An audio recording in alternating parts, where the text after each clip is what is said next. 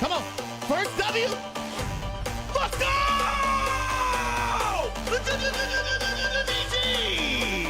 Look. Oh, I love you too. Oh, my eyes! Just licking my eyeballs. Get over here.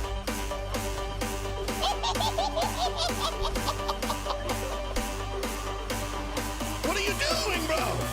Ah! Remember the notes go? Oh! Energy! I feel it! Ah!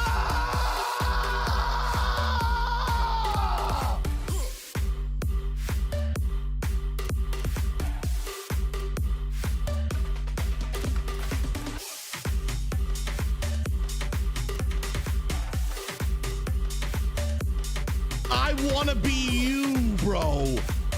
Thunder Fury! Bro, are we nuts right now, dude? He is him, bro. I don't like the sound of that, dude.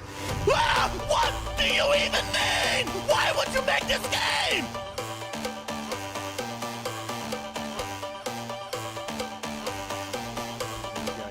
Run out. Run those out. Go kill yourself. Let's go. DPS. Let's go! Let's go, baby!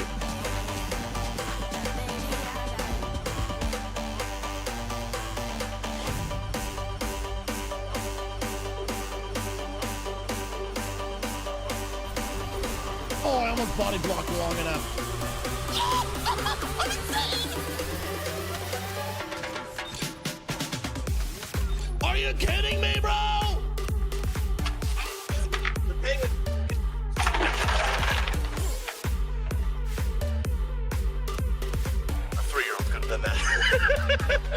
Mon-Sat! Ah! No! You gotta be kidding me, bro! How did I go to the wing side? I'm falling. Grab the roof! Grab the roof! No! I need a second.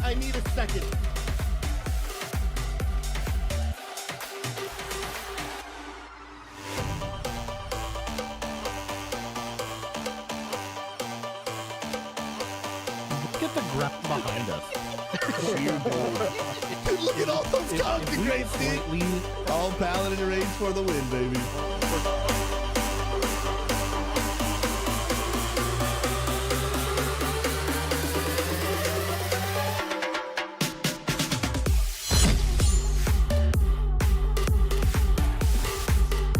Well, top of the morning, dude. Yeah, what's up?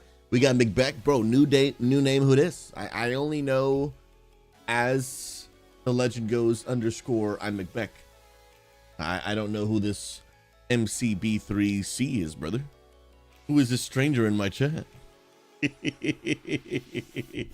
What's up, bro? Digging the new name, man.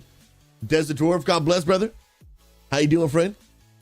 Alexander's hanging out. Kissy, the absolute Giga Gal legend. Let's go, friend. Kissy, you freaking fracking fantastic human freaking fracking being. Hope today brings you love. No, brings you joy, laughter, good vibes, and happy Friday. In the words of Amanda Souza, happy Friday. Come on now. Odin, good to see you. Combat Possum, is that a Luna Lumos with the new player housing hype? Honestly, Luna, it was your post in the React channel that inspired today's stream. Absolutely. You know what? I might not even have streamed today if it wasn't for your post. Okay, that part's not true, but thank you for the content. Hey now. But I'm pumped. I have not seen the new player housing information. I have not seen it. So we're gonna get a fresh look together. It's gonna be amazing. Yo, what's up, Phoenix John? No, we're not cozy gaming today, but we're watching footage. I don't know if you know, Phoenix, but World of Warcraft is adding full-blown player housing. So basically, a lot of people are gonna turn WoW into a cozy game. It's just gonna be one of its many different, options and game modes the game has, which is super awesome. Oh, absolutely. Am I gonna cozy stream when I decorate my house? I might even wear my Snuggie. I might wear the Snoozy Snuggie, dude.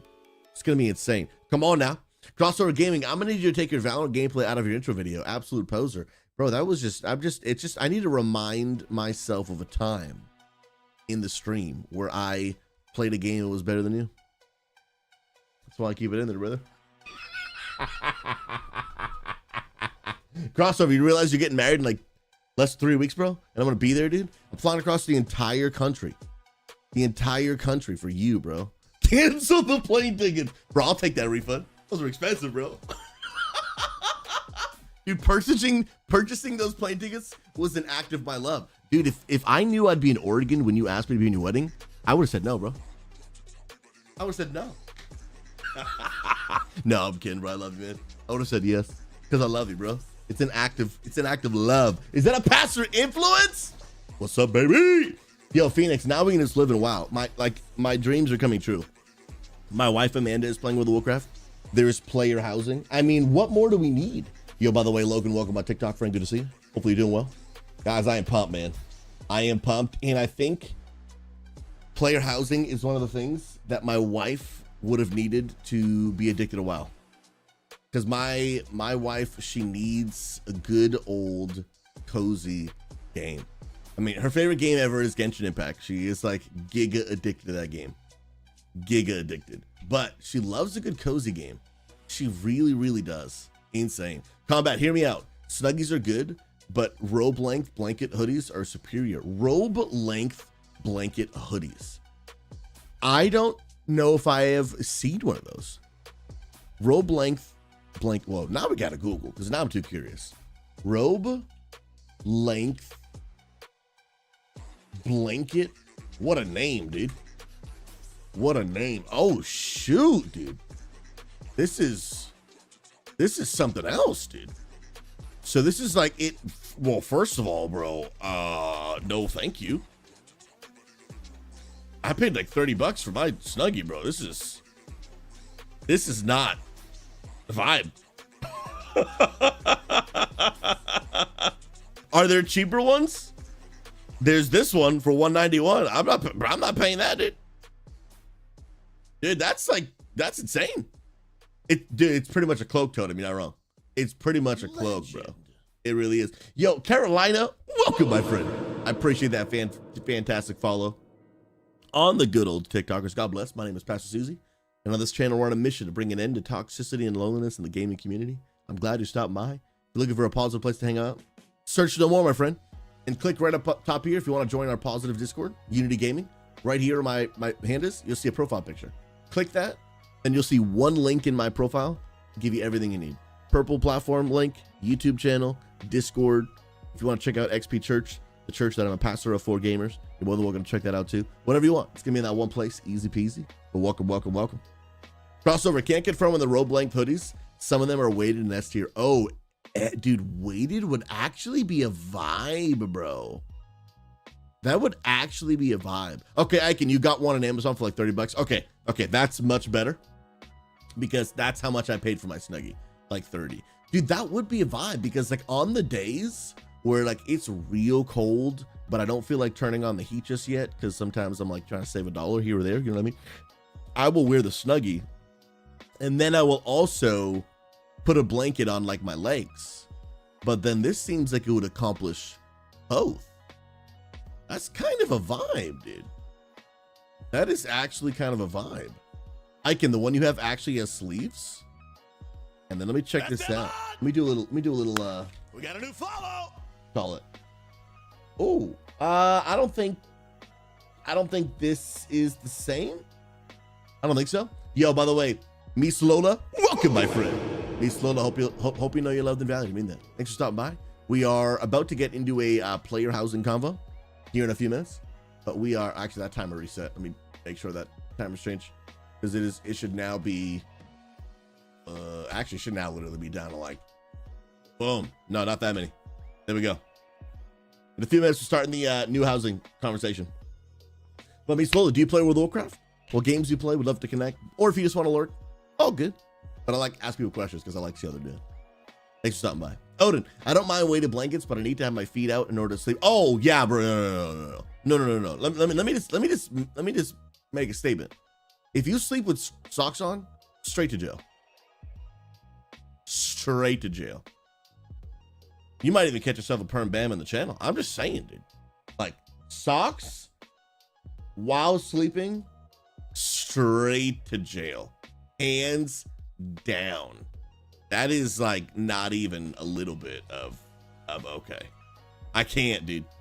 I wake up sweating. It's not even a little bit. Ooh, Phoenix, a SouZy and wifey stream decorating the house would be a vibe. Luna, I agree. Socks while sleeping, vomit.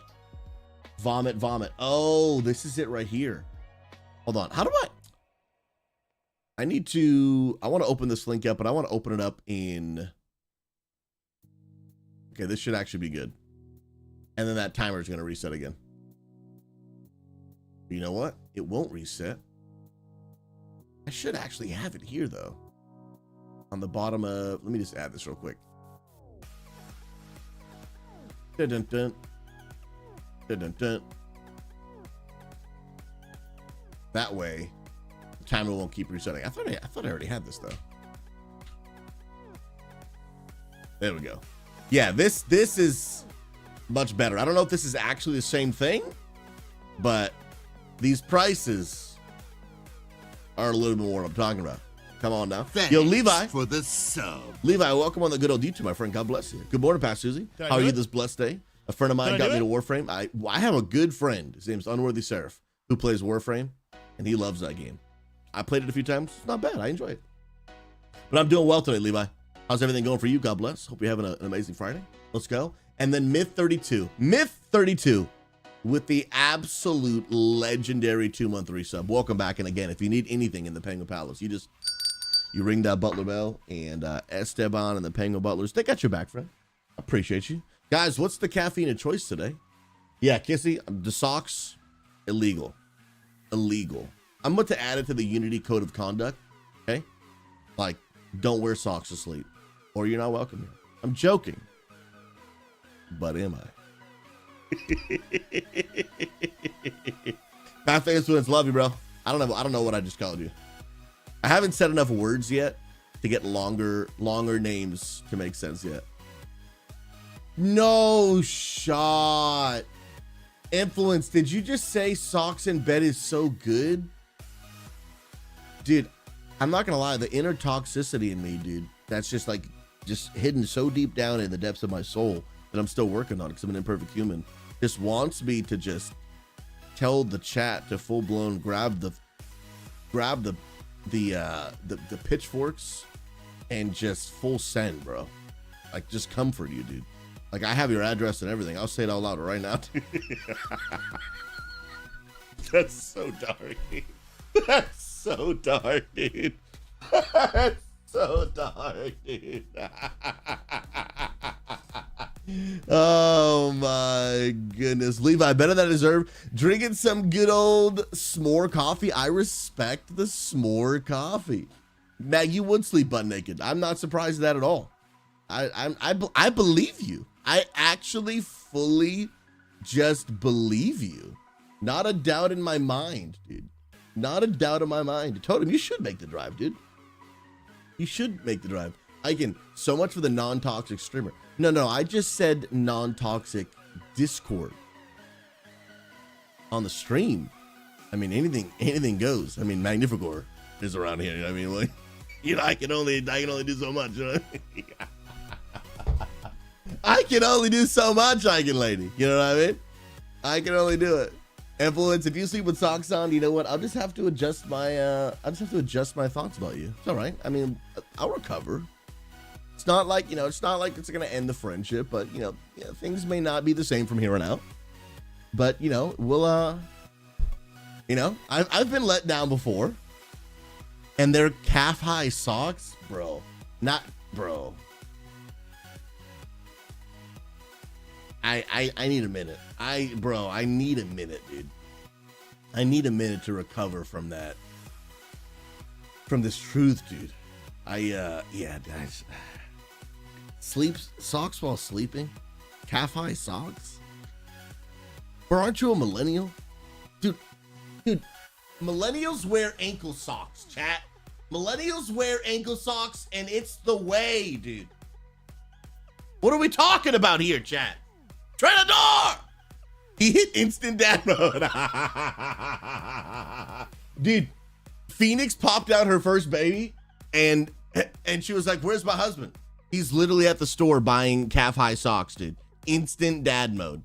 Literal instant dad mode. My goodness gracious. Trent, I did, bro. At least I thought I did. Let me double check. No, I absolutely did. I absolutely did, bro. Come on now. Calf high socks and New Balances. Dad mode for the win, bro. For the win. Oh, yeah, coach. You're totally different. I wouldn't wear ankle socks with boots. Like, for the kind of job you have. No. But you just wearing them for, like, sneakers and stuff? Yeah, bro.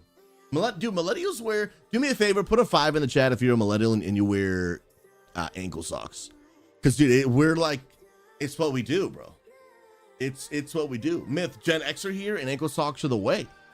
Like, you know what I mean? I was born in 91. I have to wear ankle socks. Phoenix crew socks? I don't even know what that means.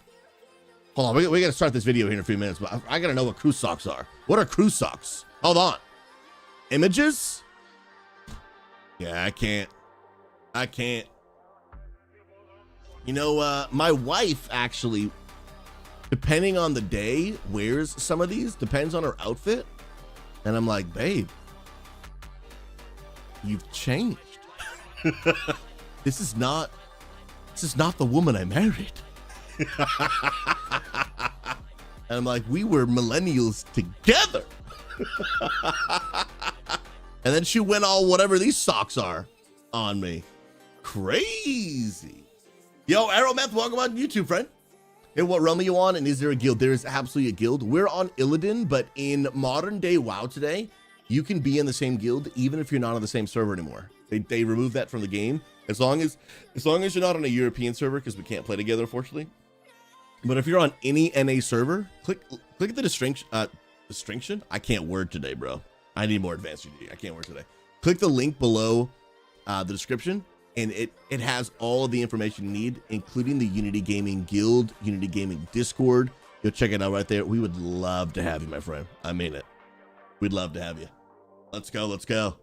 Adam, Matthew, you're a gamer dad trying to get back in a while. Dude, you and Pastor Influence should become great friends. And you can just wear calf-high socks together, dude.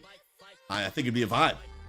I think it'd be a vibe. Kissy, I'm Gen X and I wear ankle socks. Yes!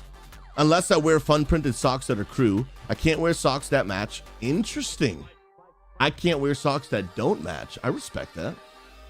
So fun prints get doubled. I respect that. I respect it. For real. Kissy, matching socks messes with my anxiety for some reason. Hey, you know, everyone's different. I respect that. Hogus, I moved to the PNW. Now I wear shorts above my knee, hiking boots, and socks that meet in the middle. You know what? I can't say I'll never change.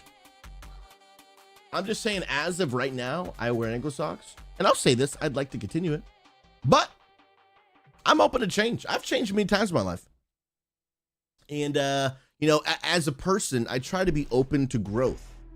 What I don't want is for my socks to grow. I would like for that to not happen, but sometimes it's not always up to me. You know what I mean? Sometimes it's not always up to me, homies. It is not always up to me. Hey, Beck, I'm trying to keep those socks like me, short. You know what I mean, dude? You know what I'm talking about.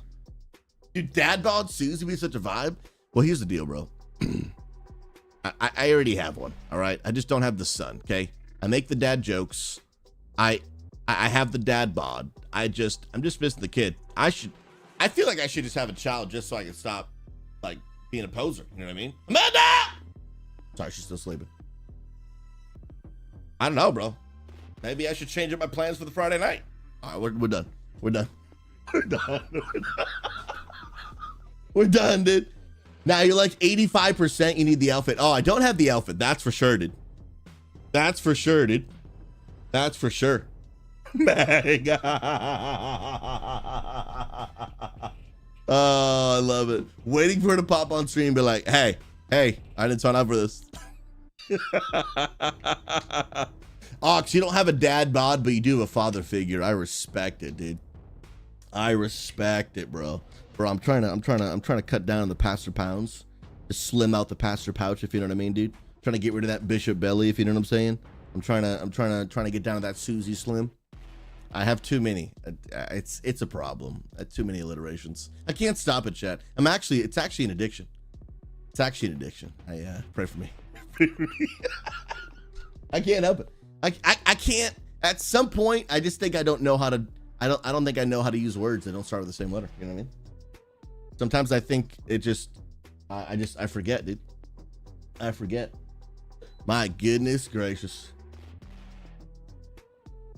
Ox, side note, I'm down 7.5 pounds since Saturday, bro. You're an absolute legend. I mean, since last Friday. That's a lot for a week, bro. Make sure you're staying healthy, man. Because sometimes losing weight too fast is not good, especially depending on like how you're actually doing it. All right. I have stalled long enough, ladies and gentlemen. I have stalled long enough. It is time to begin the conversation. Let's get it. Let me say some quick last hellos. And diving in combat, I don't think I've said hello to you. Licky Sticky, you're a legend. God bless you. Tom Tillian, you guys are amazing. We're diving into a new conversation today. Let's make it happen. If you haven't heard, World of Warcraft in the next expansion, Midnight, is releasing player housing, and Blizzard has now allowed certain World of Warcraft content creators, unfortunately I was not one of them, to actually get in the game and player test it. We see a few different content creators that got a chance to try it. We are going to react to and check out Preach Gaming's video right here, because for the first time ever, we're going to actually get here firsthand experience on people that have actually had a chance to play it. And I am super pumped. I think player housing is one of the biggest things World of Warcraft has needed. And we're about to dive on in, ladies and gentlemen. Let's check it out. By the way, I chose Preacher because his was one of the shortest videos. And he seems to be, I like Preach. I like the way he explains things. Let's check it out. The message was clear at my event with Blizzard this weekend. Housing is here to stay. They have been working on this for a really long time, and it is way, way better than you think it's going to be. Let's get into this. I'm going to quick fire. That's really good to know up front, because he normally can be pretty critical. Not like overly critical, but like he's not one to just like hype up Blizzard just for no reason. So this is legit. Fire a ton of stuff at you because I got to see a hell of a lot, but I want to preface this very quickly, so indulge me for 1 minute. This thing that I went to with Blizzard is not the usual thing we get to do. This was not a marketing thing. We weren't allowed to record. What, on the 360p? We did do some interviews, but a lot of it can't be used because the devs were very open about where the future and stuff is going. And that's a bummer. I was hoping they'd be able to show us. We can't share that information, so we will have our interview on our other channel as much as we could possibly show you. This whole purpose was that PAX was going on in Boston. They were having the WoW 30th anniversary event, and they just asked, can some of you hang out for an extra day in order to come and check this? You just happen to be in town, so please come and check out this thing. Dang, bro. That means there's about a 0.1% chance that if I had gone to PAX East, that they would have asked me to stay behind and play. That they would have to know who I am first. But I can dream. That was the whole purpose of it. It was off the books in terms of like being a big media event. It was nothing to do with that. And it was dedicated to genuine proper feedback. In fact, only a couple of the people who went to this thing are pure dedicated WoW players. What they did do, though, was invite a bunch of people who have dealt with housing in other games. They had some very Final Fantasy. Yeah, that's a Final Fantasy 14 creator. 14 focused people. Everybody was there for a specific reason. If you don't know, because you only followed me for WoW stuff, I have held the largest Final Fantasy 14 housing events in the game over the last couple of years. Oh, wow. So that's why I was there, to talk about the kind of events and things we can do. Everybody else had their own purpose. And we sat down and we... I will say, I'm really hoping player housing hits the level of Final Fantasy 14. You may not like that game. It's totally, obviously, your opinion. But the player housing in that game is insane. We talked with individual devs, the whole team who's working out of their Boston office, who's been working on housing. We had like a UI dedicated person there who wanted negative feedback. They were very open of like, we get the praise. We want to hear where the problems are, where we can improve it, what things you've dealt with in other games, all that kind of thing. This is the focus. WoW is going very classic here in terms of Blizzard. They have looked at everything, and they're not shy about it either. They have looked at Valheim, Stardew Valley. They've looked at Final Fantasy 14. Wow. They've looked at WildStar. They've looked at Path of Exile. They looked at all these games, and they found what they like about it, and then they've made it better. I'm just going to say it. They have. They've made it better, and that's what... Whoa. That is a huge statement for him to make as someone that has actually played it with his own hands and seen it with his own eyes, someone who's normally critical of Blizzard, for him to say they learned from all these games and now they're doing it better. Wow, that's a statement, dude. Where Blizzard got its name from. They looked at what other games were doing. They like it. It's good. How do we take all that and then we make our own version, which is superior? And that is exactly what they've done. It's very classic 2004 to 2010 Blizzard, where they were so far ahead they were just making their own stuff. Deal, it didn't quite work out in some cases. So with that said, I'm just going to quick fire through some stuff for you to get your answers out there, all right? I'm doing this in a nice numbered list for you guys. Number one, these... That's crazy. I can't believe Preach had this to say about WoW player housing. Sorry, I had to make a clip in video. Edit it. Trent, we'll edit that part out of the video, but I'll send you the clip and we'll make that a clip. Houses are like the TARDIS. For non-Doctor Who fans, that means that the outside of the house, which is something you can decorate, does not equate to what is inside of the house. If you want a one-room entryway with a sprawling vast church on the second floor, and then you want your third floor to... Did he just say church? Sprawling vast church on the second floor, and then you want your third floor to turn into a 5-story tower jumping puzzle, you can do that. You could do whatever the hell you want with the shape, the rooms. It doesn't matter. You want to build a giant room? Go ahead and do that. They come in like these preset things, and you can just attach them to the side. Just have a button say, add another room. What do you want this to be? Do you want this to be a clock tower? Do you want it to be a double high, massive empty box? Do you want it to be a giant, wide open octagon space? Go ahead. Just clap it on. It doesn't matter what's beneath it in any way so far. The limitation is really... Bro, that is... yeah, guys, we are now a full-time player housing streamer. Bro, you telling me, dude? Are you telling me? Yeah, dude, what even... Mythic Plus raids? I suddenly forget how to do them, and all I care about is player housing, dude. Are the rooms accessible? You can't just make a floating room off in the middle of nowhere that no one can get to. That you can't do. But yeah, do you want to make a giant mega jumping puzzle? Sure. Do you want to make a giant maze? Sure. Do you want to make hidden rooms with secret doorways and passages? Yep. You can totally do that. The whole focus is freedom. Number two, do you want random blocks and things just floating in midair? Do you want a 200% scaled candlestick that shoots through the ceiling and looks like it's stabbing you in the face? Yep. Go ahead and do that. Oh my goodness, bro. While we were talking to Jay Huang, who's been the art and prop guy for Blizzard for like over 15 years. He was literally doing demonstrations for us, and he was like, I designed that table in like Mists of Pandaria that's here now. He was saying that they did a ton of research. In particular, Valheim came up again, and... Bro, this is nuts. We're going to be able to play Minecraft in World of Warcraft. Kissy, it's your dream come true. They have a gravity system, and it became very apparent. It's like, why are we bothering with gravity? Let's just not do that. It's not fun. Players always find ways and means of trying to glitch things to get them in the right place. So let's just do away with that and have them put things wherever they want. If the player just wants random stuff because they're creating a magical Karazhan themed place, let them do it. Oh my goodness, fine. Bro. It doesn't matter whatsoever. Just let them go and do it. If you want to just... the limitation on this, you want to push things through a wall? Go ahead. It's not a problem. Do you want to bury this? Do you want this to just be enormous and an inconvenience for you? Yeah. Here's why this surprises me. Because Blizzard is infamous from just like finding ways to just suck the fun out of things.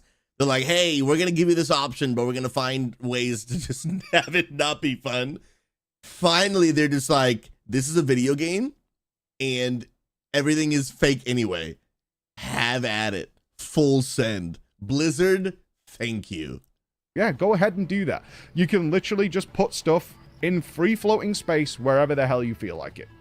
Number 3, creativity is everything, okay? Oh my goodness. All the new items that are coming into WoW are designed with housing in mind, especially the dyeable ones, okay? Because if you haven't seen already, you can dye and change the color of some of the items.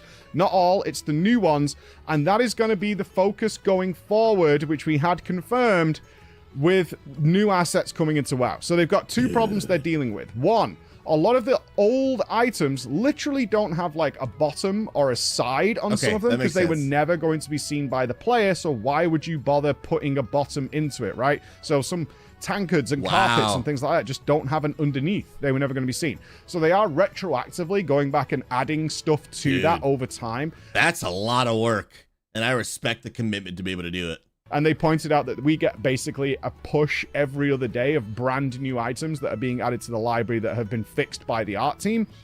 New items, though, are all being designed with this in mind. Sure, makes sense. That means that there's a new layer every time there's a big patch coming for World of Warcraft forevermore. This isn't going away. That means that if the next patch, based on the cutscene, and I'm not spoiling anything here, the cutscene is ethereal themed, you're going to get not only a new zone, awesome, new raid, awesome, but you're also going to get a bunch of new housing stuff because the assets for the new zone or whatever, so you think cool. about how dense the undermine is, are going to be... So are we going to do Unity, like MTV or UTV cribs style housing competitions? Or what's going on here? Because this is going to be insane. My wife is going to love this. Luna's going to do lo-fi with Luna. This is going to be insane. I cannot wait for this. Joining the housing system as well, right? So you're going to get that new layer forevermore, as long as, you know, if this works, which it should, there's just going to add, oh, cool, we're getting a new Murloc-themed or Troll-themed place. That also means we're getting a whole bunch of new housing things to come along with it, right? Guess yeah, I'll live with it. So that then means the next issue. Number 4. How many items can you have? For those of you who've definitely played Final Fantasy XIV, you will have probably come up against the item cap in a house very regularly. You can have a very limited amount of items, which means if you make a very dense room that's full of micro details and really tiny little things to give it that really nice depth and wonderful flavor you want to go for, the likelihood is you'll hit the item cap and you'll have to block off the rest of the house because that will have to be empty. You literally cannot put more items into the house. That is not going to be a thing from what we can see in World of Warcraft at all. The item cap we got in the build we played with, which is not like the release candidate or anything, was 10,000 items. The most... Bro, Final Fantasy, get wrecked, bro. Are you kidding me? Final Fantasy's item limit is 400 and WoW's is going to be 10,000. You could put 10,000 individual items in your game. That is like, I don't even know the math here. That is what, almost like 25 times greater than Final Fantasy's largest? That is absolutely insane, bro. Dense buildings and rooms and houses they have created internally, which involves, if all the marketing you've seen for housing is one house that Jay built. It's one house. All the shots you've seen of different themes, restaurants, all that kind of stuff is just one house. They have not gone past 2,000 items. Oh, wow. You can be immense. Absolutely immense. This should not really be a thing. Now, having said that, there is a caveat to it. Everything we were able to build in our build meant that one item took up one slot of the 10,000, right? That's not probably going to be the case in the live version because not everything is made equal. Sure. If you want to put like this beer mug is not the same as the entire table, right? Okay, so that makes sense. That makes sense. A 200-foot rotating giant windmill in your building, which you can do right now. We did that. That will maybe take 5 slots, right? Whereas an undermined goblin pointing arrow that you attach to a wall will be 1. So they will vary that a little bit, but generally speaking, items will not be a limitation in doing this. Wow. Number 5, how hard is it to use? It is stupidly easy to use. Like, to the point where the easy mode we didn't use because we defaulted to the advanced mode more than anything because we were rubbish with using the easy mode, which they came around and were like, everything you're trying to do right now in advanced mode, you could do very easily in the easy mode because you have snap mode where it will just like clip to things. And if you say put segments of a floor together to make a fountain area, it will go, oh, you're making a circle. We'll just clip it together or you can detach it or whatever. So you can move the whole thing. Bro. If you put several things together. You then have freeform mode, so you can just rotate it using the mouse wheel or whatever. You can do whatever you want to do. And then you have the advanced mode where you can change the shape, size of it, and individual rotations and spin it and do all kinds of things. You can actually do that with the easy mode. It's just that we were rubbish with that. And we just defaulted to the advanced mode, which was still really easy to use. That is totally fine. It's very, very simple to use. They've done a great job here. I was actually really surprised.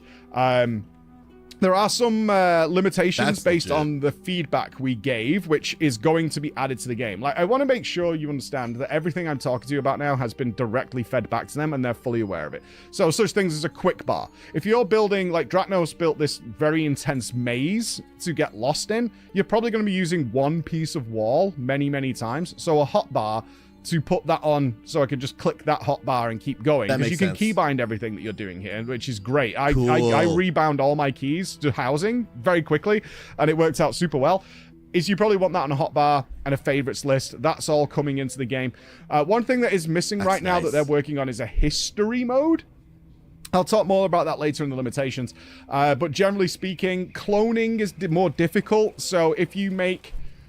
Let's say you make a very custom thing. So one example, I made this view through a window, which is a very common thing to do in housing, where I took a piece of wall, I then like scaled it to a certain way to get a piece of the wall, and then I buried that wall into the floor so that I could create this window outlet that was the right size for my camera. Bro, look at the creativity and the customization. This just looks like the, that beam that goes down the middle of your window, but it's not. It is like a completely created thing that he made to make it look that way. I took a piece of wall, I then like scaled it to a certain way to get a piece of the wall, and then I buried that wall into the floor. So like, look at that. That's actually what that windowsill middle, whatever the real name is. That is crazy. And they're going to let us do stuff like this in WoW. that I could create this window outlet that was the right size for my character. All that kind of stuff took very specific measurements. I can't then clone that piece to say I want the window to be twice as wide. So I want to clone that and do it again. That's a limitation they're working on. And a history mode to go back through various changes that you made. They want to check into that. There's a technical issue that they're trying to resolve for that. But at the same time, it's not a mega inconvenience because all the information is given to you very easily. All the degrees are listed numerically, so you can just easily copy them, as well as the scaling numbers. When you are moving stuff around, it tells you the exact degree you had it at, so that you know exactly like what to do again if you want to copy it.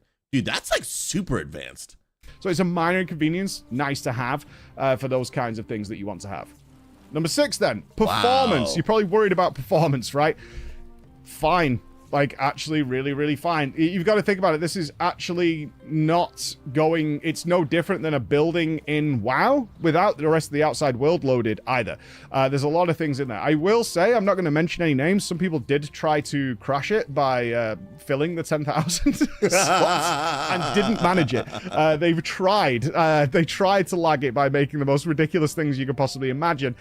Let's put it this way. If your game runs okay in the open world, you're going to be absolutely fine. And if you want to try, I have no doubt somebody will be able to lag this game out. Of course they will. Or create some sort of glitchy issue within this. But it's going to be an uphill battle that you're going to be trying to force to happen, right? Okay. That's going to be... Yeah, one thing I'll say about WoW, WoW's not a perfect game by any means, but one thing I will say, I've always felt its performance on your PC was always really well done. The game is very well optimized, at least in my opinion, in my experience. Be the thing that's going to happen there. Okay, those are the general things outside of what you've seen in announcements. Obviously, I'm looking at this with you have some preface knowledge. So at the beginning of my day, within the first hour when the devs were hanging out with us, I was like, "You've opened this." The word of the thing I said was, "This is Pandora's box." Yeah, and that then became like the word of the day. It's Pandora's box. There's already way more creativity and freedom than I expected from the first version of housing. It's crazy. And the problem you have now, which I think we all ran into, is you start having really grand ideas about things that you want that aren't there yet. Like ridiculous things. Because you have this whole massive template in front of you and you want to fulfill more insanity. You just want more and more things to do with it. Like, I want mega spotlights to create crazy shadows and things. And they're like, yep, that's coming. We're totally working on that.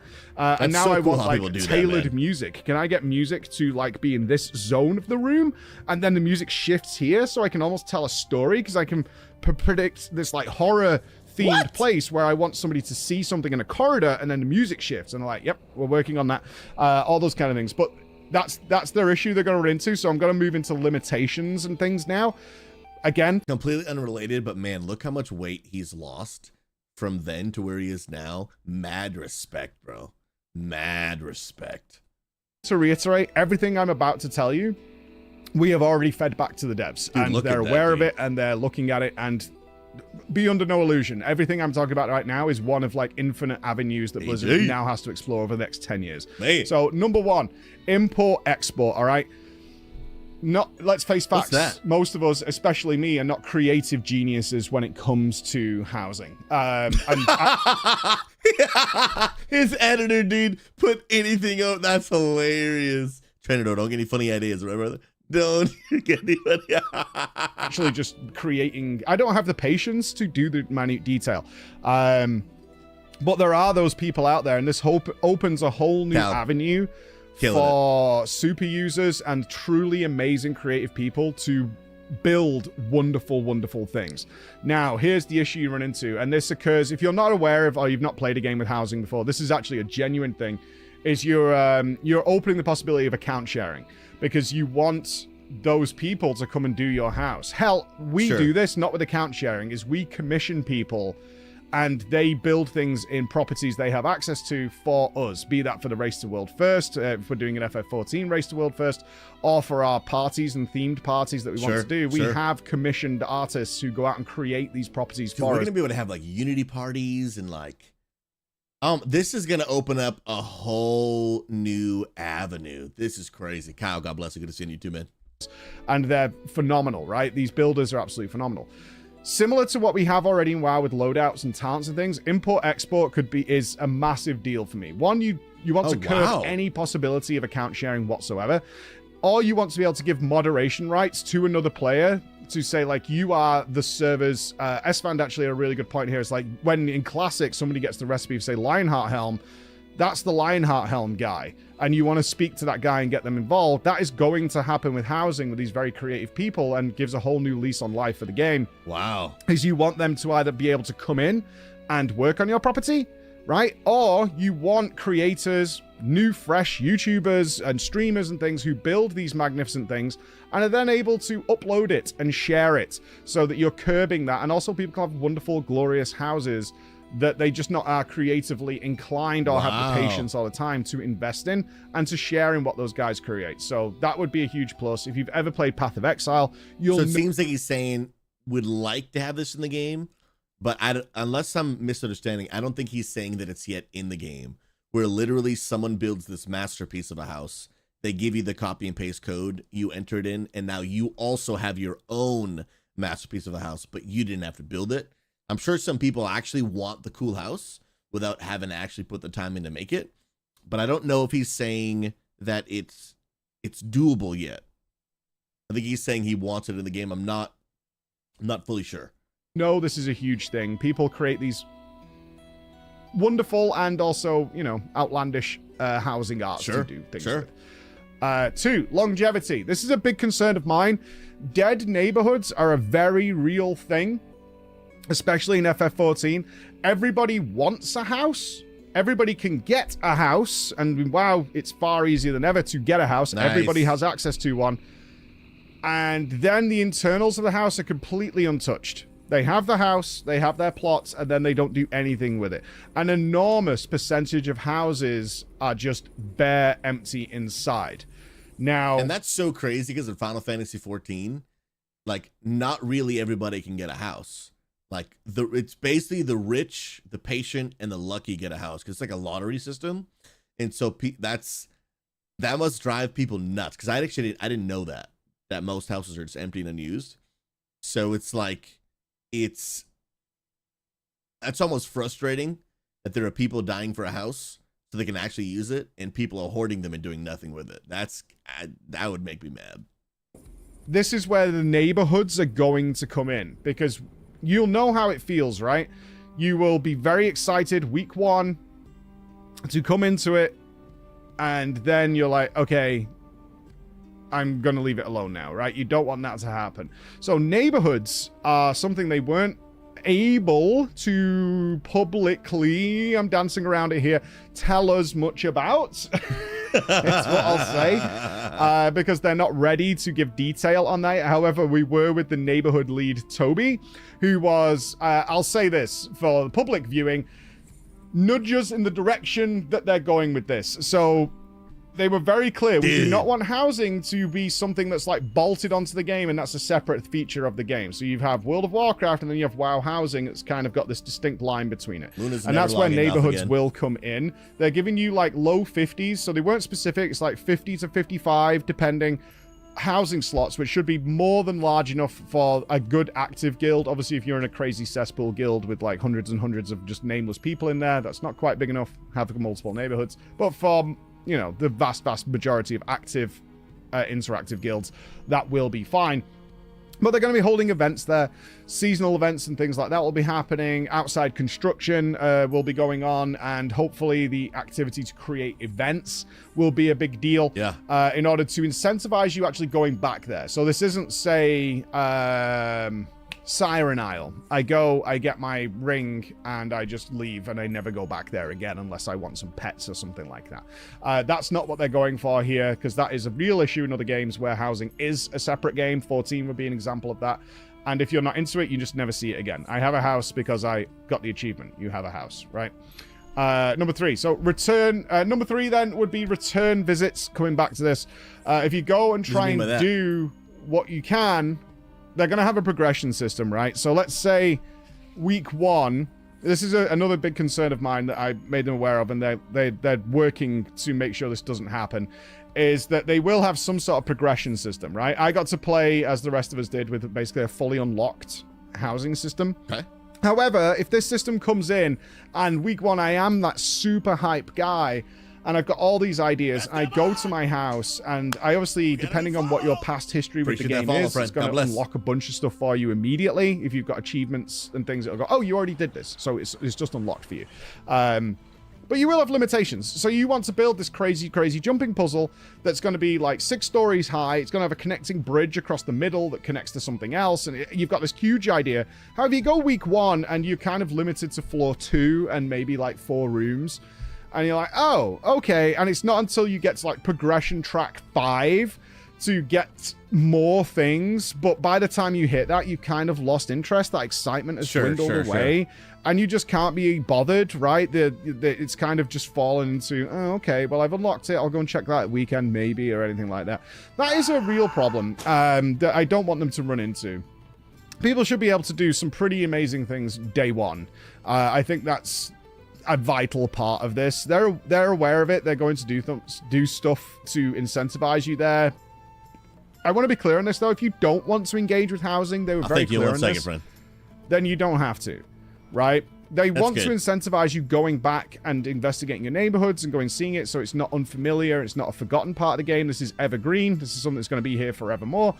That's good. They shouldn't make this something that people feel like they have to do, but only if they want to do, which I think is really, really good. I gotta pause and first of all say, Dust, welcome. Hope you know that you're loved and valued. You're an absolute S-tier human being. Thank you so much for following and then dropping the good old Prime on the channel. 2 primes back to back. We got Dust and BW Nick. Welcome to the Penguin Palace. Friends, I appreciate y'all. Here's the deal.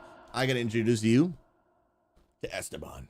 Esteban is our head penguin butler, and here's the deal. Oh my goodness, new follows. Forensics coming on in. You guys are absolutely amazing. Love your faces. For anyone that subs to the channel, first of all, you guys will never see an ad again. Esteban will protect you from all the ads. You never see one again, as long as you stay sub to the channel. But here's the deal. Everyone that moves into the Penguin Palace, you guys will now have unlimited access, friends, to service by the Penguin Butlers. Esteban's going to meet you down in the lobby of the Penguin Palace, grab your bags, and meet you up in your good old room right there. And here's the deal. It comes exclusive with your own high-end gaming PC, your own luxury gaming chair brought to you by TechniSport, unlimited amounts of advanced GG to keep you fueled and focused. And anything you need, like I said, you ring that butler bell, and the Penguin Butler's got your back. I appreciate you. And then Forensics coming in with a hydrate. I see you. Also with the good old fantastic follow-up. I got you the hydrate. Come on now. Guys, thank you so much for the love today. You guys are absolutely incredible. My name is Pastor SouZy. Pleasure to meet you. And in this channel, we're on a mission to end toxicity and loneliness and drink lots of water. Come on now. Let's go. Hydrate. Got it. All right. Let's get back to the video. Trendor, edit that part out. Love you. But if you were like, I hate housing, Sure, that's fine. That's your prerogative. Then you won't have to deal with it in any way. So they're not going to tie it to anything. Number 4. That's good. That's real good. Utility. Oh my god. There were a couple of, I'm not mentioning names, but a couple of young creators there who were not there during the Garrison days.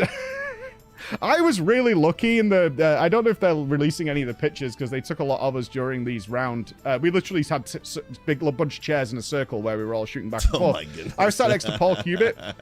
That name might not mean anything to you, but it should. Paul's been there forever. I interviewed him back when I went to visit the campus. This guy is a creative genius, responsible for a lot of cool things in World of Warcraft. And some of the younger creators who were there were like, what about utility? What can we have, like an auction house? Can we have? And I was like, oh no, it's happening again. Well, that no. Well, that's honestly, that's a question I was wondering, because there is a version of player housing in old school RuneScape called construction, and you can put a lot of things in your house that are super convenient for the game. Portals. You can put ways to recharge certain things. Like, I won't talk too much about it because most people won't understand it, but there's a lot of utility like he's talking about, and it's very, very convenient. However, if it's not careful, then it will cause people to not have to go out in the open world to do stuff, and then it ends up being like Garrisons, where people spend so much time in their own homes because it just has everything they need. And I don't want, because I don't want WoW to lose its MMO feel, right? So that's something I want to make sure they're careful. I'm cool with some conveniences, but retail already has so many conveniences over Classic that the world does feel a lot emptier than Classic does, because people are everywhere because they have to be, because they have to go places. So I want them to be careful of that. I turned to Paul and I went, the sins of the father. And he looked at me and he went, And it was nice to see the devs were like, look, we're not saying no. And I will give massive shouts here to Zeppler, big FF14 creator, who was very clear on a good suggestion that the devs were like, that's a really good idea. So the idea of mining and herbing came up, because wouldn't it make sense that the neighborhood has like a garden that can get the herbs and things like that? Sure. And I was like, oh no. It's happening all over again. But then we had good suggestions like, well, what if there is gardens and things, but the things you're growing there are actually to unlock housing things? That makes total sense. That is totally fine, because what we can do here is add in profession items where there are specialists who can build very specific items, and that uses like the neighborhood system and all that kind of stuff to create those things, which other people might not engage with, and then be able to commission, you know, things to go in the auction house and things like that in the cities. Okay. They didn't say no to everything. Like, it does make sense that there's some sort of mailbox or something like that available in the neighborhoods. That fits, but they're very wary of adding utility in any form to this that actually is like progression utility to the outside game. Because if you weren't there during WoD and you're not sure why my heart skips a beat whenever this comes up, Garrisons had utility and function in them. They had a mine, they had a herb garden. It meant there was no reason to go out into the world at all, because you could daily collect. And that I don't want to see that happen again. Collect everything you would ever need for your flasks, potions, your self-fulfilling prophecy. And when you had alts, you could cover every profession in the game without ever leaving your base. And it was instant stuff. It just killed the world. Like, you don't want that at all. Next one is acceptance of this. This is going to be an interesting journey for WoW players. Roleplay in particular. Again, this is why Pandora's box kept coming up. Roleplay has been looked down upon by a lot of WoW players, despite the fact that roleplay servers are a huge thing. Ladies and gentlemen, Goldshire is coming to you. And roleplay has existed forever in World of Warcraft, right? And I know from my experience where housing is already a thing, is this opens the doors to infinite possibilities of what's going to be happening within the game that they need to be aware of. Some of it was a bit extreme, that they were like, really? And like, yeah, like traveling casino. One thing I do like about WoW's player housing, RP will be inevitable, right? And will that introduce some of the weird parts of it? Absolutely. However, because Final Fantasy has a futuristic type look, like more, not futuristic, more of a realistic-ish type look, way more realistic than World of Warcraft. And because it is It's a, it's a JRPG, so it's, it insinuates parts of the female body.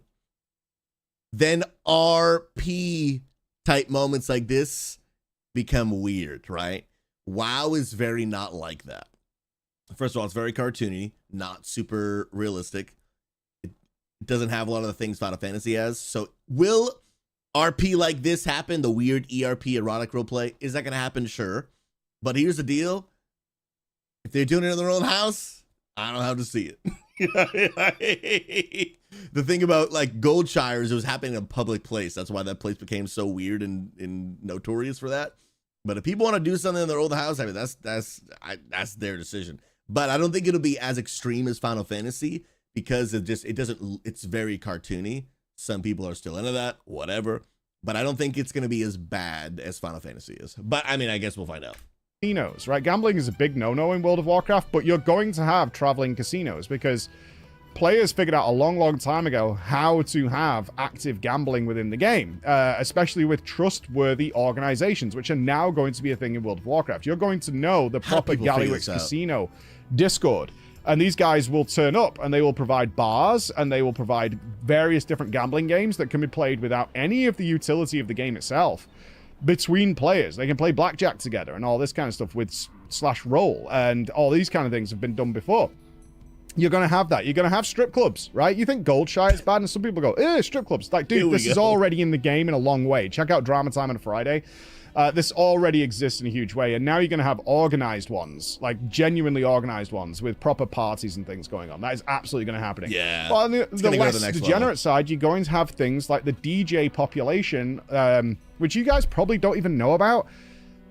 There is a huge amount of live venue DJs that are extraordinary, right? I think of names like Miu Fei, DJ Cyborg, all these people who have regularly DJ'd parties in FF and spin-off like remixes of the soundtrack. I'm not gonna lie, that's actually pretty cool. Tracks and things like that to the game in a wonderful way and help host parties. These are now going to be an active thing in World of Warcraft because they'll have venues to go to. Wow. And people will be able to attend.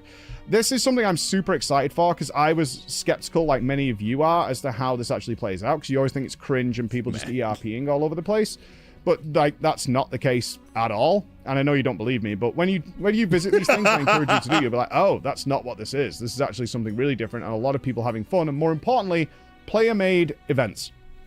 This is the evergreen content that you want in your MMO because this opens the door for the social elements that World of Warcraft specifically has lacked for a really long time. Very long time.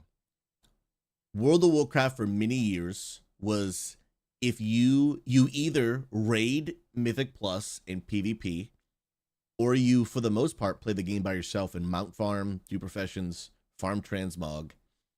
But there was very few ways to play the game in what most people would call casually, meaning they're not doing like the Mythic Plus PvP raids.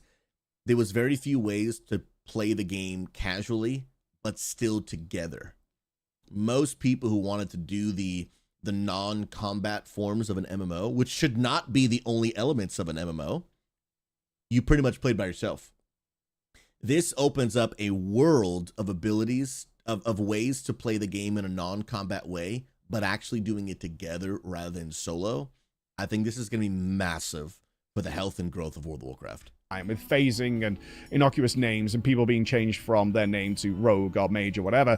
The resistance is going to be there for this, but ultimately, if it's handled well and it's encouraged and Blizzard supports these kinds of events and publicizes major ones, then this is going to be an immense addition to the game.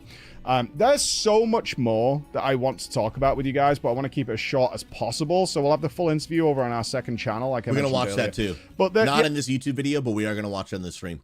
So if you guys haven't already, make sure you subscribe and join the live streams to catch up more content like this. Let's go. The idea of IP crossover for different themes, right? Can we get StarCraft themed stuff? What if I kill Lilith on hardcore in D4? Can I then have a Lilith trophy? I will say, like NPCs working in the houses, right? This is a big thing that I can play dress up with. People love doing that kind of stuff. My warband alts hanging out. They already have shown your pets and stuff will be available. All these kind of things. And the message is clear from me. If this is version 1 that I got to test of the housing, they've way exceeded expectations. by a long, long way. It was really nice that they stopped a lot of the feedback to say, this is great, all the positive. We want the negative. Where are you running into issues? And we gave a lot, especially on like UI interactions, search criteria, all this kind of stuff. We really looked at everything. Basically, if you can think of it, they've thought about it and are working on it. But they're working on Pandora's box. That's so cool. Every single person who plays with housing is going to want something else. Oh, yeah. And that everyone's going to want something totally different. It's going to be impossible to please everyone, for sure. it's going to be coming. It's going to take time. This is years and years of work. But for a starting point, how they kept this a secret for as... I now know how long they've been working on this. How in the hell they kept this secret, I don't know. Oh, is he not able to tell us how long? Because I've been curious. I'm like, how long have they been cooking on this? But it's pretty exciting. It's really cool. So there you go. Any other questions, you can find me on Twitch, and I'll answer whatever I can, because by the time you see this, the embargo's lifted. Hey! All right. Bye, guys. Dude, that is absolutely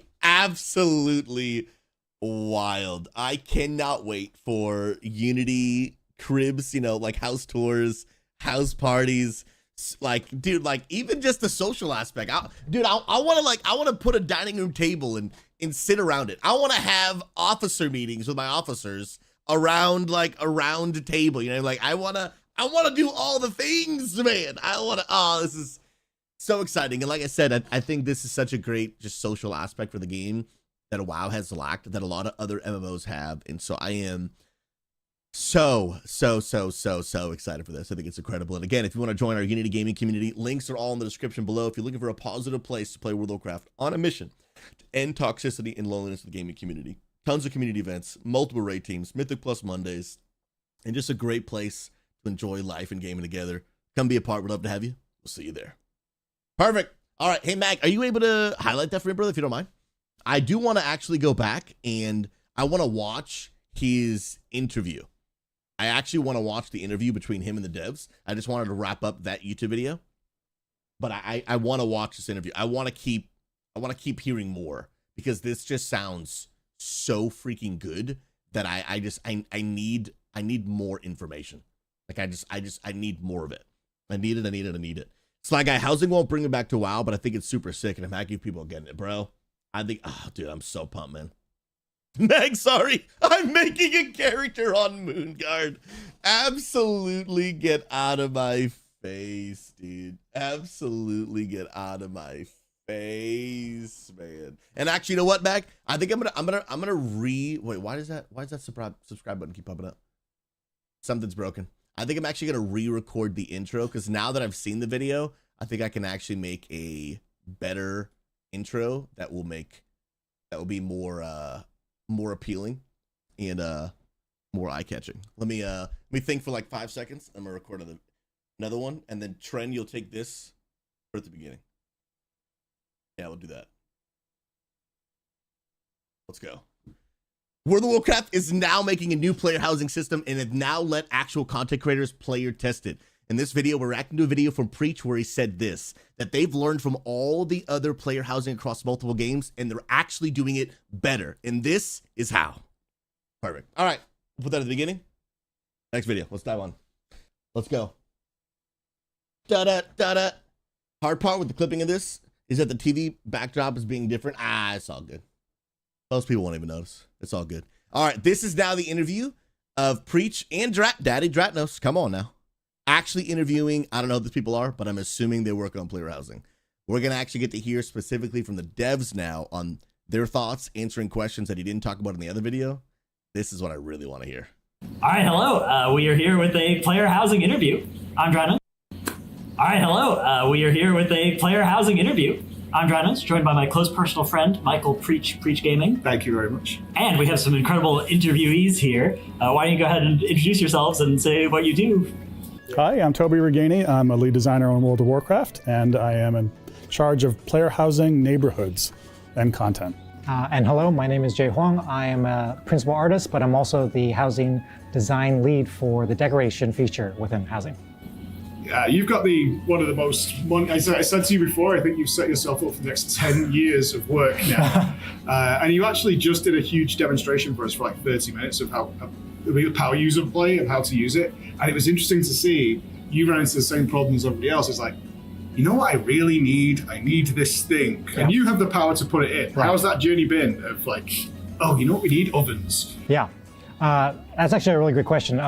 So because I try to use the system that we're building, and I remember using it from day one when we did the first prototypes all the way to what the version is now, and every single time I'm like, oh, I wish we had this. That's actually how we kind of came up with a feature list, because we're like, oh, this would actually be so useful. Add it to the list. This would actually be more useful. And that's also based on like, we played all these other games, you know, like WildStar, Final Fantasy, and all those housing games where we're like, oh, I love that they have this, but can we make it better? And there you go. It's so cool. That makes sense. Yeah. So one of the things with housing that's been a little bit more kind of opaque is the neighborhood side of things. I know in one of the posts there was neighborhood activities, more on that later. What is envisioned for things that will happen outside the house but inside the neighborhoods with this system? Well, I'm glad you asked, because although we're not revealing a lot of the specifics around neighborhoods, they represent a big investment, right? These are basically zone-sized spaces, and they don't conform to the normal kind of zone expectations of WoW players. There's not going to be tons of monsters for you to beat up. There's not tons of quests. It exists primarily as a social space. And I think that there's something very powerful about knowing that if you're in a neighborhood and you are neighbors with these other players, that neighborhood persists. And those players, presuming that they stick around in their current houses, those neighbors will be your neighbors for a long time. Now, we are going to have some cool tech that will essentially allow neighborhoods themselves to be unique. So just like the house is an expression of the player, the neighborhood is an expression of the community, right? Mm-hmm. And we're really interested in exploring how those communities evolve and how that evolution sort of is expressed through the neighborhood itself. That's going to be a real test of friction, like getting all these players to like, okay, we really want, I don't know what it's going to be. We want a giant statue of Thrall. And they're like, no, we don't. But that's the MMO life. Well, exactly. And so we've done a lot of very deliberate thinking about what it means to participate in this kind of social structure. And of course, you know, WoW has guilds. It has had guilds, and neighborhoods support guilds, but there's other sort of structures that we want. We don't want you to have to be in a guild to be in a neighborhood. And so we've made distinctions between private and public neighborhoods. And we'll... That's really cool. I don't want people to have to be in a guild, but I also want really cool things for people who are in guilds. Because, like, dude, I want to make the sickest Unity neighborhood, like, ever, man. I think it's going to be so cool. Fortuity, welcome on YouTube. I wish I'd get into playing WoW. I enjoy watching, but playing just ain't for me. If you don't like playing WoW, what games do you play, friend? Welcome. We'll be talking about what those differences are, but the important thing is that we're trying to accommodate as wide a possible variety of different players who may have different needs and expectations for how they want their neighborhood to work. Yeah. I'm really curious as well about the prioritization of these different things, because we are starting off with this demo that we got to play today, which was awesome. And it struck me that there's 20 different things that all could be expanded to be, you know, huge, right? It's like, okay, we've got a few chairs, we've got 5 different wallpapers, we've got 2 different zones that you could put these houses in, right? The Horde one, the Alliance one. And it strikes me that all of these numbers could go up. Is there an idea internally of like what the order of expanding these is going to be, or is the idea just get it out there and then see what people want the most? So a question that I have that they may have already answered that maybe some of you guys would know. They keep mentioning that they're going to have a Horde area and an Alliance area. What if we have Horde and Alliance in the same guild, which they now allow in the game? Can we still be in the same neighborhood? Have they touched on that at all in previous information? Well, I'm trying to break down this question that you're asking. So at the very first, I know like we said, we have 20 years of content. Yeah. You know, we want to try to get all of it out to you guys, but we have to start somewhere, right? And then it's an evergreen feature, so we're going to build and build and build. We initially wanted to start with the core fantasies for you guys. So if you play a paladin or a human paladin or a gnome warlock or whatever, we want to make sure we give you guys a little taste of something so you can like make that house of your dreams for that. We didn't want to be like, okay, in this expansion, we're only doing goblins. So you're like, you know, the poster child. You know, we want Yeah, if they did that, I would not like that at all. to give a little bit for everything. So I would say like slowly but surely, like you said, those libraries, right? super huge. On that note, I know you said earlier that a lot of the older assets don't have like all their sides because they were never expected to be seen. You're kind of going back and checking those out. But now it's here. When a new big patch is coming, so we know that something with the ethereals is coming, we've got that cutscene, is there going to be an internal idea that, oh, the new patch is coming, this, along with new raid, new zone, also, this now all regularly comes with a new housing bundle because the new assets we built for the new patch are now built with housing in mind. So it's just an extra cherry on top every time a big new patch is coming. Yeah, I mean, basically what you're talking about is exactly what we want to do, right? Get it all ready so that people can, like, you know, the design team, rewards team can like pick, oh, this would be great because, you know, Ethereal's coming out, so we want to have a slew of that. So give them, like, I wish we could just drop everything, but I mean, even there's work when you're setting up rewards, right? Like somebody needs to set up, well, it drops from, or it's crafted by, you know, like, hopefully that makes sense. Yeah. One of the big problems that people had with garrisons, which that's awesome. I know this is a pretty different feature from garrisons, but one of the problems people had was it felt like the world got smaller, right? Yeah. Like we totally weren't did. in our cities anymore. We weren't seeing other players anymore. Is the idea with neighborhoods that it's going to be okay for us to spend a lot of time in them because there will be other players there? Or is there still a goal to push us into the capital city still, into the other parts of WoW also?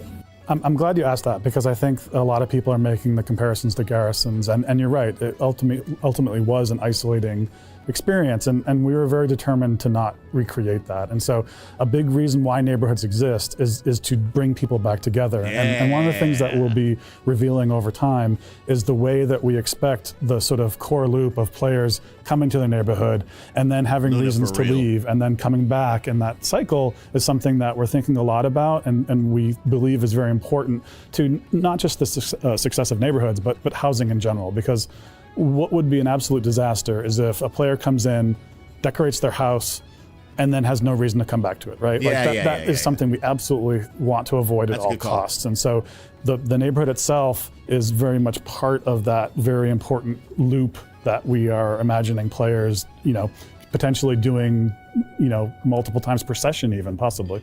So a daily quest to redecorate 25 objects. No.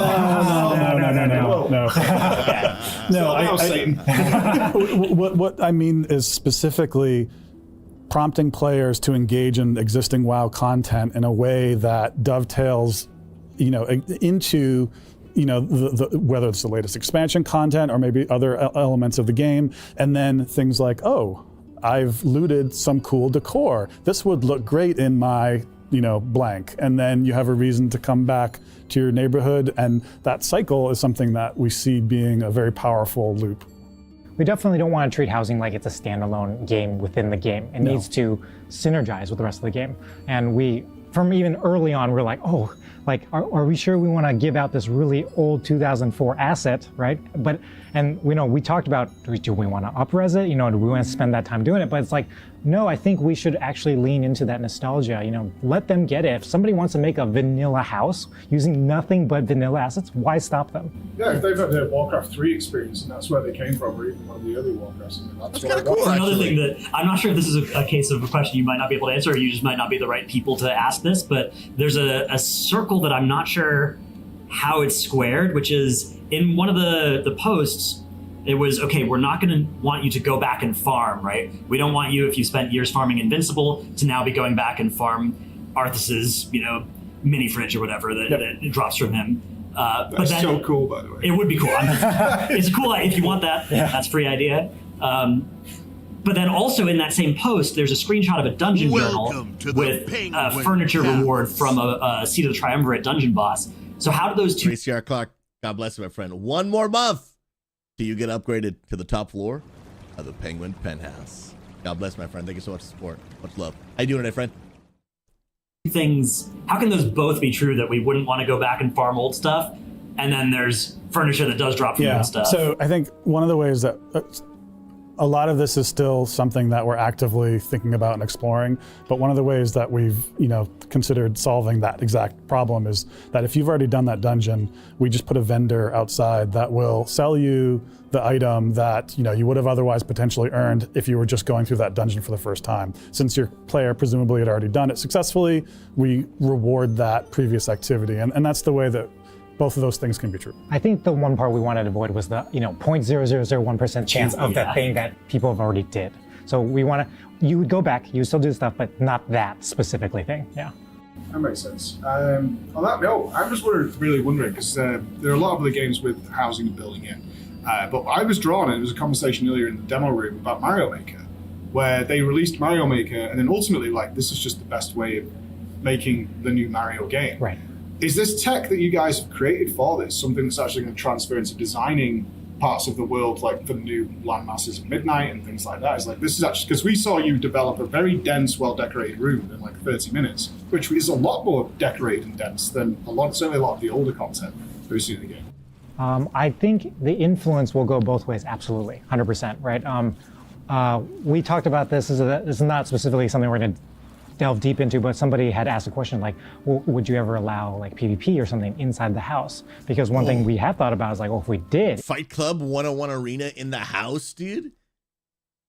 Yeah, that would be kind of cool, actually. And old school RuneScape, they let you put a boxing ring in your house. Dude, that would actually be kind of cool, man. Yeah, oh, in a mini fridge that looks like ICC. Dude, there's so much they could do with this, man. If we did, could you imagine if players generated their own arenas? Well, we saw that today. Somebody immediately built a pro wrestling arena. right. But could you imagine like people like, oh, well, I think like the LOS should be here and here and here, and now it's more unique. And then, maybe Blizzard sees that and they're like, oh yeah, maybe we make one that has exactly that strategy. Wow. One thing. Okay, so that's super cool then. That's super, super, super cool, because what this is going to do, because here's the deal. There are people in the world that are more creative and talented than some of the people that even work at Blizzard, and they're just like in a basement somewhere and nobody knows who they are. Absolutely, that's real. Like, there are so many outrageously talented people in the world that just like nobody knows who they are. That is 100% is a fact. Maybe not better at some of the technical skills of game development, but just like creative, like, wow, if you give me these tools, I'll just make these masterpieces. That's 100% true. And Blizzard will now then be able to look at these and be like, whoa, that's sick. We should just actually put that in the game. Or like, wow, what a cool, like a PvP arena they just made. Like, we should like make one of these actually in the game. I think that's super cool. There's even opportunity for like, okay, I don't want to go too crazy with this, but for example, Fortnite.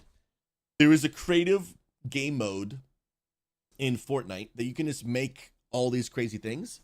And then what you can actually do is you can actually, I don't know how the process works, but you grab like a code that gives people permission to enter your game mode you made, and now the public can play that game mode.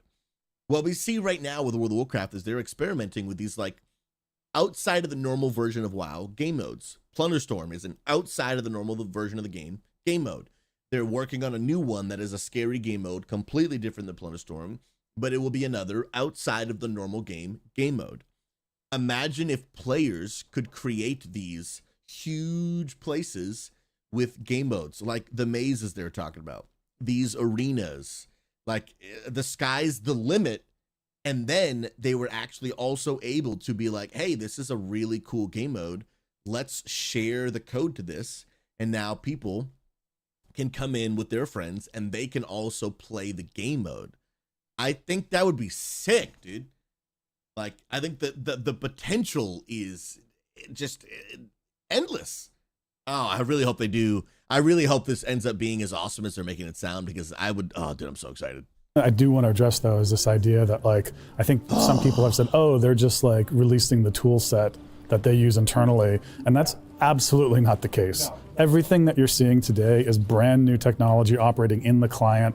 The engine and the editor itself is entirely separate technology, and those two things may inform each other in some respects, but they're certainly not swapping between the different pieces of software. But to kind of touch on what we were just talking about, the anecdote that I had is like, we showed this tool to our tool, our version of decorating to the dev team, and they're like, I want to have that tool.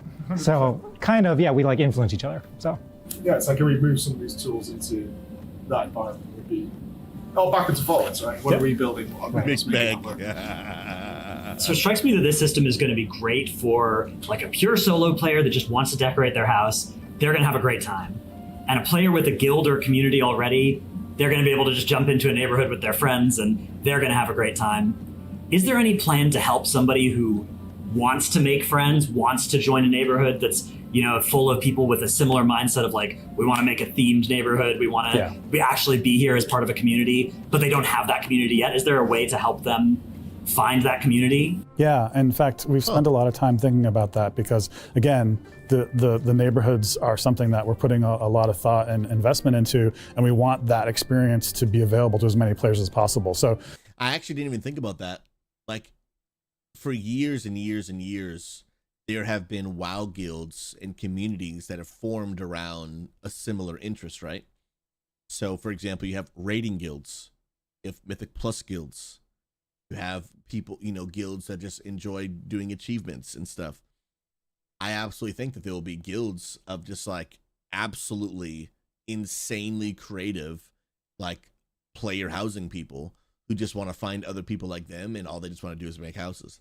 I think that is super, super cool, man. And Luna could be another way for people to buy Unity. Hey, now.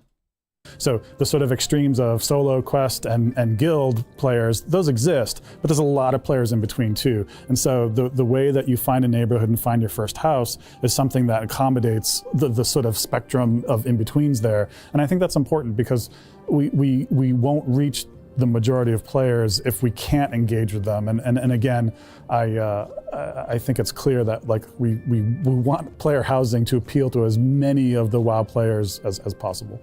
That is wonderful to hear because people struggle to make those connections, especially if they're just using group finders and things like that. Yep. Other things that we don't have access to today, but I think people will run into because we would definitely think about it, was presets. If I change my house, loadouts essentially, if I change my house for a certain theme, and a month down the line, I'm like, I preferred it the way it was, is being able to swap back. Yep.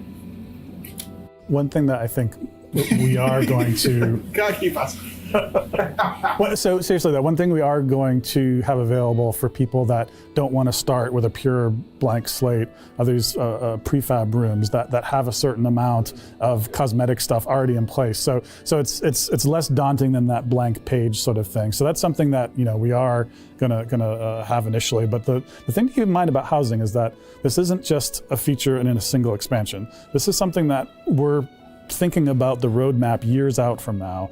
And so as frustrating as I imagine it is to get answers that we can't give you the full details, believe me, we'd love to share everything with you. There's a long roadmap of stuff that like we're just now starting the process of ideating around. And so what's wonderful is that all yourselves as the first sort of guinea pigs here, but eventually all of WoW is going to be informing that process. So as things become clear, like, oh yeah, that feature, we need to support that. That is something that we can, put on the roadmap, and housing has the benefit of like being essentially an evergreen feature that we're going to be supporting for years. When was it? I know you came from Starbreak, right? So yes.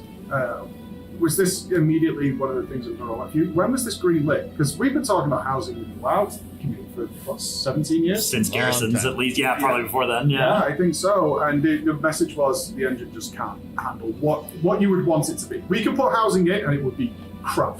But now we're here. Like, how long has this been coming? A while, and Jay has been working on it longer than I have. I want to know. But I want to know how long, bro. Don't give me that a while crap. Give me a. I want an hour. I want a millisecond. That answer, the engine couldn't handle it, was true then. Yeah. And believe me, a lot has happened to make what you're seeing today possible. This is not just they just exposed the tools. And the reason that sort of irks me a bit is just because of the amount of effort that, engineering and art and design had to put in place to make what you're seeing possible, because it's a significant technical feat. Yeah, you don't want to see the first prototype versions, because I've been decorating since then, and it was rough. I have a question about functionality, because I know there are going to be some players that the aesthetics or whatever, they're cool, but they want to know, like, can I get an auction house in my house? Can I get an alchemist table? Because on the one hand, if I'm an alchemist and I've got my alchemy themed room and my potions, it would make sense for there to be an alchemist table there that I could make my potions on. Yeah. But on the other hand, maybe that was part of why Garrisons became so isolating, was because they had access to all of those things that you would otherwise need to go outside for. So is there an idea of none of this or some of this to be coming to houses? We're still trying to figure out the best possible balance for the amount of utility we want to offer within the player's house itself. So we've been pretty clear that like there's no power gain from your house. Is there some utility? Possibly. And I think it's going to be a trade-off between the kinds of activities we want and the sort of desire for people to socialize, as opposed to, you know, be entirely 100% self-sufficient from within. I do not want unalive major cities. I don't want. So much of the world is already unpopulated. I want the major cities to feel like there are people there. And if they give too much utility, that's just going to go away. Maddie, amazing stream yesterday. It was so cool to raid you. Maddie, keep crushing it. You're a legend. We appreciate you. I'll never forget the boogie bone. I'm going to say it every day, every time. Every time. Than their little hut on the beach or whatever. And I know that that's something that, you know, aspects of that do appeal to certain people. And I don't mean to diminish that in any way. But as an MMO, we feel like there's more to gain from having people with reasons to interact with each other. And so those are the sorts of, you know, discussions we're having internally right now. Yes. Yeah. I mean, this is a Pandora's box you're building. Like, it was very apparent in the first hour is everybody just wanted more because the options are there. Yeah. It's not, it's already got so much there that all you see is like more and more. You built a crazy jumping puzzle. Yeah, I did a maze, a jumping puzzle. Yeah, which, full maze, a jumping puzzle. I built scenery through a window with lighting and all those kind of things, which are due to come. I think you mentioned earlier, because right now we can't do much with lighting, but it is on the way to come. Yeah. Jumping puzzles, because jumping puzzles have been a thing in Guild Wars 2 for a long time. And so here's, I'm just going to say this, some people might disagree, but like, I think just Blizzard just needs to take every cool idea from every MMO and just put it in their game, dude. Like, why wouldn't you? You have the most resources out of any MMO on planet Earth. Just take all the good ideas and put it in your game, dude. Yeah. So, I got a personal question for you, because obviously you mentioned earlier, as you were doing the demo, I built this table 15 years ago. So how many times have you gone back through these assets and gone, did I really do that? Yeah, there's things I've literally forgotten. I mean, being here 15 years, I've already forgotten. I'm like, oh yeah, I made this. That's cool. That's great to hear, because I mentioned you were one of the most excited when it was greenlit. It's happening. Yeah. I think it's going to be wonderful. We have to wrap up now, John. Oh, awesome. Yeah. We appreciate your time. No, thank you so much. Thanks Thank you for so coming. much. Yeah, it's a pleasure. Yeah. So, dude, so cool, man. Dude, I won't watch another one because we've probably. Oh my goodness, bro! There's just I haven't seen this one. I like their content, but this video was just a little bit long. Preachers was like 22 minutes. This was 36, and I was like, I don't know. But dude, maybe I'll watch this a little bit later. This is so crazy, man. Guys, what are your thoughts so far? Is there anything you're seeing that you don't like? Anything you're seeing that you hope they add? Maybe something you hope they don't add? Like, what are y'all thinking, man? Because I think this looks so cool, dude. I think this looks so stinking cool. Hey guys, look, I looked over at the right time. This is what I was telling you guys about yesterday. With the whole TikTok keeps shutting off my stream for being inactive. So there is multiple different ones they do, but this is one of them. I'll show you on screen right now. This pops up on my TikTok app, and I have a few minutes to look all the way to my left. Sometimes they give you 5 minutes, sometimes it's like 3 minutes, and I have to do something manually, otherwise they turn the stream off. And so I just gotta get better looking over there more frequently, otherwise they're gonna keep shutting off my my stream, dude. Mag, I've always said New World has the best housing system in an MMO, and I stand by that, but this might take the crown. Mag, I think you think that because you've never played Final Fantasy 14. The housing in that game, bro, is astronomical. And I think WoW is just going to do it better. It's wild. The one thing, okay, system, I will say. The system, like the whole lottery, that is terrible. I think it's awful. I agree. But I think WoW's going to have, I think WoW literally is just learning from all the not Final Fantasy, player housing systems. And they're just putting in all the best ones, and I think they're gonna crush it, dude. At least that's what it seems like. We'll see how that actually ends up playing out, but if they can do this and do it right, so good, man. I agree, Archon. Final Fantasy's biggest problem with housing is scarcity. Biggest problem is scarcity, man. Oh, Trent, what a legend, dude. What an absolute legend, bro. Legend. Oh, Trent, yeah, dude. TikTok is a volume game, bro. Absolutely, we can just get it out today. Real quick, guys, I just want to get a clip uploaded as we're logging in a while. Trent just finished editing a clip because he's an absolute Chad, dude. Absolute Giga Chad Meister 9000. What a beast. Dun dun dun dun dun dun. Trent, you're such a legend, bro. Let's go check it out, shall we? My goodness gracious, bro. Look at this beast, dude. Dun dun. Now I'm looking for it. Dun dun dun. Ah, yep, here it is. What an absolute Chad, man. Dun dun dun. Sue, did you see the fellowship videos I posted? No, but I do want to check them out. Let me actually open up Discord and get the player reacts. I'm gonna open it now to remind myself, and then I'm gonna upload this video quick. Dun, dun, dun. Dude, look at Trenador, this absolute beast, bro. Look at this absolute beast, bro. Look at him. I can't believe Preach had this to say about WoW player housing. WoW is going very classic here in terms of Blizzard. They have looked... I can't believe Preach had this to say about WoW. Bro, and I love how you went back and put the moving B-roll, even though while I recorded that, it was paused. He gets me, dude. He gets me. Player housing. WoW is going very classic here in terms of Blizzard. They have looked at Valheim, Stardew Valley, they've looked at Final Fantasy XIV, they've looked at WildStar, and they found what they like about it. I'm just gonna say it, they've made it better. As someone that has actually played it with his own hands and seen it with his own eyes, someone who's normally critical of Blizzard, for him to say they learned from all these games and now they're doing it better. How do we take all that and then we make our own version, which is superior? And that is exactly what they've done. Whoa. That is a huge statement. If you're tired of toxicity and looking for a positive gaming community, then follow us. And then the housing B-roll under... Trent. I love you, brother. For our live streams together, we can bring an end to toxicity and loneliness in the gaming community. We'll see you there. Oh, we got a overlap of the toxicity and loneliness in the gaming community. Overlap of the names at the end. If you don't mind removing one of those. Oh, bro, the rest of it, clean, my guy. What a legend, dude. What an absolute legend. In the meantime, let's go ahead. I want to check out these clips. Actually, you know what? There's a few things that I want to check out that you guys have been posting in the SouZy React content. Again, if you guys want to post stuff for me to react to on stream in the Unity Gaming Discord, it is in the streams category. Click on SouZy, and you'll see SouZy React content right here.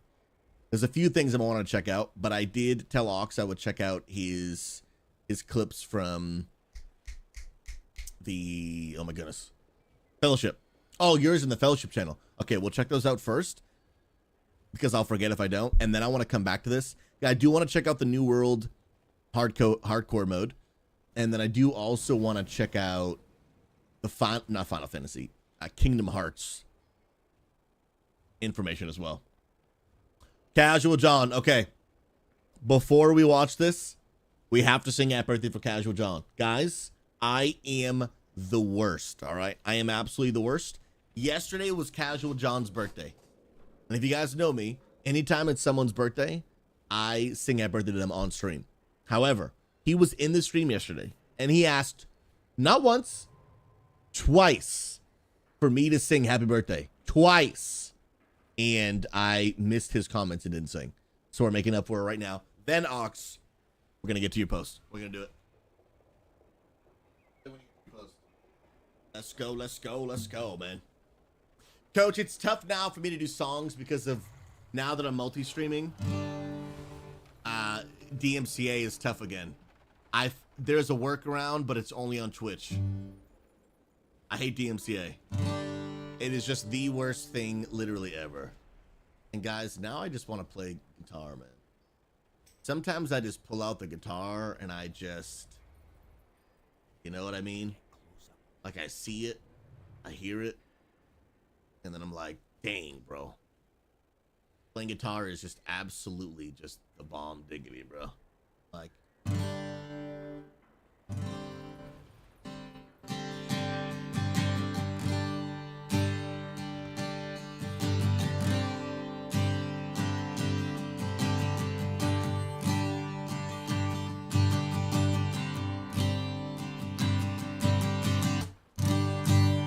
all right, I'm done.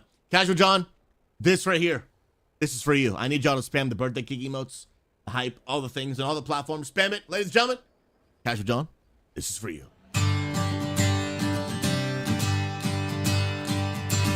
Hey! 1, 2, 3. Happy birthday to you. Happy birthday to you. Happy birthday, dear Casual John. Happy birthday to you. Bring it down. Happy birthday. Happy birthday. Happy birthday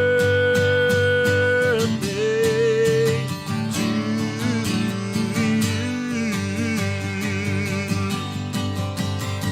Hey! Casual John, I hope yesterday's birthday. How big is it? Dude, it was like this big. Let's dude. go! Cybertron with the 100 blessed biddies. Absolute S tier. Bro, it's good to see you back. Roly Poly, God bless you. Welcome back to the Strummage. And thank you for giving me money on John's birthday. I appreciate that. I appreciate that. You absolute S tier.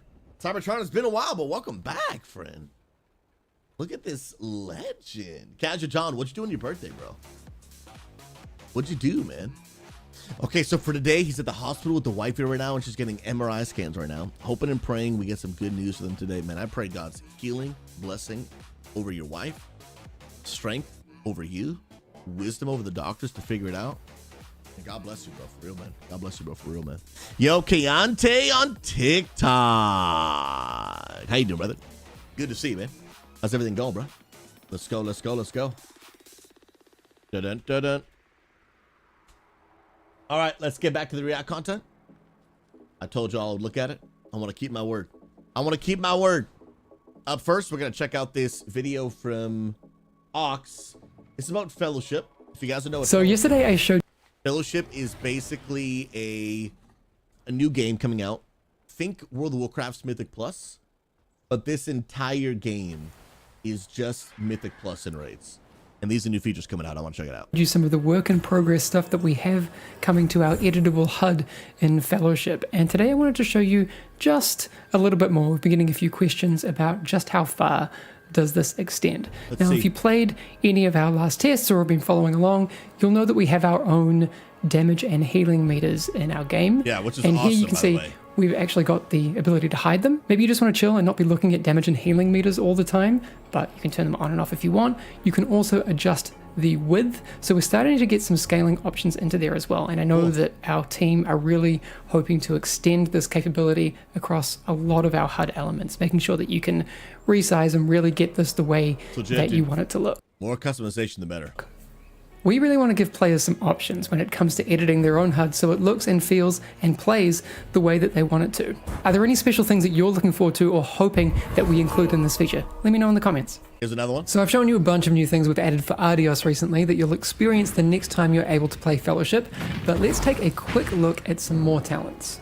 So first up we've got Rolling Flames, which you'll gain each time you cast Inferno Bolt. Rolling Flames causes your next Engulfing Flames to be instant cast and apply Searing Blaze to that target, and it will stack. I will say the abilities in this game, dude, were clean. And also you're not going to want to sleep on those passives either. Then next up we have Warmth, where each tick of Searing Blaze and Engulfing Flames has a 5% chance to deal double damage, and this is cool, heal a nearby ally for 200% of the damage that it deals, so your healers will definitely thank you. Also for the passive there, you'll take 10% reduced AoE damage. Another nice thing for your healers. Then we've got go, Bursting dude. Flames. So when your Inferno Bolt deals damage, all enemies with engulfing flames active on them that'll flare up, cause them to take damage equal to 25% of the damage that your Inferno Bolt has just dealt. Oh, nice. Also, there's a passive there as well, where your engulfing flames will deal 10% increased damage. Now, that kind of wraps up all the new things I've wanted to share for Ardeos, but there is actually one skill, I don't know if you saw it on the hotbar, it's called Apocalypse, and we've never shown it before, and it doesn't yet have VFX in the game, but I'm wondering if you all want to see the tooltip, I could possibly try and organize something. Let me know in the comments below if that's something you want to learn about. It's legit, bro. I think they're doing a really good job of keeping the community updated as they just work on more and more content, which I think is really, really smart. Really, really smart. All right, up next, friends, from Magnificor. This apparently is the new season of New World coming out. Apparently it already came out a few days ago. Season of the Divide. Anyone in chat still play New World? I actually think New World is a ton of fun. I'm actually going to be hanging out in Magnificor tonight, and I think we're probably going to be playing New World.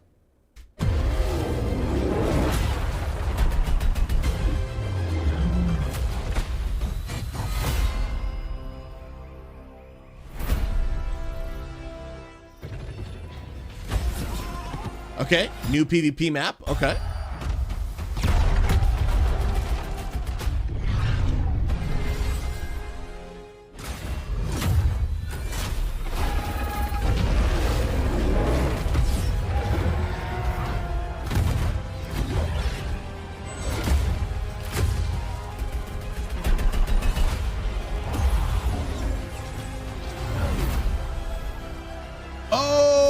Capture the flag?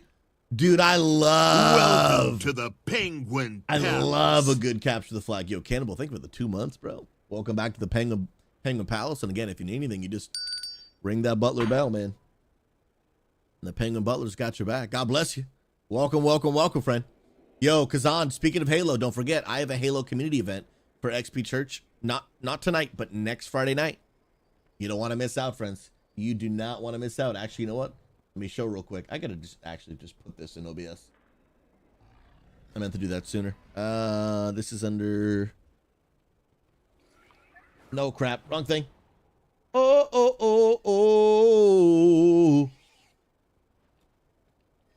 This is... Y'all just gotta see the works. The works of the AJ Valdez. Look at this legend, bro. Guys, mark your calendars. May 23rd. May 23rd, 9 to 11 p.m. Eastern. It'll be on my channel and the church channel. In Halo Infinite community night. It's gonna be amazing. Do not miss out. It's gonna be S tier. It's gonna actually just be S tier, and I can't wait. Y'all better come. It's gonna be amazing. Amazing. Oh, and no troll. I'm actually gonna be going to a Halo LAN party in June. Here in Oregon, there is going to be a Halo LAN party with a bunch of people that I know local, and we're going to be playing Halo 2 and Halo 3 on a bunch of old Xboxes together in the same room. Yeah, bro. Y'all will get to see it on TikTok after it's over. Bro, Kazan, moving to Oregon was the best thing I've ever done in my life. After following Jesus, after marrying my wife. Moving to Oregon is number 3. That's not an accurate statement, but it's really good.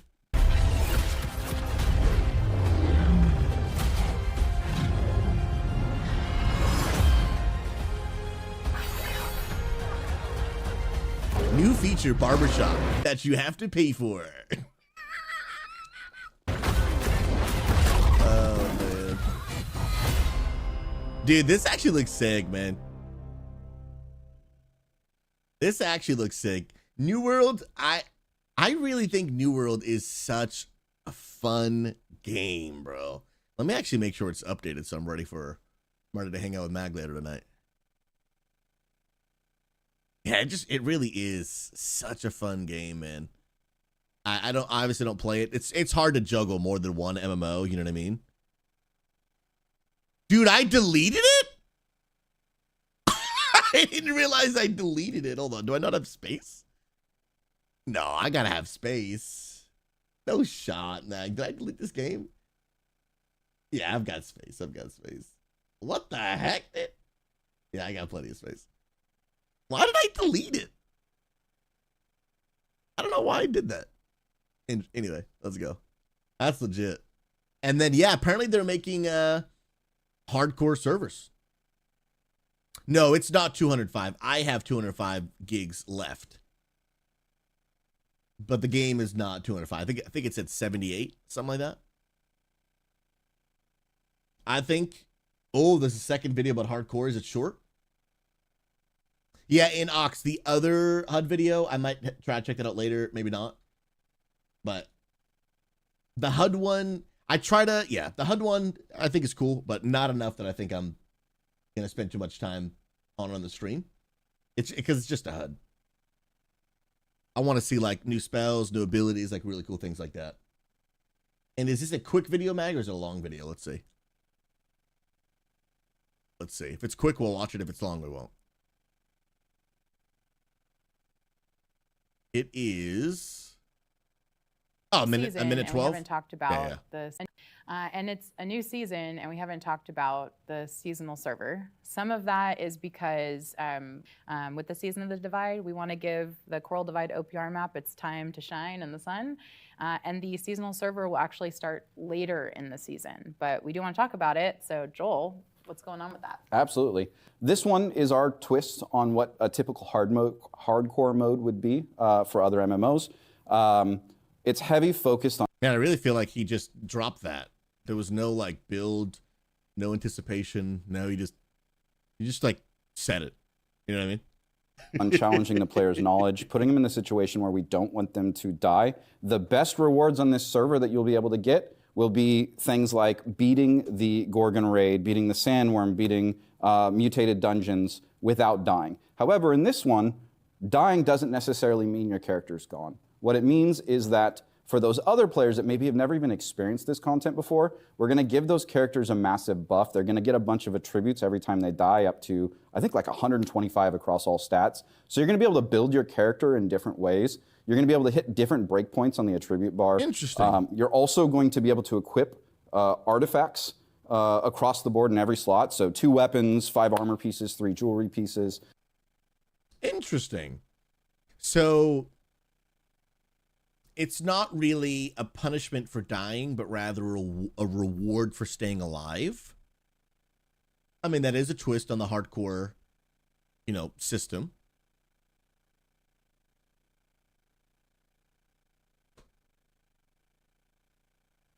I'm trying to think how I feel about that. I don't think it's bad, but like personally, do I find that to be exciting? Because ultimately it has a similar effect of if you'll really enjoy your play before you unalive, and then you probably won't want to play it anymore after you unalive, which is basically the same thing as hardcore. That could be kind of cool. Personally, I think I like the 1 life thing, but I'm not going to knock it until I try it. But what I do appreciate, I appreciate experimentation. That I appreciate a lot. So when I see people like trying new things, putting a new twist on something, I think it's actually sick. Up next from Casual John, we have something I am very excited for. Yeah, Moon, I gotta do it. I got lazy with the unaliving verbiage, but I gotta bring it back. I gotta bring it back. Now this, for all of my Kingdom Hearts fans, to our Kingdom Hearts community, we are currently working hard on Kingdom Hearts 4 and will continue pouring ourselves into the game's development. We're dedicated to making this an experience that will live up to your expectations. We've seen how excited you are, and we're truly grateful from the bottom of our hearts. We are equally excited and can't wait to share more about the Kingdom Hearts 4 when the time is right. Until then, we appreciate your patience. Thank you for the continued support. Look at these graphics, dude. Are you kidding me? Oh, bro, look at even just the Mickey Mouse shot right here, dude. That thing looks clean. But I know it's kind of small, but dude, this is going to be nuts, bro. This is going to be nuts. I will absolutely do a playthrough of this on stream. You guys know me. I do not normally do single player playthroughs on stream. Kingdom Hearts is actually the only, if I remember correctly, Matt, correct me if I'm wrong, I think Kingdom Hearts is the only single player games I've ever completed on stream. Sometimes I'll start one, not finish it. I will play this from start to finish. Even if it takes me 2 weeks straight, I will play the whole thing. The whole thing. Isn't that crazy? Like, this has been in development, I don't know, Big Back, for what feels like 8 quadrillion years. But this is nuts. This is literally Jet, nuts. in a matter. Now, I think this is just a video of a guy just reviewing the post. I think. Okay, he does do some zoom ins though. Up the quality. We won't watch the whole video. But yeah, dude. Especially this one right here. Like with all those like sparkles and stuff. Dude, that looks clean. That is clean. Mickback, that's true. I did finish Only Up. And I guess that would be considered a single player game. Yeah. Like, but I guess I was thinking more of like a storyline single player game. But Versus 13. I've done Kingdom Hearts 1, 2, and 3 on stream, and I absolutely love it. Growing up, that was literally one of my favorite games of all time. And I think it's literally just one of the greatest games ever made. I love it. Yes! Luna and Furix is gonna absolutely love it. I'm sad he's not here right now to even talk about it. Oh, that is so good. That is so stinking good. I love that so much. I really, really do. Alrighty, friends, here's what we're gonna do. I'm actually down to do some mythics and raids to help people get their coins again. I have a priest that I actually have not done anything on yet. So if you guys have not gotten your, what are they called? Cartel chips or coins, whatever. I am down to actually form a raid group like we did yesterday, but I'm only going to do one more today. I'm going to do it on my priest, and my heals are going to be, they're going to be mashed potatoes because my level is like 480 or something like that. Crazy, dude. Bro, the song is a vibe, dude. Ooh, coach. Best of luck to you, bro. Best of luck, man. Dun-dun-dun. Melcher Wang, I don't know why TikTok's so against those words. I mean, it's crazy, bro. We just... I don't know what to tell you, bro. In today's world, you can't say anything, bro. Kissy, you can do LFR, and we tried to do that yesterday, but actually, the queue was so long that I was like, it would actually be quicker for us to just literally do a normal. So we did like 4 normals yesterday, and we'll do another one right now. Dun, dun, dun. And I'm gonna do it on a Holy Priest. Now, do I know how to play Holy Priest? Not even a little bit. Not even a little bit. But we're gonna check it out. I think Priest is one of the next tunes that I'm interested in, like maybe like diving into and seeing like, how do I actually play this class? Because I want to do a little bit more healing, and I've just always thought priests were cool. I've been inspired by Little Lumos, our guild leader, but I've never really tried it. Any of their specs, like I've just really never tried them. And I have a max level priest that I keep at max level. That he is the one with the name Pastor SouZy, and I just like keeping him a priest for like WoW chapel things. But I've never actually like really played it, or at least like played it in a way where I would actually know what's going on. I think their casting animations are sick. I love classes that have like really cool, you know, light based ability, like Paladin, and Priest is, I think, probably the only other class kind of like that. And so I think there's 6. So let me just quick go get a talent build. Let's go ahead and dive on in, shall we? Let me get some talents here. Let me see. I want talents. Where are we at? Give me a talent build, Wowhead. There we go. I couldn't find the button. Luna, Priest are the coolest. Totally unbiased opinion. I respect it. While I'm getting the talents and everything, I'm actually going to already go ahead and start the group. So if you guys want to come do this normal raid, pretty much no matter what your eye level is, because we're going to get people to come anyway. So if Cal, if you want, you're going to be good. And we are doing Liberation of Undermine normal. First, 4 easy. Pastor SouZy Unity. I do have to go to Dalaran and just pick up the quest real quick. Teleport. And actually, you know what? I like to have a cool hearth toy for, or hearth. Is it hearth? Is it hearth? What does this look like? Oh, that's horde only. Okay, that does not look very priest at all. That screams Ellie Shaman. That's probably going to be the priest one. That's a Dalaran one anyway. Not that one. That's Garrison Hearth. Tech W, am I right, dude? Am I right, dude? This one looks like a levitating priest. I'm going to use that one. I love in WoW how you just customize your characters like that. You know what I mean? It's just the best. Absolutely the best. Now, I click on talent and I see all these options. I don't know what the heck they mean. Luna, which one of these should I pick? Oracle or Archon Raid? Not a clue. Not a single clue as to what I'm looking at. Whatever Luna tells me what to do. Kissy, I really need to know what to stop being stingy with those from the future winning lottery numbers so I can play during the day again. Archon, I only ever played a healer when they unlocked the class for gnomes. I named her Pocket. I love gnomes. Gnome's one of my favorite classes in the game. Hands down. Absolutely hands down. We do main here. Sick. Nice. We got a healer. Probably gonna do 5 healers because I don't count as one. I do not count as one. All right. Luna says the vibes are Archon. And I'm going for vibes. Absolutely going for vibes. Dun, dun. I'm going to delete this since it's old and outdated. Wait. Import. Raid heals.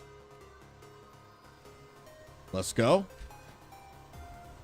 Perfect. Let's get some people in, I believe. Yeah, the big halos. I want to see these abilities and everything. I want to see them. Mind Soothe. I know what that is. Mind Vision. Don't even know. Talisandra! Yes, another healer. Sick. Anybody want to come tank or DPS? Dun. Now I gotta make sure all these are on my bars. Nope. I literally don't know what these abilities do. Power Word Fortitude, gotta have it. Power Word Shield, that's on there. Halo, not on there. Feathers on there. That's on there. That's on there. That's on there. Oh, Leap of Faith. I gotta have Leap of Faith, dude.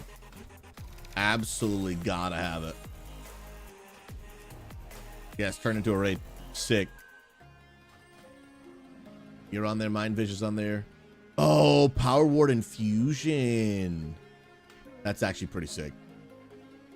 That's on there. Psychic Scream. Renew. Resurrection. Shadow Fiend. Yeah, they have so many heal abilities. Oh, what is this? Apotheosis? I don't know what that means. Divine Hymn is like a major cooldown. Guardian Spirit. Dude, they have a button that's just called Heal. Thank you, Cal. I keep forgetting to do that. You're a legend. Okay, we'll go 5 healers because I'm not really one. Ox. Let's do it. Why not, dude? Why not, bro? Holy Fire. Hey, that's not on my bars. That's crazy. Dude, Holy Priests have 1 million buttons, huh? That's actually insane. Sanctify? That's on my bars. That's on my bars. Mass Resurrection, so cool. Oh, that's already on there. Oh. And I like how the icon for the res on a paladin and priest are actually the same button. Symbol of hope. Well, while we're waiting, let me actually read what these do, because these are sick. Apotheosis. Gain a charge of your holy words. Enter a pure holy form for 20 seconds. Increase the cooldown reduction to your holy words in 200% by 200%, reducing their cost by 100%. Now, what is? Yeah, that sounds like a cooldown button, which for me, I always do G for like my just straight up cooldown. Nice, a tank and some DPS, sick. That sounds cool. Divine Hymn, major cooldown. Another major cooldown. Do I have a defensive? Yes, okay. Cool beans. Heal is 7. Is that just my standard, like, hit that on people button? That's what it seems like. Another healer. Please go DPS for the raid. They can do both. Nice. Because we don't need like 7 healers. Holy Fire, consume the enemy in Holy Flame. So this is damage. Okay, cool. Chastise the target for 120,000 damage. Oh, and it incapacitates too. That's pretty cool. Now, priests don't have... They don't have an interrupt, right? Oh, you're right, because it is Apotheosis. Holy Word, Sanctify. Release Miraculous Light at a target location. Dude. Oh, dude, that's why priests are cool, man. Do you see that? They don't have an interrupt. Interesting. And this seems to be another pretty standard just heal. Prayer of Healing. This is an AoE heal. Cool. Bro, I have no idea how to play this, but I'm ready. Oh, this is my Dispel. Okay, so that's A5 then. Alt 5 is Dispel Cleanse on all my characters. And then Symbol of Hope. Also, the morale of raid members within 40 yards, they each recover 30 seconds of cooldown of a major defensive ability. Whoa. What a sick button. What an absolutely sick button. That's crazy. Just need one tank and we are good to go. Dude, that is so cool, man. Yeah, Desperate Prayer is my defensive. Holy Nova.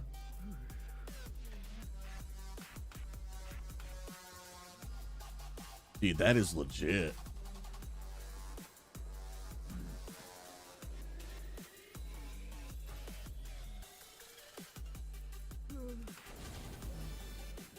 Oh, wait.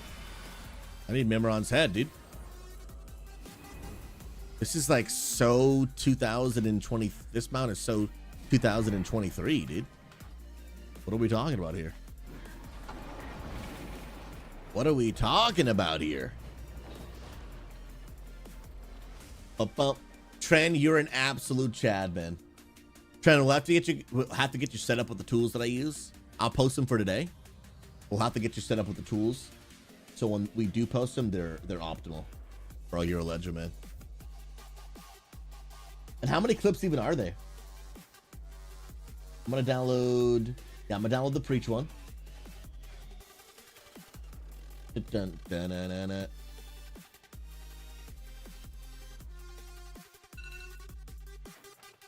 Oh, that's my alarm reminding me to stand up. I must oblige. I must oblige.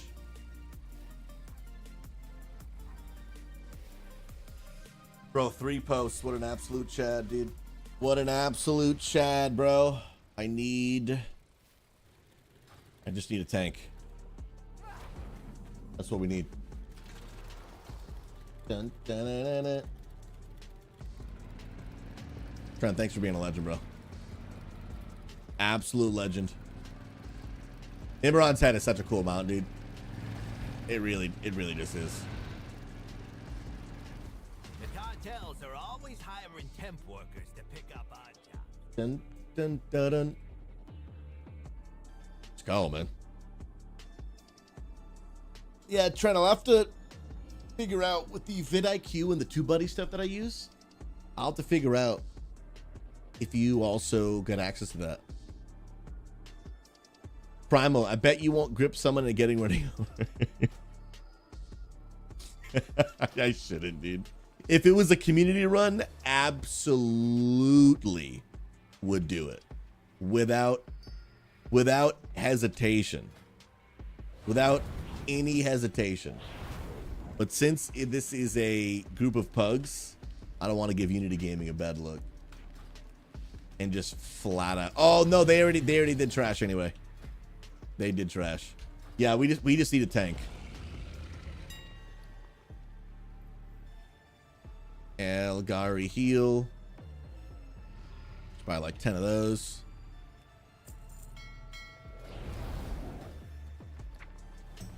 Because this character, guys, my eye level on this character is 468. Shh. Don't tell the group. Don't tell the group. What they don't know won't hurt them. Okay. But that's the rite of passage. I started the group, so that's the benefit. That's the benefit. Yeah, we're just waiting on a tank.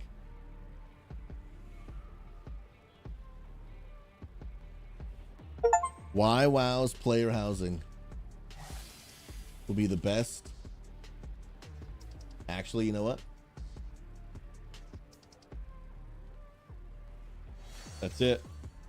That's it right there. We're just waiting on one tank. Oh, Ox, what you got, bro? Merry Christmas. Oh, shoot, bro. Gear? Wait, what happened on that gear? Where did it go? Is my inventory full? Oh, my inventory's full. Hold on, bro. Hold on, bro. I have many lucky dues. That's why I was like, where do those just go?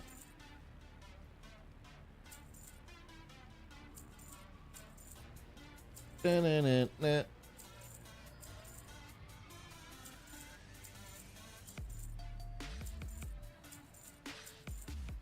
We sell all this.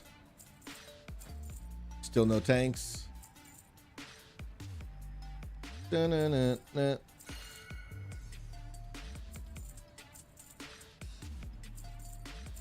It's all the transmog runs I do, bro.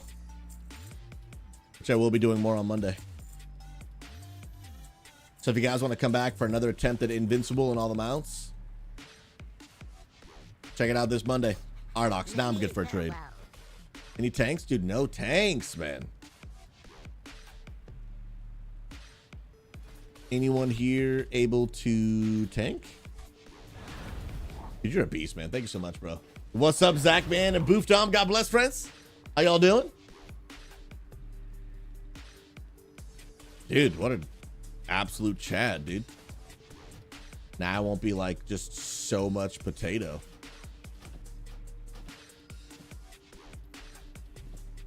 Sheesh. Da-da-dun-dun. Bro, I'm such a WoW player, dude. Like, I literally moved this right here, so it was like right on top of where the like accept button is, just to like make it more optimal.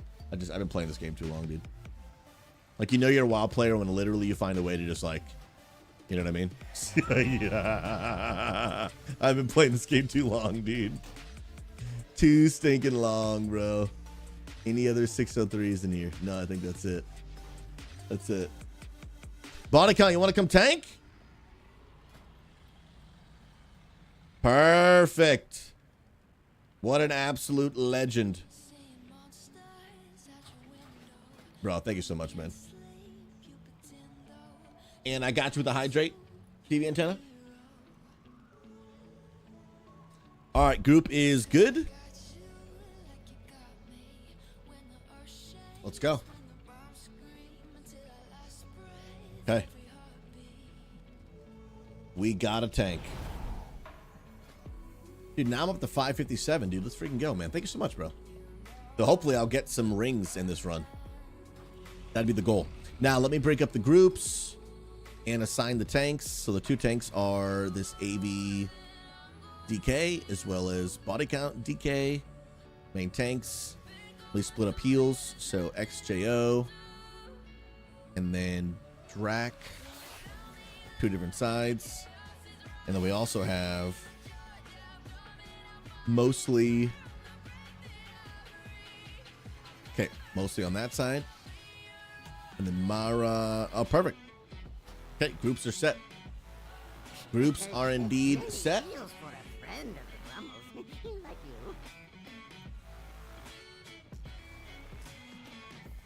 Waiting on that one warrior. While we wait, I'll do these tags. WoW player housing.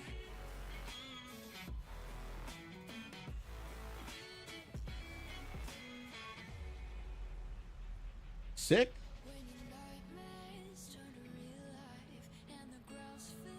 Literally just waiting on the warrior. You know what's one thing that's annoying? And I actually just figured this out recently. When you're uploading a YouTube short video like I'm doing right now, it actually doesn't let you... Okay, now everyone's ready. It doesn't let you change the thumbnail of the actual short when uploading it. You have to then go into the phone, the mobile app, and then you can change it there. I just learned this literally the other day.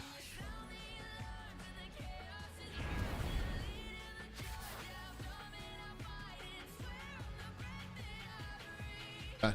Ready to check? Full timer going out. Full timer is going out. 5, 4, 3. Get ready on those tanks, baby. 1. You just gave me a neck, bro. You're a beast. Pull. Go ahead and pull. I believe. All right. Now, I have no idea what I'm doing. No idea how to play this healer. But I'm all over it. No idea how to play this. I have a flash of light ability. I'm dodging beams. What's up, Godfriend? Good to see you, homie. Put a shield in the tank. Heal that person. Let's go, let's go. Guys, you can't see it, but I am pumping the healers meters right now. Like, absolutely just insane heals, dude. You just can't tell. But what's happening on screen right now is nuts, dude. Like, literal insanity, bro. I'm dodging those.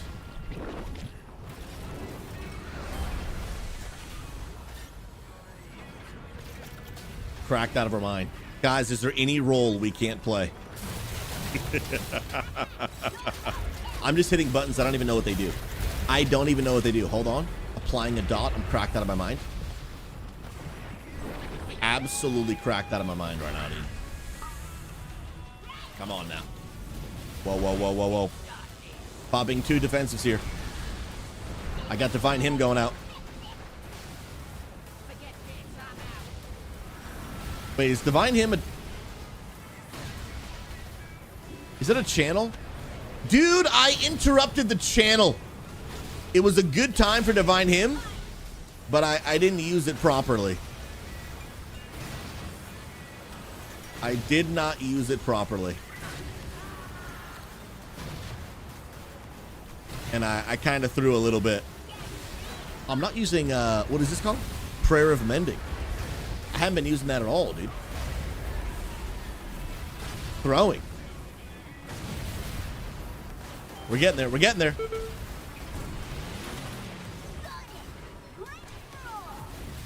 Real quick, mid-fight, opening up a healer meter. Guys, look at me. You don't even see me, dude. You don't even see my name on the meter. There I am. I'm beating the Shadow Priest. That's all that matters, dude. I am obliterating that Shadow Priest. They don't stand a chance, bro. 557, dude. Going back to Dragonflight with this high level. Oh, wait, I want to use my what do kids call it? Apotheosis? I just popped it. I feel insane. Put a feather down so I can get to middle. Let's go. We're nuts. We're nuts, dude.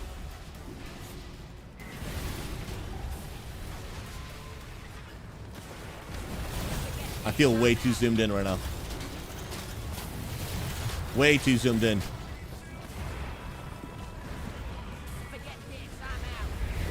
Oh, and the dot you put on them is actually instant. That's legit. Hold on. Who's top of the DPS meter? This hand guy is? Wait. I'm letting Divine Hymn channel. I'm letting it channel right now. Dude, insane use of cooldowns right there. Wild Mew, any tips on where I can go to farm quests this season? Would it be Dragonflight since it's the last expansion before War Within? What are you farming quests for? Just for fun? Or are you looking for some sort of power advantage? World quests are a really good thing to farm. Bro, I will take literally anything that drops, dude. Ooh, that's a agility staff. That's plate. That's mail. That's a sword. Bro, I can't use anything? Cal, grats on that.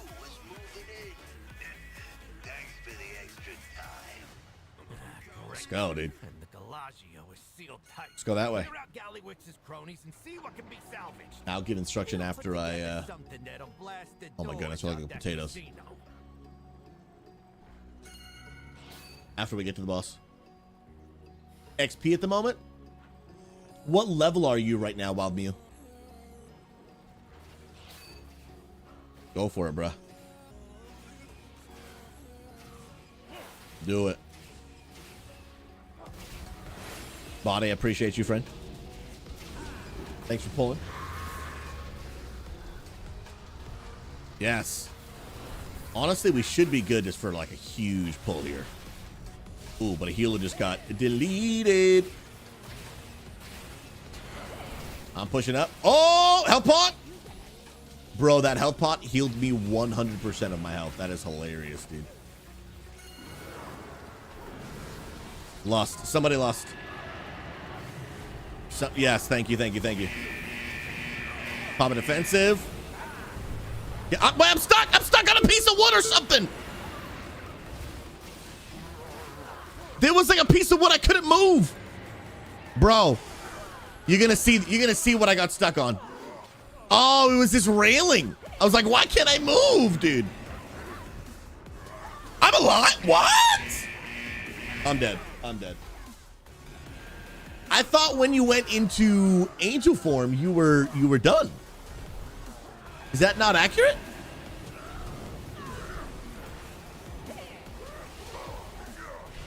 I actually literally have no clue how that works. That's not how that works? I literally couldn't tell you that. I got no idea. No idea. You get a second chance as holy? Well, that's kind of OP. And I love it. Please check groups. Odds left.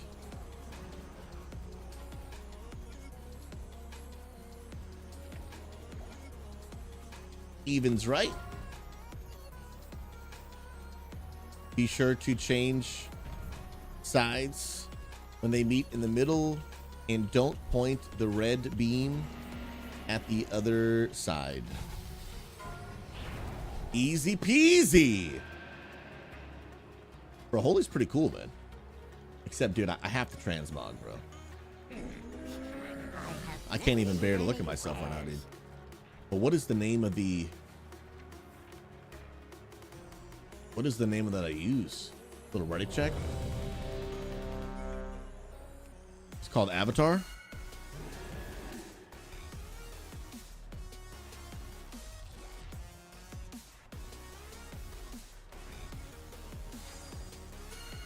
And then I have like an angel staff that I use on this one.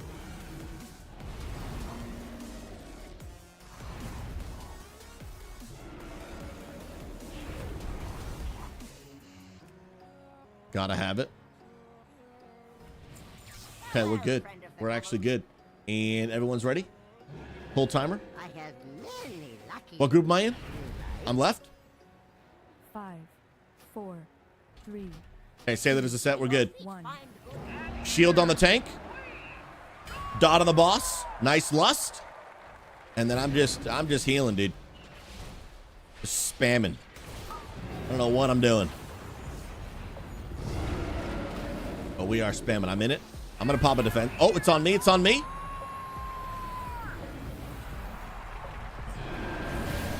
Let's go. Mechanic a little sloppy, but successfully done. I didn't go right because I didn't want to point at the group. The other group. Oh, Godfriend, you just got excused from jury duty. Today is a good day. You know what's actually insane, guys? I have never once in my entire life been requested for jury duty. Never one time.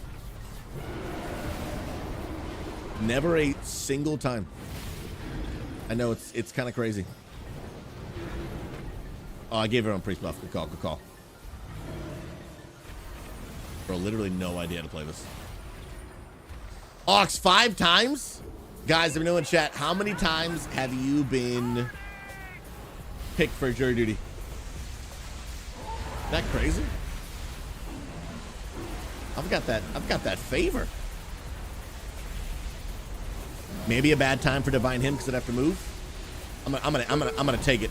Took it like a champion right there. Took it like a champion. Yeah, never once. Crazy, crazy. Primal 0. 0. Dude, I'm with you on that 0 life, dude. Bro, look at how cool that is, man. What the heck? We're gonna move here pretty soon. Gonna throw hots on people.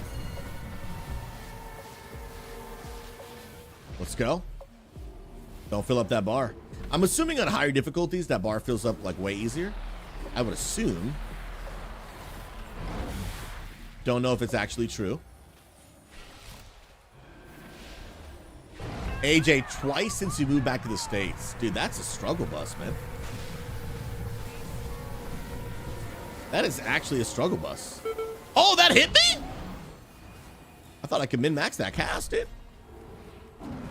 That was indeed incorrect. Oh, that's a big heal.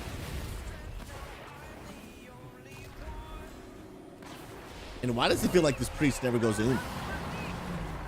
My Ellie Shaman goes oom all the time. Oh, dodge that fuego. Dodge that fuego. That one as well. Sheesh. Purpose-driven life 6 times. And all... Okay, all 6 times you've been removed. Let's go.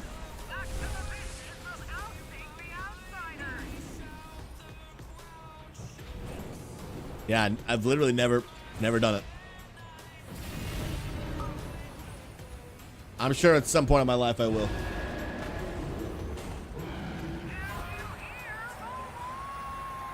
I don't want to point at the other team. We're good.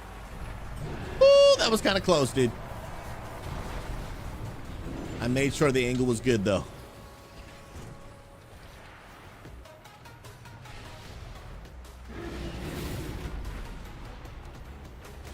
Dun, dun, dun. Oh, snap.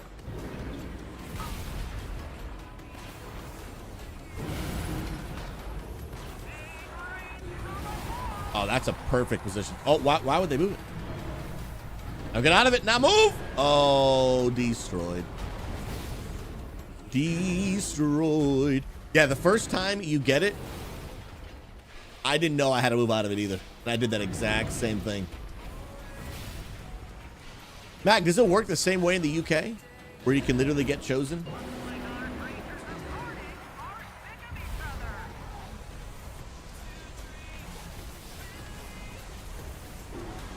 For jury duty?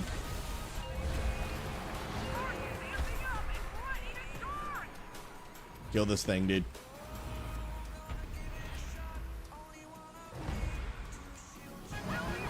Big unalive.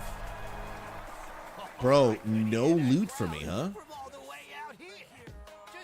Don't let the fame go to your head. I want to just literally just roll on these for eye level, bro. Leather. I'm currently in the lead for the offhand.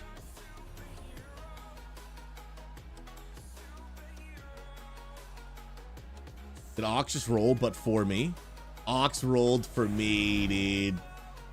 At least I think. Yeah, he's got a crafted offhand. Dude, what an absolute Chad. Okay, Mag, if you register to vote, then same. Yeah, cool. Yeah, I think it's the same here. I think you have to. I don't actually know if you have to register to vote, or if you just basically have to be a citizen. I don't know. I actually don't know how it works, to be honest.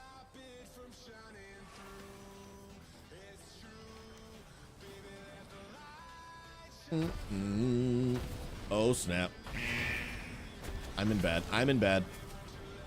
I'm in super bad.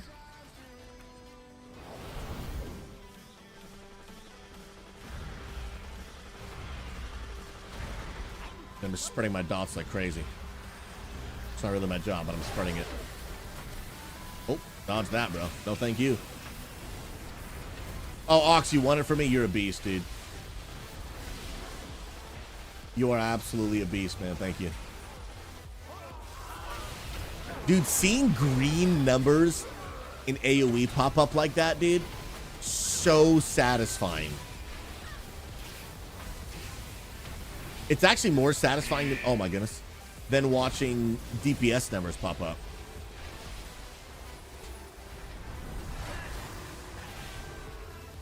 At least in my opinion. I think that is so cool, dude. Ox, I'll trade you after this, bro. Bummer is I can't even wear it right now because I don't have a main hand.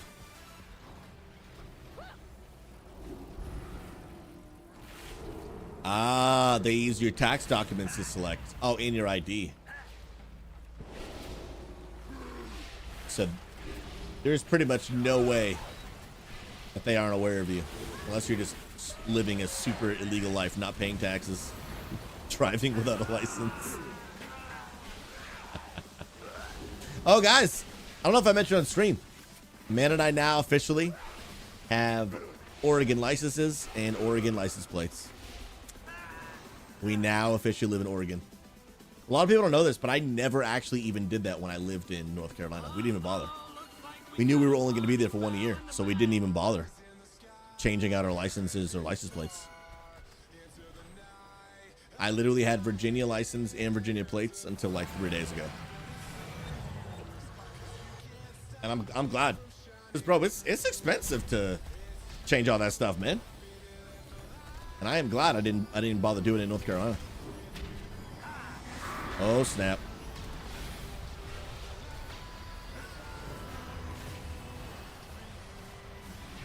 Bro, I am now Oregonese, dude. Oh, man. Heck yeah, dude. Wait, what is... Yo, Halo?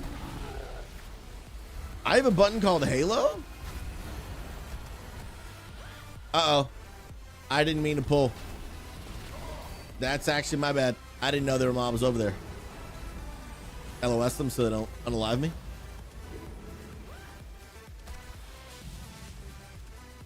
Look at Coach. Finding the absolute semantics.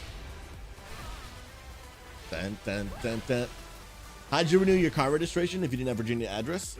You can actually get a, like, in Virginia, they can let you get like a 3-year like registration. So you might not even need to renew it. Unless you get beyond that point, obviously.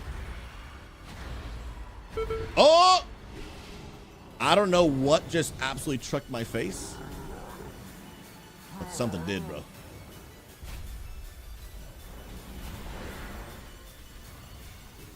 Oh, McBack, where you're at it every single year. In Oregon, they let us get a 2-year one, which is nice.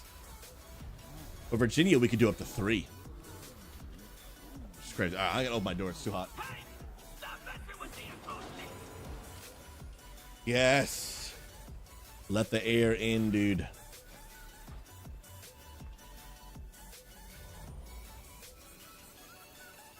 Reset boss.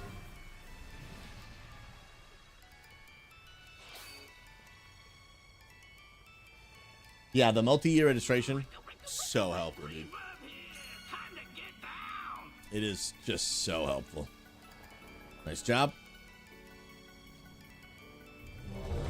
Little raid check action. We could honestly probably use a little more DPS, to be honest. But we're probably good. We're already in the 3rd boss. Mystic, have you thought about doing another guild on another realm since Illidan is full? No, because it says full, but it's not full. And it really never becomes a problem, except maybe a little bit of queue times on the day 1 of a new expansion. Outside of that, you're fine. And then 2, no matter what server people are on, they can actually join our guild. So maybe you're like, hey, I don't want to deal with a queue time ever. You can actually just be on a different server, be in our guild, but because you're a different server, you don't have to deal with the queue times ever. Even though even us on Illidan hardly ever deal with them ever anyway. But yeah, so there's really no need for us to make another guild on another server. There's only need for us to make another guild when we run out of physical space in the guild, which we have had happen in the past, which is why we have 2 co-guilds right now and even more already in the future. Yo, Core Tag. Yo, Core Tag, it's been a while, my friend. How are you, homie? It's good to see you. Welcome back. Yo, give me a life update, my friend. Dude, that button is just so cool, man. All these massive AoE heals. True, or if we ever plan on doing a Unity, like for over the pond. Little UK action. Absolutely. Sound cannon on me. I pointed away. Pop a little defensive. Let's go, dude. That's the first time I've ever gotten that mechanic. I literally didn't know what it did. But I was like, beam, defensive, move away from group. Seems like a wild thing to do. So we done did it. Dude, I actually love that the priest heal button is literally called heal. I don't know why I find that so cool, dude. I find that so cool.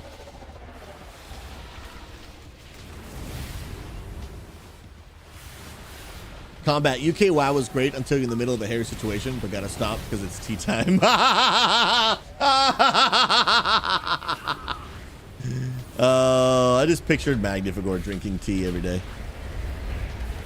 That's just literally just what I picture. My dude just out here with a cup of tea, pinky up, in the hot tub, drinking some tea. Yeah, what do they do like Mag, what do you do in the middle of a raid, bro, when it's tea time? You know what I mean? Like what do you guys do?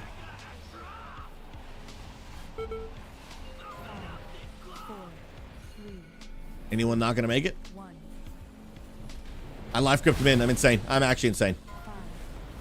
I can be your healer, baby. Let's go. Where are we at here? Where are we at here? What's the cooldown on life crypt? No, we're good. We're good. Yeah, we're big chilling. We're big chilling. And it's basically right here.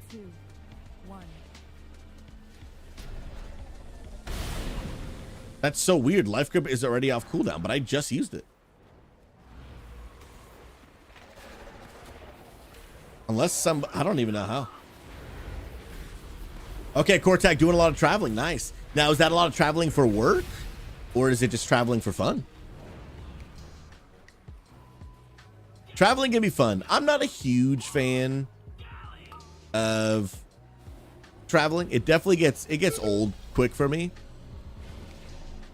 But we do a little bit of traveling.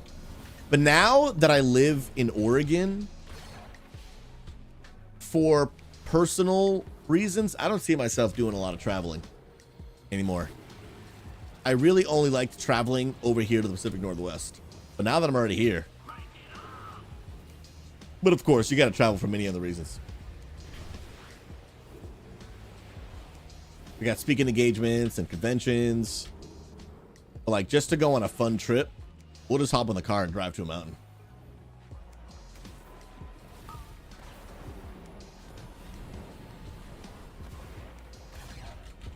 Which is absolutely just going to be the best. Now, do I need to touch that thing? I'm not going to lie. I don't know any of the mechanics of this boss. Like, I don't know how they work at all. Oh, by the way, I got AOTC last night. Shout out early birds for the hard carry.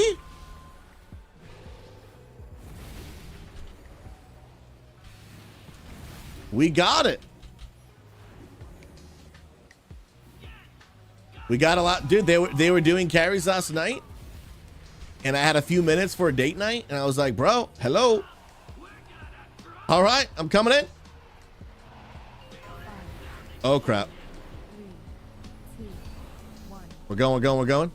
Does anyone need a grip? Need a grip? 4, 3, 2, 1. Nah, they're all going to make it. We're good. I got you. 5, 4,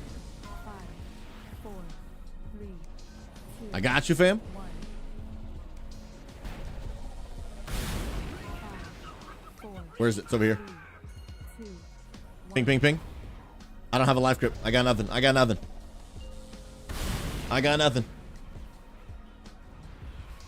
Yeah, we got it last night. I am now officially an AOTC carrier in this expansion. I mean, in this patch. I got it last season as well. Did I mythic raid last season? No, that was the Dragonfly. Wait.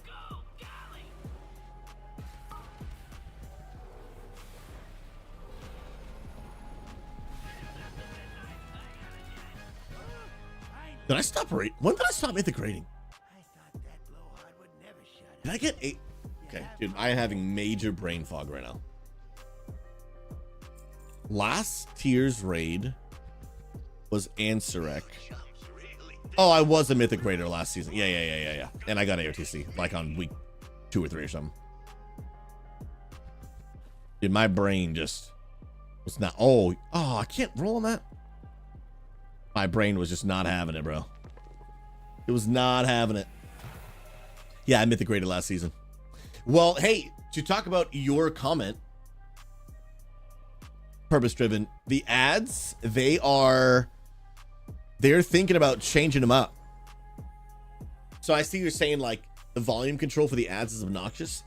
They are actually thinking about, they're experimenting right now with adding a new way to do ads where a ad pops up on the side of your screen by default on mute, and then you have the option to turn the volume on or not, so it doesn't actually interrupt the stream. I don't know what this person is. Oh, there we go. It doesn't actually like interrupt the stream. The stream keeps going. The way it works. Do I have enough time to MS Paint this? Probably not. Oh, we're big dead. Basically, like, here's your stream window, right? And the actual stream gets a little bit smaller, and a small ad pops up next to it on mute.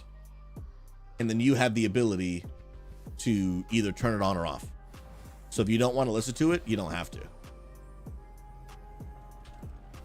Oh my goodness, I almost just died. And I am very curious to see if they're really going to keep that. I will be honest, I don't know if the advertisers that are paying for their ads are going to like that. I think we as the consumers will like that, but I don't know if the advertisements are going to like that. But I guess we're going to have to wait and see. Because, dude, the ads are just... They're rough, dude. They are rough, bro. Crazy, man. Well, Purpose Driven, what I'm talking about is not fully released yet. But they gave us a preview of what they're looking to do.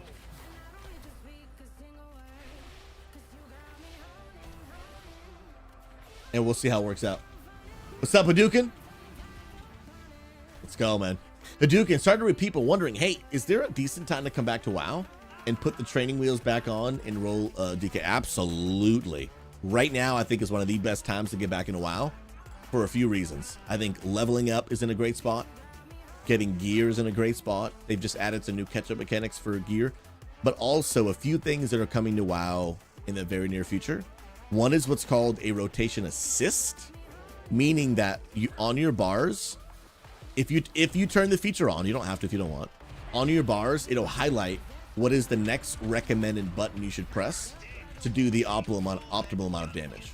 So you can actually learn your rotation by watching that highlight. They're also adding what's called, I don't know the official name, but it's basically a one button rotation where you just spam this one button and it does all of your damaging abilities for you in the proper order. Now, it doesn't include healing, it doesn't include stuns or movement or anything. It's just damage. But maybe you're like, dude, like there's just such a high learning curve to WoW, and I just want to log on and just chill and dodge mechanics while just like pew spamming things to the boss. Are you going to be able to play this at the highest level? No, because it actually will reduce a bit of your damage. However, I think it's going to be completely acceptable for most levels of content. Okay, we're going to do a break 3-man break. Dun, dun, dun. Then final boss. Some people are probably going to be mad about that. But we're going to do it. We're going to do it. Ooh. What's up, Asmo? How you doing, bro? Asmo, do you need any, what you call it? Any coins, bro? For your gear? Duke, and I know the guild is helpful, but I seem to keep leaving because I don't have a play group. And I always end up LFG sitting for days, LFG never progressing. If you look into progress through raids, best way to do it is join a raid team. Best way to do it. I'll put a link in chat for you. We have multiple raid teams that range from normal all the way to mythic. And if you're like looking to consistently progress through raids, get gear, get better, and actually like progress through the content, joining a raid team is the best way to do it. Can you pug your way through? Sure. But it's not going to be consistent. I don't think it's going to be anywhere near as enjoyable of an experience. But people, I mean, it's possible people do it. Like last night, I was raiding with early birds. Solo Nomo is hopefully going to be getting AOTC tonight. Shout out Solo Nomo. Come on. And we've got Weekend Warriors. We've got the United Raid team. We got Turd Lobbers. We got Crit Happens. Multiple teams. Yeah, Rebuff. Let's go. Please rebuff. Dun, dun, dun, dun, dun. I'm actually going to make a new macro for the raid version of this. Save. Ooh, let's go, man. AJ, you gotta get AOTC, bro. You gotta get AOTC, my friend. Bro, body count, you're a freaking legend, man. Thank you so much. Thanks for coming to Tank. I appreciate you. So that I can bring my tiny little priest.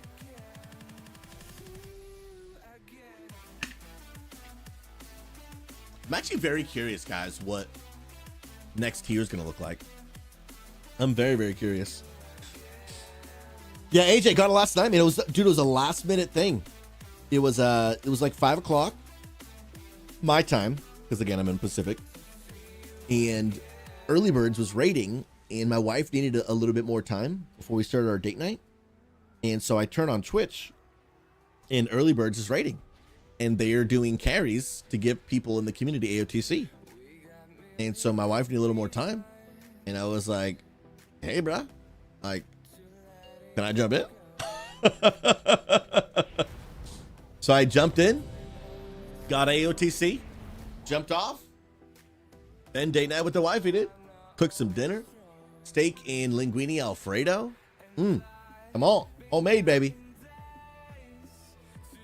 Oh, Hadouken, I've had Dutch Bros maybe 7 times already, but I had already had Dutch Bros previously. It's good though. It's good. I think me and Amanda want to find a steak like cut that we enjoy.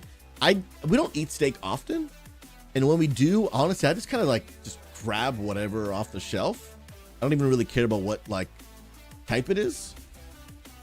But I think we're gonna look into like cuts we like.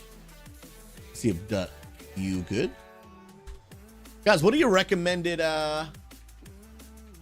What are your recommended cuts? Yeah, I just get whatever's the cheapest. Whatever's cheapest and doesn't have a ton of fat. I like a lean cut. That's good. Okay, sick. Pull timer going out. Let's go for it, homies. Prom, you like a New York strip? Respect. How is that on the cost side? Is that a cheaper cut or a more expensive cut? Cray filet or sirloin, no fat. I think I also like sirloin. I honestly don't know much about steak, to be honest. And I don't really know what a New York strip is. I didn't really eat a lot of steak growing up. I was late on that divine hymn use. Really late on that. Like super late. Mashed potatoes. It's not too expensive. Respect, dude. Uh-oh. Ruh-roh. Bro, I'm healing like a champion right now. And when I say champion, I mean mashed potatoes. It's about... Okay, wait. You have 30 of them in the freezer? Bro, share with the class, my guy. What are we talking about here?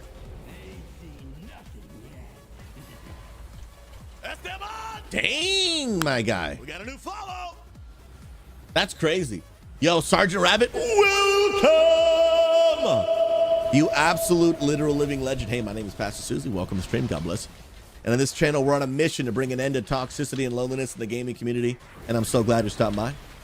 I'm doing a raid on my Priest 557 right now. I don't play Priest, and I don't have gear. But we're helping the community get their good old coins for the new dinar cartel system. And then after this, we're jumping into some keys, homies. Doing some keys. Now, we love getting to know people around here, Sergeant Rabbit. So if you like talking in chat, hey, feel free to let us know what part of the world you're from, what games you like to play. But if you just want to lurk and sit back, hey, totally cool. Just want you to know that you're loved and valued. I mean that. Thanks for stopping by. I appreciate you. Iken, round steak would be one of your cheapest steaks. I usually use that for fajitas. Okay. I'm learning a thing or two. Purpose driven, you get a porterhouse, but it's not particularly lean. I mean, I could always just cut the fat off. Like if it's a really tasty cut, but it's just got some fat, I don't mind just cutting some of it off. I know there's a lot of flavor in the fat and stuff, but I just don't really enjoy it. It's honestly not even a health conscious thing. It's just a taste thing. I just don't really enjoy it. Okay, there's large, and there is no other bombs to explode. I gotta get to it. Got to it. Nice. I think I may have ran someone else over, but you know what? They'll survive. They'll survive. Let's go. Oh shoot. Get that off me, bro. Nice. Cybertron, you usually get ribeye. It's more fatty, but very tasty. Okay. I respect that. And compared to other meat, it's really not that fatty. Okay, I think I'm about to check that out. Because, yeah, last night was the first time ever. Some of y'all are going to laugh at me. that I ever tried to make a steak. I might die here. Like the right way. Like I said, we don't eat steak super often. We do a lot of chicken, fish, not ground beef, turkey, ground turkey, things like that. And we do beef once in a while, not super often. Not really any reason why, to be honest. We just kind of don't. But we're like, hey, we want to get into eating some more beef, eating some more red meat. You know, it's good, it's tasty. So anytime I have made it in the past, I've just literally, you know, put some butter on the pan. Obviously season it, and then just cook it, right? So last night we like looked up like a, you know, like the right way to make a steak. You know, like all of it. You know, you do the thyme, you do the butter, you do the, you know, you tilt the pan and you like, you know, throw the juices on it, and then you let the meat rest. I had never let the meat rest before. I'd never done that. And so then we were like, if we're gonna like learn how to make steak, maybe we should look into like, is there a cut that we like and think is good? So now I gotta figure that out. It was kind of fun, dude. I thought cooking steak was written to a man's DNA.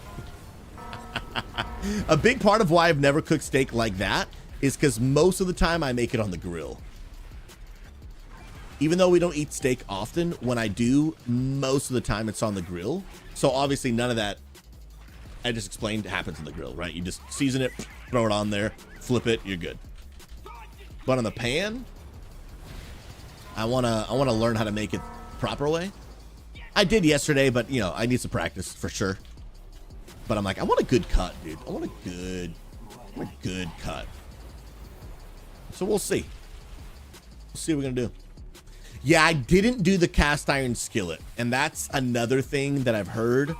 We have a cast iron skillet. I don't even know if I've ever used it, to be fully honest with you. Literally don't even know if I've ever used it. My wife has a few times, but I don't think I've ever used it one time. I don't think I've ever used it, to be honest with you. I don't think I have. But again, like I only make chicken, fish, ground turkey, sometimes ground beef. That's pretty much it. We do a lot of chicken. A lot. I love chicken, dude. I can eat chicken every day. Mag, I'm with you, bro. I can have chicken every day. But I love red meat. I just didn't grow up eating a lot of it. And then I don't think Amanda did either. So, like, those aren't normally things you'd make on the cast iron skillet. So I guess I just kind of, like, never use it. Nice. Great work, everyone. Then I spammed the macro to invite everyone to the community. Let's go, dude. Okay. Trinket not for me. Dang, tier not for me. Leather not for me. Dude, there was like no gear that dropped for clothies, bro. It's like none that dropped. That is literally so sad. So sad, dude. I got these heels. Duke, so seriously, again, I was a chef for years and I can help you cook, bud. If you're interested in hitting me up anytime for advice or questions, bro, hit up the cooking channel in our Unity Gaming Discord and start dropping some just straight facts, man. Teach us the ways. Teach us the ways, man. Coach, you prefer mine with rosemary and thyme? I did thyme and garlic, but we didn't have like actual thyme, so I just used like the chopped thyme that comes in like the spice thing. And, you know, probably not the same. So it was definitely like not a full-blown experience, for sure. For sure. Licky, if it moves a little bit when you bite it, you know it's cooked right. Nah. I'm a medium rare, medium kind of guy. Medium rare, medium kind of guy. Too red, and I don't like it, dude. I'm not about it. I'm not about it. I just am not about it. Not for me, dude. Cast iron's good for burgers too. Okay, then that is one that I've definitely been throwing. We make burgers once in a while. Most of the time on the grill. on the Blackstone, but when I don't make it on the Blackstone, I just make it in a normal pan, and that has been a throw. That I probably just need to just stop doing. I gotta do it. One guy in chat asked, Necro B Rez, are we doing the whole raid? Fortunately not, brother. The name of the group was first four only. Bro, Blackstone Smash Burgers are unbeaten. Dude, I haven't done that yet. Hoagies, I gotta do it, bro. I gotta get me some stinking Smash Burgers, man. Gotta do it. I gotta do it. I gotta do it. Cal, thank you for coming. Bro, Olajuwon, when you stopping by for some Smash Burgers, dude? Bro, swing by the IRL Penguin Palace, dude. We'll throw some burgers on the grill. Dude, we'll make it happen, dude. For real, man. For real. I love using my Blackstone, dude. Like, I find using the Blackstone so much more fun than an ordinary grill. Don't be a stranger. It's so good, dude. It just is so good. I love it. I love it so much, man. I got a griddle top on top of my grill. I need to still try it. I love it. And honestly, it'll probably be almost the same. Obviously, the flames are going to be a little bit further from the cast iron. I mean, from the skillet, depending on, I don't know if it has like a stand or whatever. But I'm assuming it'll probably work pretty much the same way. For real, I don't really see it being much different. I love it. Yeah, bro, Ladron, let me know, dude. We'll have you over. Like I said, we'll throw some things on the grill. And dude, we'll make it happen, bro. We'll make it happen, bro. That's my understanding. There's no stand, it's just a top. Yeah, it's honestly probably going to be the same. I think it'd be the same. But I just, now that I have the Blackstone, like when my grill broke, I mean, I had it for a long time. It eventually just fully rotted out, and you know, it wasn't really a nice one. Things don't last forever. Time to upgrade. And I was like, you know what? I've been hearing about this Blackstone. I had some friends of mine just like swear by it. They're like, bro, like, dude, do not get out of the grill. Get a Blackstone. And I was like, for real? Did a lot of research on it, checked it out. And I was like, yo, bro, this actually seems pretty legit. Now that I got one, I'll never buy a grill again. I will never buy a normal grill for the rest of my life. Like, you are looking at a proud owner and supporter of the good old Blackstone. They are the bomb.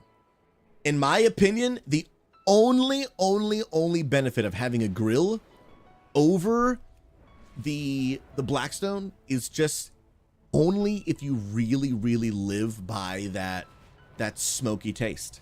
You do not get that from a Blackstone. But if you don't care about that, Blackstones can do everything a grill can do and more, including the grill marks. They have things you can put on the Blackstone and you get those grill marks. It's like literally the only difference. Okay, and that's true. The some of the char, you're right. Some of the char is better on the grill because the fire like actually is touching the meat rather than just the heat. So that, you're right. That is actually a difference as well. But dude, Blackstone for life, dude. Yeah, Poke Perry, they're 10 out of 10. They are absolutely 10 out of 10, and I freaking love them. Love them. All right, friends, if you guys want a Mythic Plus carry, go let me know. We got time for probably 1 or 2, and then we're pivoting to Ask a Pastor Anything for the next 2 hours. I'll be live until 5 p.m. Eastern today, and so 3 more hours till right now. And if you guys want in for a good old Mythic, I'm going to start a group. Again, I'm only starting a group right now. Completely ignore the actual key. This is just to form the group. Once people are in, then we'll see what key we're actually going to do.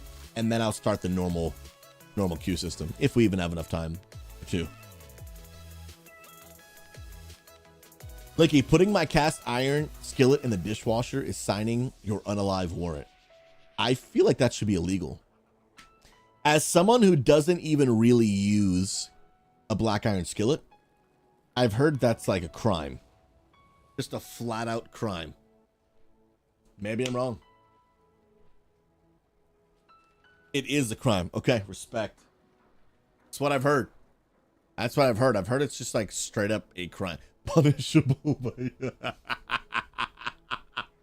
I feel like that punishment meets the crime. I really do. I feel like that punishment actually meets the crime. Dang. So using soap on a cast iron is going back in time. I've heard that as well. Like straight, yeah, M Jacko, straight to jail. Straight to actual jail. Crazy.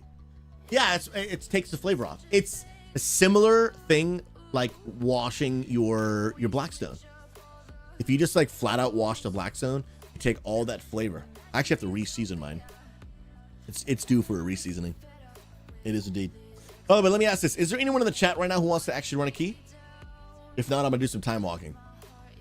Because if no one wants a key, then I'm good. Combat Possum. Early in our marriage, my wife tried to put my cast iron in the dishwasher. To this day, that has been the greatest challenge of our relationship. Bro, I'm really glad to hear you guys recovered from that. I mean that, dude. I mean, there are some situations that, you know, that are hard to come back from. But I mean, I praise God that you guys were able to move past from that. I think it's incredible, dude. God bless you, bro. That's a track. Good to see you, man. I am triggered, dude. Bro, I'm telling you, it's a crime. It is actually a crime. All right, I see no one wants keys. I'm going to do time walking. My mage is level 74. Does anybody want to do their weekly time walking quests? Does anybody want to level an alt? Otherwise, I'm going in solo. I have a mage at level 74. Okay? 74. Oh, Bezatrak coming to stir the pot a little bit. He says you should wash your cast iron pan with soap from time to time. Hey, bro. The pot or the pan or the skillet has been stirred, ladies and gentlemen. Come on now. This might be worse. This might be more division than the election, dude. I mean, this is spicy up in here, dude. Oh, come on now. Yo, Bezatrak coming in hot. He came in swinging, dude. Bezatrak, we love you. It's good to see you, brother. How you doing, man? I've heard it both ways. I've heard like once in a blue moon it's good. I've heard some people say never do it. I've heard some people say like, you know, just like once in a while. Because again, it reaches a point where it's like, after what amount of time is this thing just like dirty now? You know what I mean? I don't know, bro. I don't know. All right, is there anyone that wants time walking? Otherwise, I'm gonna queue it up. So, Coach, the doctor told me the wrong office. No shot, dude. So I drove 25 minutes from work to get my appointment. Now I'm driving 30 minutes back to the other office that is 5 miles from my work. Ah, bro, drive safe, man. That's frustrating. I'm sorry to hear that, dude. Man. Dang, dude. Dang. Okay, soap is fine. It's the elbow grease that scrubs all the flavor. It's permeable so that you can let soap sit in it. I guess that makes sense too, right? Where like you can wash it with soap, but just don't scrub the crap out of it. Because then you're really rubbing everything out. I don't know, bro. I don't know, dude. I guess the world will never know. The world will never know how much soap one should use. All right, I'm queuing it up. Hopefully it's not too long of a queue. 6-minute queue. It's not the end of the world, dude. Not the end of the world, dude. Come on. Bezatrak, soap cuts the fat off, but does not ruin the metal. But over time, the fat will lose its viscosity. Hold, please.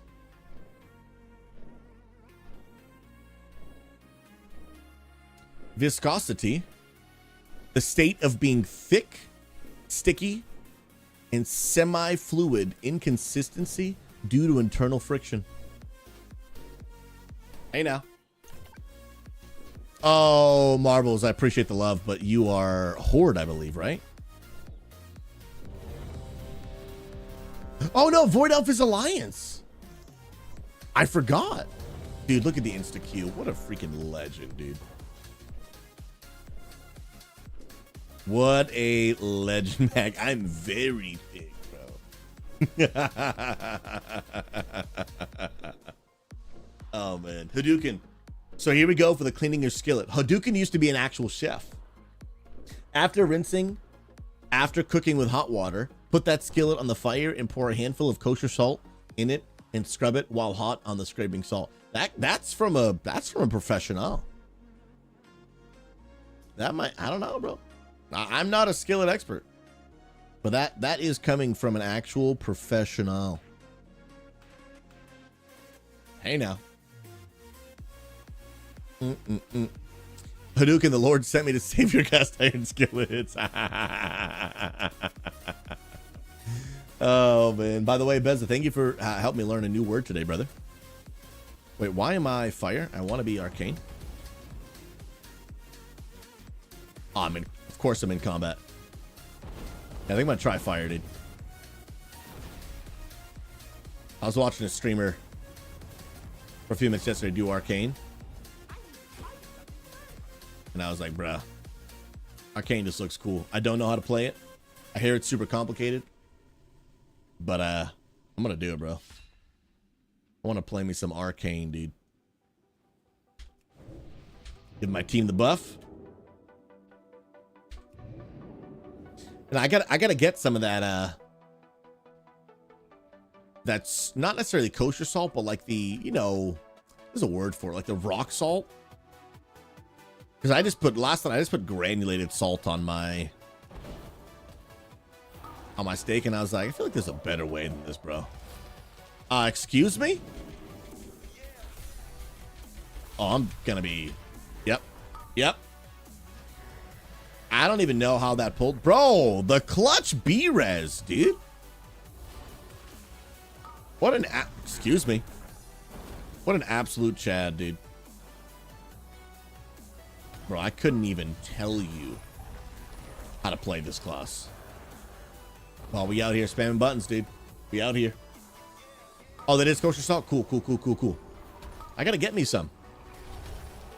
Because, like, I was following the video's instructions on how to make the steak, but I was like, I don't have half this stuff. Like, I don't have half of it.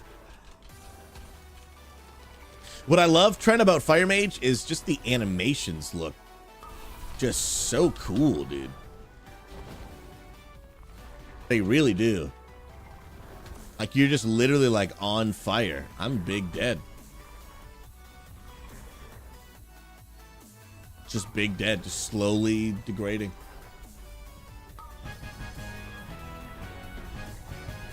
Icon, I'm gonna have to upgrade. I have to get me some better salt. For real. Oh, that's a huge upgrade. 275 weapon to a 509. That's massive. That is massive upgrade. Combat, also viscosity. Referred more specifically to how slick a liquid feels. So oil is more vicious than water, and water is more vicious than milk. I don't know if vicious, is that the right word right there? Am I even saying that right? Y'all are just edumacating me today, bro. Start watching food shows. Oh, it's viscous. Viscous. Respect. I've never heard this word in my life. We were just literally talking about this at the officer meeting the other night on Wednesday about like new words I've learned. Here's another one. Pastor Phonics over here. Icon with a good, Icon never fails with a good alliteration. Come on. 10 out of 10. 10 out of 10. Yeah, guys, I've learned so much from you. I really have. Like, I've just learned so many words. Integers. There's another word, Kissy, that I just keep forgetting what it is. We literally talked about this on Wednesday night. Oh, respite. That's what it is. Learned respite. I learned surmise the other day. Now, today, I've learned, what is it? Not only viscous, but viscosity. I mean, all of these words just seem really, really beneficial to my everyday life. You know what I mean? Seem really beneficial to my everyday life. Absolutely. Absolutely.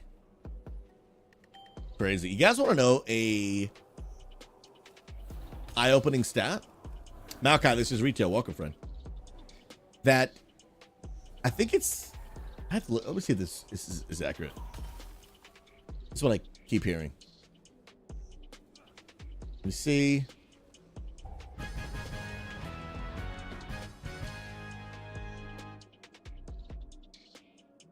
Dun, dun, dun, dun, dun, dun, dun, dun. The average American has a 8th to 9th grade reading level.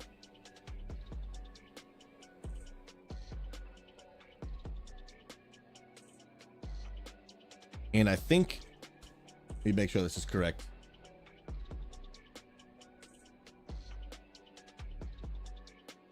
Wait, I can't get lost.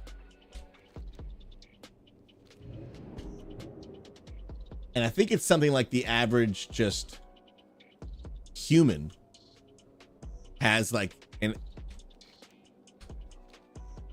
5th grade reading level, something like that. It's like most people just do not know big words. They just don't. Bro, Marbles, I'm following you, bro. Following you, my dude. Dude, don't run behind a wall. There we go. Dun, dun, dun, dun. Wait, did everybody leave? Bro, everybody left, bro.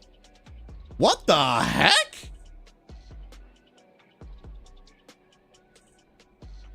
Bro. They all literally left. That's wild, bro. That is insane. Oh, wait, that was the final boss? I didn't know that was the final boss, dude.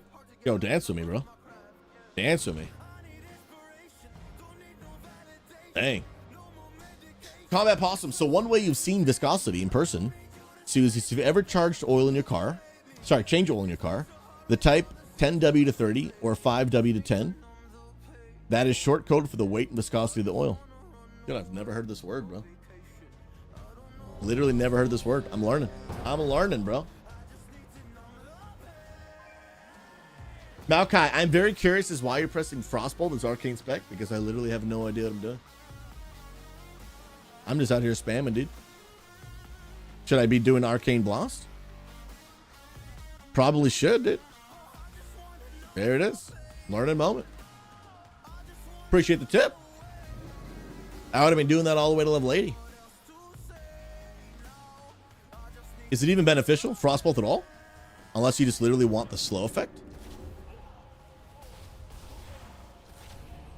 Oh, I am in Fuego, dude. I am in Fuego.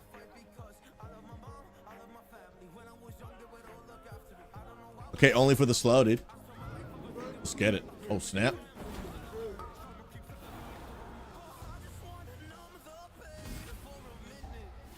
Yeah, Maid is always a class I thought was cool, but just never really played it. Oh, I'm out of blinks. I had a pro move planned, and then it didn't work out.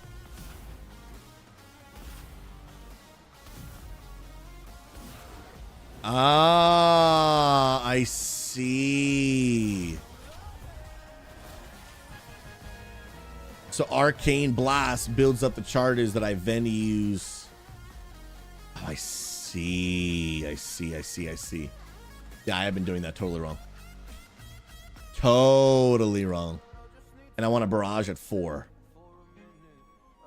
Okay. That makes way more sense. Barrage at 4 charges. Interesting. That's sick. That makes so much more sense. Because I literally had no idea what I was doing. Mac, ever poured water, honey out compared to water? That's viscosity. Interesting, dude. I mean, I get the concept. I just never heard the word for it. Dang, bro. We're learning, dude. We're learning, bro. Learning, man. But knowing actual stats about people's like vocabulary levels and everything, I just intentionally avoid big words. Because I know it probably seems like I'm the exception. There's another word. You would be blown away at how many big words, like 90% of people just do not know. And as a communicator, I intentionally avoid them. Because then you lose people. You're like, I don't know what you just said. I don't know what you just said. What's alter time? Is it a cooldown? Sick, dude. Should I pump? Am I pumping? Oh, snap. I know a lot, but my husband is even more than me, and I have to be like, stop using Scrabble words. Stop using 74-point Scrabble words.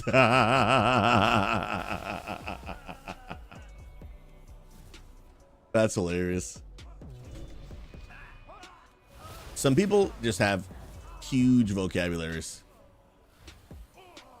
But as a communicator, when you use too many big words, what it communicates to people and gives people the feeling of is it gives them that feeling. If you've ever gone to a doctor and he keeps using a ton of big words that you have no idea what he's saying, and it's almost frustrating, it's that same experience. So unless you like are speaking to what is primarily like a super well-educated audience, like significantly above the average, like you're at a doctor's conference or, you know, some sort of language conference, or you're just speaking to people who just have significantly higher vocabulary than the average person, I recommend avoiding those big words. Absolutely. Yeah, it can depends on your audience, but for you, yes, absolutely. Absolutely. And unless you run in those circles, all these big words, you realize just how for most people, just how useless they are. Combat, I'm gonna start dropping some random big words in chat so you can start, so SouZy can learn them. Absolutely. Absolutely. Give me the edumacations, bro. Teach me the things. Then I'll start teaching all of you about transubstantiation. And then we'll start trading big words. Ah! Why am I dead? Okay, dude, I got literally like absolutely almost one shot by something. That is wild, dude. Okay, here we go. Nice block for the win, dude. Dun. Why, hello, Manders. Hey, nice Jesus is King shirt. Nice. My wife's wearing a new shirt that says Jesus King. Hallelujah. Cal, what you know about that supralaprenarianism? I'll say that one more time for you. Supralaprenarianism. It's a real word. It's a very deep theological word that I disagree with. But it's real. It's a real thing. Dun, dun, dun, dun. Mag, why you look under the table to see her? No, because my monitor is in the way. So there's a gap between my desk and the monitor where I can look and see her. But I realized that watching me do that probably looked very strange. Yeah.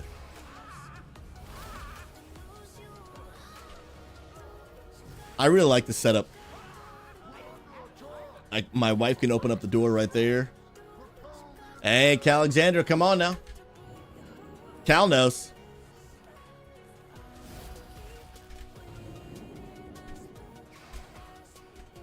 Dude, now I kind of actually want to learn how to play Arcane. Because it just looks super cool, dude. And when I'm at 4, then I cast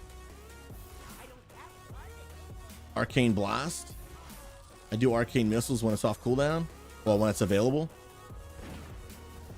Then I get 1 charge per blast. And that makes sense. Oh. I can cast more than one. Oh, they stunned me. Ox sounds good, bro. Yeah, I got time for at least one after this. Calvin is funny because I grew up Southern Baptist, which is Calvinism. Is that fully true? I know definitely different sects of it are, like sections of it, but is that, I don't think that's true for just all of Southern Baptist, is it? I don't think so. I could be wrong. I didn't grow up that way, so people know better than I do. But I've heard it's not the norm for all of them. Let's go. Well, that's the wrong button. There we go. Dude, Blink is so cool. Like, Arcane is easy to learn, but hard to master. Oh, nice. I like classes like that. Blinky Sticky, what is Calvinism? I'm honestly not even going to get into it. It is wildly complicated. I've done a lot of research. I wrote like a 20-page paper on it in college. But it's just, it's not even something I agree with. So I'm just not even going to go into it, especially not in this channel. It's just, I love talking about faith in my channel, and I do it all the time.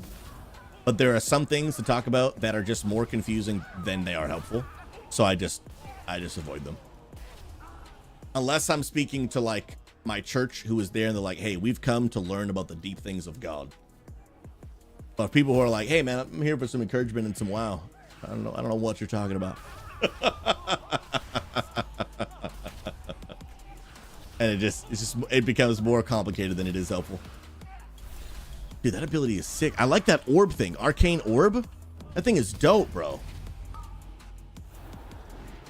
Dude, maybe I play a little mage action, bro. Maybe I do it. And plus, being a no mage has been something I've just thought is the funniest thing for like about a bajillion years, dude. And can you move while casting? Oh, dude, you can move while casting arcane missiles. Dude, that is so sick. That is actually super cool. Yeah, Poke Perry. Bro, what you know about that Jimmy World of Warcraft videos, man? Man, Calvinism means you can only go to church if you wear Calvin Klein. That's accurate. No, it's not. It's not. Don't believe it. Don't believe it. Don't believe it. Okay. All right. So mostly, but it doesn't follow the 5. Okay, that makes sense, Cal. That does make sense.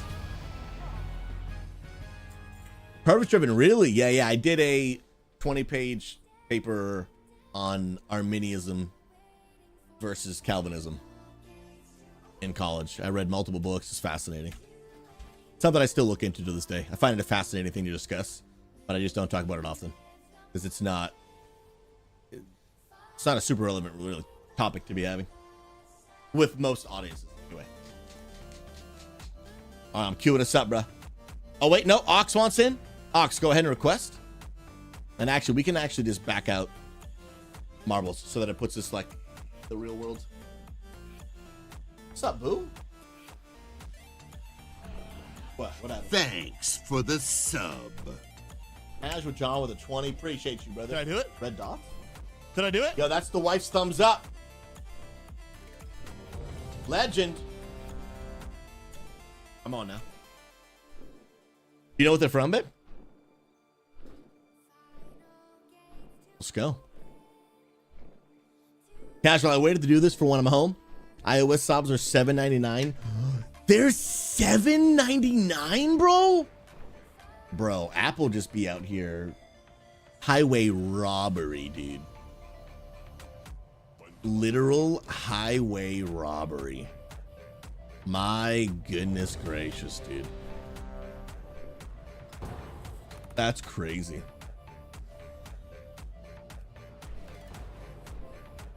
Let's go.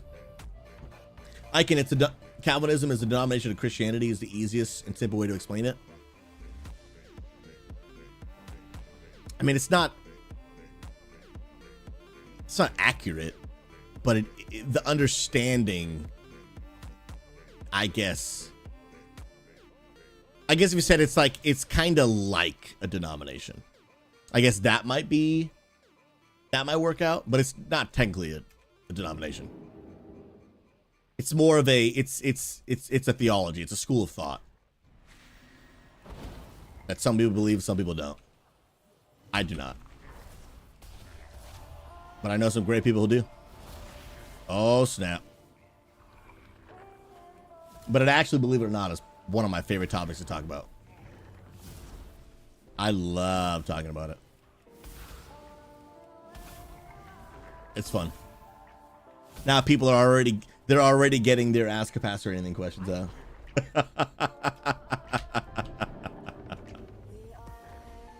They're already getting it out. Dun, dun. Now mages definitely have an interrupt. They definitely do.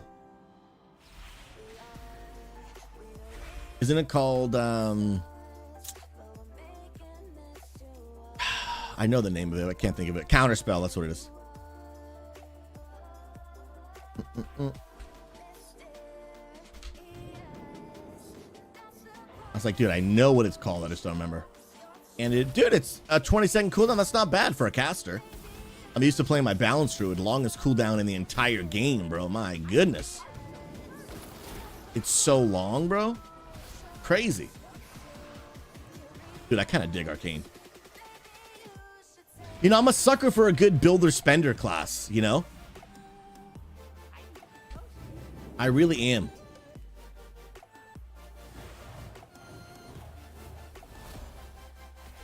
Yeah, I'm a good sucker for it, man. Dun, dun, dun. Yo, Maddie Rose is streaming. Maddie Rose is a legend. Like, for real.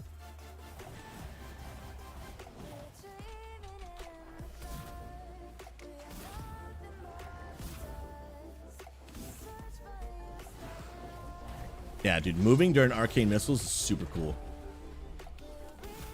Well, I don't have, like, any of my talent points. That's probably another reason why my damage is so garbage.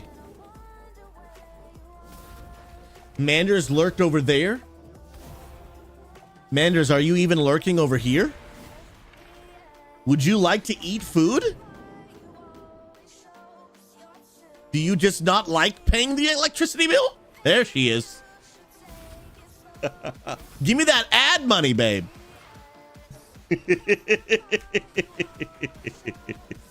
Actually, we lose money by her subbing to the channel. Hey, there she is. Nice shirt, I like it. I heard you were lurking in Maddie's stream, but I wasn't sure if you were lurking in mine. You're always lurking, but are you listening? Oh, how did I know you were lurking in Maddie's stream? I got eyes everywhere, babe. I got eyes everywhere. We're watching you, Wazowski. Always watching. Guys, I want to stream with my wife more, man. She's such a legend, dude. Yo, Fortnite streams with me and the wifey, though, I'm telling you, they're lit, dude. When we play Fortnite together, we have so much fun. And we do all the stupid Fortnite dances. And we kill, like, 12-year-olds in game and then just, like, emote on them. Oh, it's so... And she's the culprit. She's like, yeah, get wrecked! And then she pulls out the emote, dude.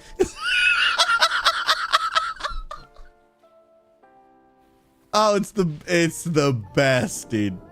It's literal content for days, bro. And we just have so much fun doing it together. Oh, man. It is straight vibes. Bro, we gotta put them in their place, dude. Train them up in the way they should go.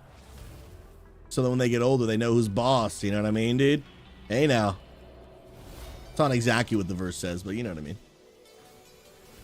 Paraphrase it a little bit. Oh, man.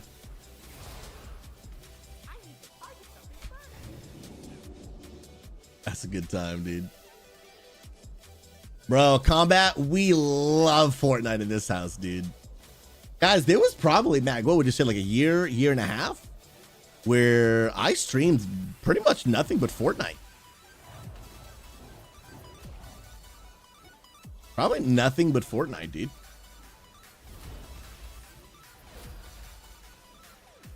It feels like a lifetime ago. You, oh my goodness, you Zethon, spare the rod, spoil your elo.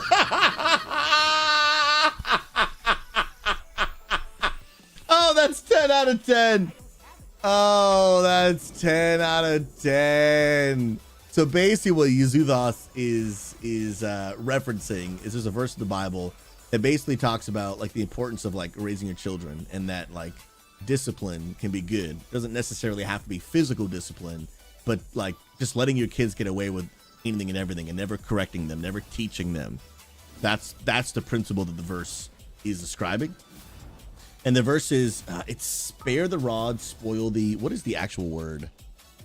Spare the rod, spoil the child, right? Yeah. Spare the rod, spoil the child. Never any consequences, never any discipline, never any, they just do whatever they want. That's not how the world works, right? How the world works. So that's the verse. But because I said, I made the joke about like beating the 13-year-olds in game to like teach them a lesson, then he turned it around. Or she, I apologize, I might not know. But you see the spare the rod, spoil the elo, dude. If they want to learn how to climb the rank, they're gonna have to learn. I'll teach them. Oh, that is 10 out of 10. I'm a sucker for a good play on words. I really am. I'm a sucker for some good play on words. And that's just good stuff right there. That really is. I love that. My goodness. Couch John, you don't have chapter verse in chat? It's a great addition to chats. Reference Bibles when typed in chat. Interesting. Mac, do you know what that is? It shows the whole verse. Only thing I would say is I've just seen a lot of streams where it just gets spammed. I've seen it. I've just seen it get spammed. And I don't, yeah. I haven't seen it in a while. And then what I've seen people do, and this is like unfortunate to admit, what I've seen a lot of, like, I hate to even admit it, but Christians come in and just spam these verses to try and prove some obnoxious point. And because I have such a mixed audience where I really try to make this a place where even people who don't believe in God can be, because I'm trying to reach people who don't know Jesus. Sometimes Christian just come in and just ruin it. They just come in and ruin it. And it is utterly obnoxious. It just absolutely is. Absolutely, and bad actors can use it for hate. Yep. So I'm not saying I won't do it, but in the church channel, absolutely, right? Because the church people come to the church channel. Like, there's many purposes to a church, but one of them is like, you're coming here to know God. You're coming here to like learn about the things of God, right? Like, so when you go to the church channel, like, that's what it's for. And if you don't want to hear about the things of God, hey, you might, maybe it's a channel that we would respect if you were like, hey, I'm going to avoid it. I absolutely understand it. If I don't want to hear about a school of thought that I reject or refuse to believe, I'm probably not going to go to those places, right? Probably not going to go there. And that's my right. And although I have those discussions here on my stream often, this is meant to be much more of a, first of all, the niche of World of Warcraft, a relational thing with me directly, but I incorporate my faith in that. But I've just been doing this long enough to know, man, that sometimes Christians just come in and just literally just like, bro, you're really making this hard, man. Like, there are a lot of people who don't like Christians, and you're being one of those right now. Please just leave. Please just leave, or I will hit a button and you will be forced to. That's the worst, dude. Couch John, how was the KH4 content? I was driving, so I only heard your partial reaction. I mean, there was not much to say because not much really to see, but the graphics on it looked sweet, bro. Looked absolutely sweet. It still is probably quite a whiles away, but it looks dope, bro. It definitely does just look really dope.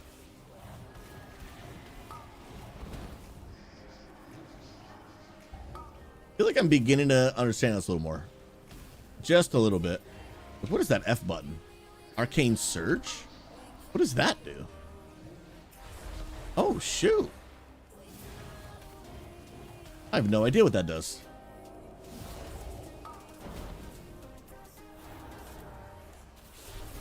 Oh, bro, that almost one-shot me. Oh, you think because you think you're speculating that they're currently transferring from Unreal Engine 4 to 5? That could be part of the delay. That must be hard for developers, dude. When you've been working on the game and then a new technology comes out and you kind of almost have to like just start over. Yeah, that would be rough, dude. That would absolutely be rough. Bang. Bum, bum, bum, bum, bum. Oh, well, that's a huge gear upgrade. Sheesh. Yeah, I'm getting massive gear upgrades, dude. My goodness. Wait, did you go this way? Okay, they went this way. I'm not getting lost again. I see them. I wish I had like a speed movement thing. Dude, you came back for me? What a legend, bro. Casual John, I like never do single player story games on stream. Kingdom Hearts is the only series I've done on stream. What's up, babe? Oh no. Well, let me check right now. Not yet. I did 1, 2, and 3 on stream. Now I played 1 and 2 growing up. I had already beat them, so I was replaying them. But then on day 1 release of number 3, I played that. Ike Lady, okay, that is true. Maybe it's one of the only ones I've played. But especially a whole trilogy, I've definitely never done a whole trilogy from start to finish. But I've done I've been doing this so long, I forget what games I've played. But yeah, so maybe not the only one I've ever done, but one of the only ones I've ever done. Yeah, I did. And especially if we want to do like a story mode game, I would consider Little Nightmares to fall into that category. Maybe, maybe not.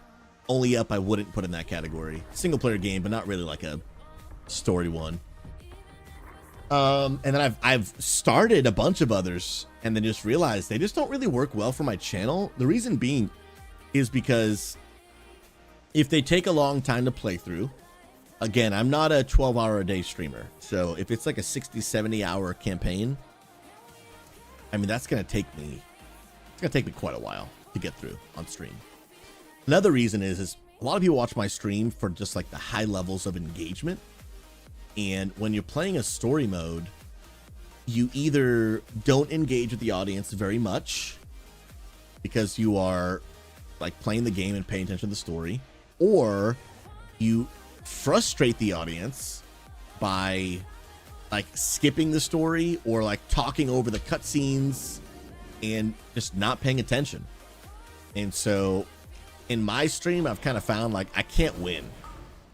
I either frustrate the audience by not engaging, or I frustrate the audience by engaging and like not really interacting with the story. So I'm like, you know what, dude, I think these are just not for me. I think these are just not for me on the stream. I've tried so many, and like when I've done them, unless they're a serious like fan favorite to where like 99% of people are gonna love this game, it like hardly ever works for me. So not saying I'll never do one again, but it's not a normal thing that I do for those. Oh my goodness gracious, bro. This is kind of crazy. Yo, Ox is big dead. I mean, big unalive. I didn't say it. He got B-resed and is unalive again. Are you pumping, dude? I see marbles pumping. I'm definitely not pumping. Yeah, and some people avoid streams if you're playing like a story game, single player, and you're playing it like, you know, on release or near release, then a lot of people actually will avoid the stream because they don't want you to spoil it for them.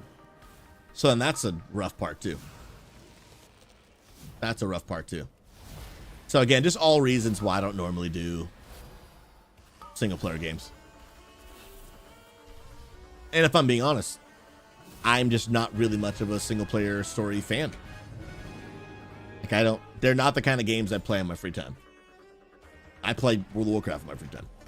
I play Overwatch in my free time. I play a lot of multiplayer games. MMOs and multiplayer games are my thing. Those are my thing. We can probably do one more dungeon, and then it'll be time for Ask a Pastor or anything. Dun, dun, dun, dun, dun, dun, dun, dun. Hoagies, does a pastor play GTA 6? I'm gonna be honest, bro, and some of you might be surprised by this. I love so much about Grand Theft Auto 6. I love the graphics. I love the open world feel. I love the gunplay.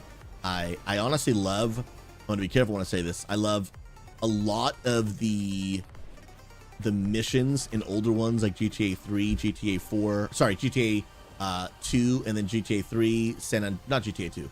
3 San Andreas Vice City is what I'm thinking of. Where like you're just, man, you're going around completing these missions and tasks. There's so much about the game that I love. However, these days for me, as a follower of Jesus, I just can't justify going around, picking up prostitutes, murdering innocent people, doing drug deals. And I just can't. I'm like, would Jesus sit down and play GTA 6 with me? I don't think that he would. So I do think there's a lot of validity in Auxiliator saying like, what about the RP? I think it would actually be really great to go into the online role-playing side and like literally be a pastor and like evangelize and tell people about Jesus. I would do that. I just haven't, but that is something that I would do.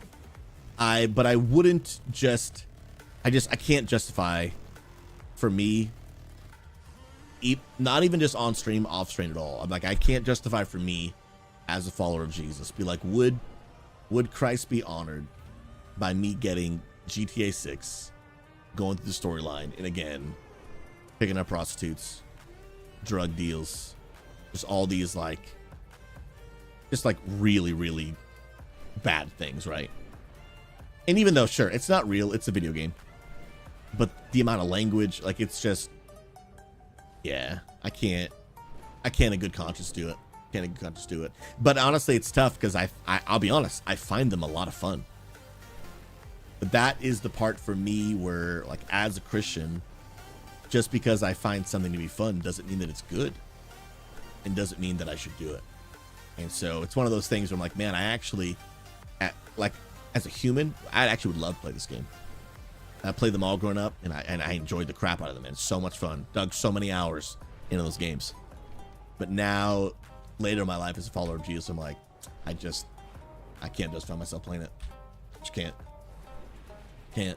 Mag, if we had an RP server, I'd be all over it. Dude, I think a lot of people would, man. I think I've seen someone do what I'm talking about. Like, go into an RP and just, like, try to talk to people about Jesus. I think that'd be a hit, dude. I think that would absolutely be a hit. For real, man. Ox, I mean, Jesus may come back before the release of GTA 6. Dude, he come back in 5 minutes. Nobody knows, bro. Nobody knows, bro. Dun, dun, dun. Oh, let's go. AJ, this graphic is killer. What an absolute legend, dude. Absolute legend. Dun, dun, dun, dun, dun, dun, dun. AJ, you're an absolute S-tier human. Guys, thumbnail for today's video.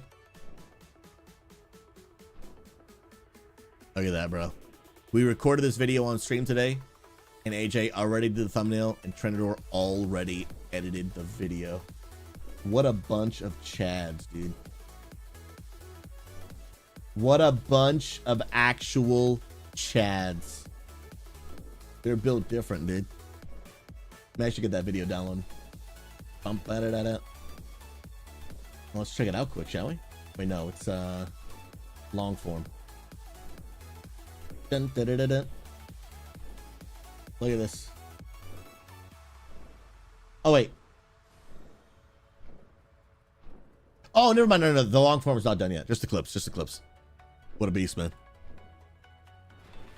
Combat. I used to be specifically FPS story driven or single player RPG only. Now I still prefer to those, but I've also come to love co-op games. Co-op games are fun, man. I struggle with PvP. I love PvP, dude. I want to have fun, but with PvP, I suck and I'm too toxic, dude. I'll be honest. It can bring out the rage, man. That's relatable, dude. There are sometimes like I'll be playing like Overwatch or Marvel Rivals, dude. Oh, Trent, you're good, bro. You're good. And I feel it. I feel it, my bro. I need to calm down a little bit, dude. Like I need to relax. And I'm like this. I may either need to log off or I gotta rail it in and like just get a hold of myself here because I feel it stirring, bro. I feel it stirring, and it's not good. Not good. Couch John, people out here just trying to survive long enough for the GTA 6 release. It's been what, 12 years? It's been like over a decade, I'm pretty sure. Yeah, man. Licky Sticky, I think role-playing a goblin who's the leader of a prosperity gospel congregation in WoW would be super fun. Oh my. Oh my goodness. Bro, there's so much depth to that statement. A goblin who's the leader of a prosperity gospel church in WoW. There is so much in that statement. How long did it take you to think that through?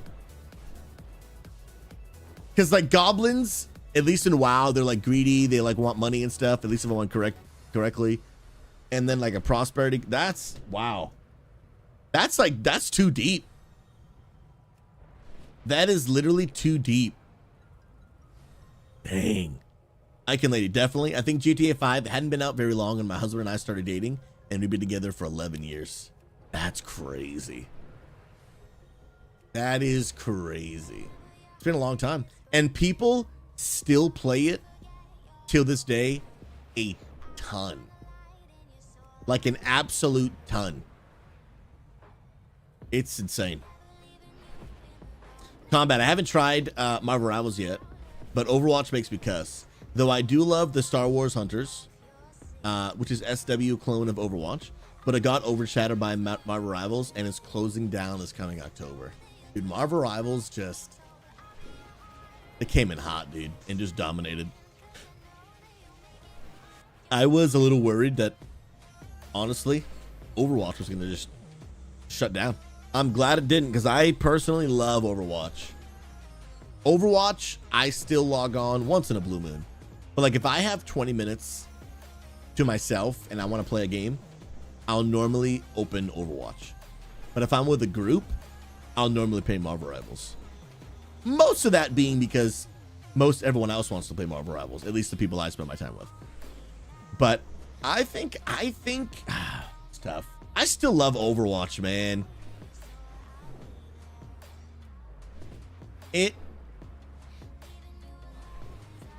Yeah, I love Overwatch, dude. I really do, man.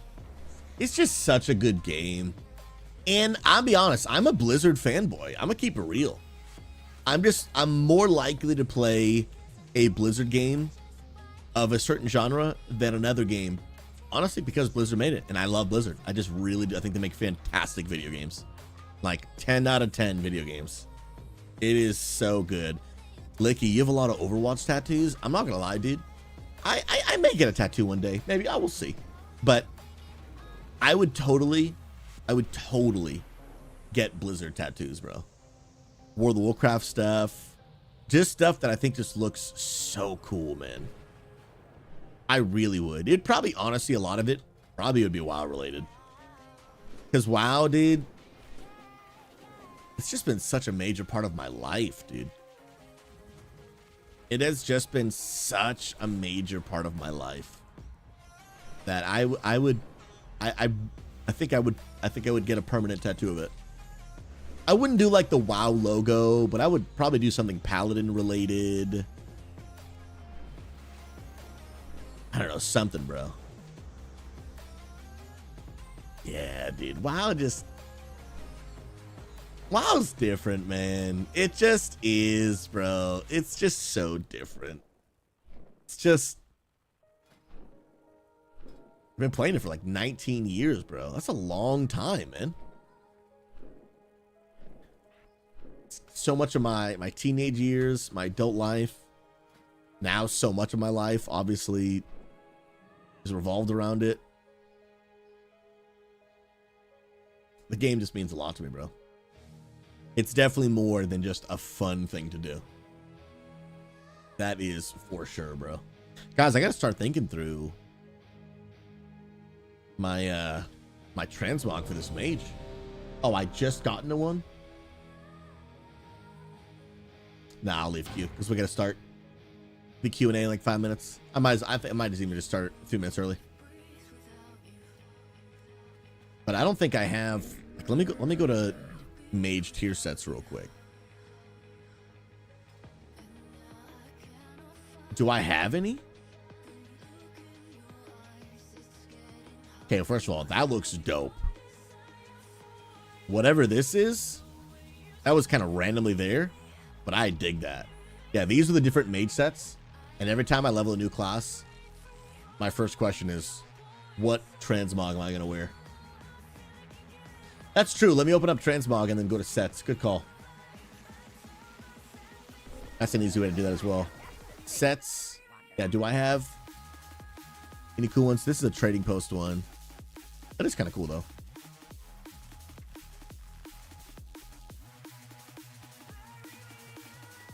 No, none of those are giving mage. This one gives mage a little bit, but I'm not a huge fan. That one I just don't really like. This is giving druid. Honestly, I don't mind this one. It gives me more hunter vibes, though. Like, I feel like I should have a crystal bow from RuneScape and then wear that. Let me take a few minutes to go through this, and then we're gonna start Ask Pass or anything.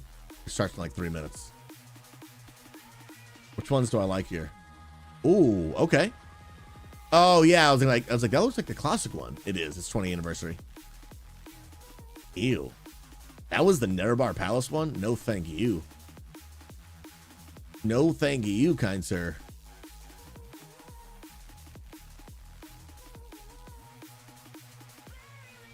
There was one, I think, in Dragonflight that gave you such like a pointy wizard hat. I think that one was kind of a vibe. Is it this one? Yeah, Mirdrasil. I kind of vibe with this, dude.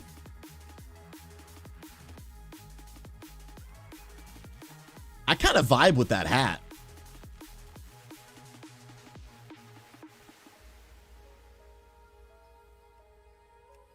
I think I kind of vibe with that hat, dude. I may actually even just go farm just that hat. You probably can't solo Mythic Mirdrasil. You think so? You think you... I don't know.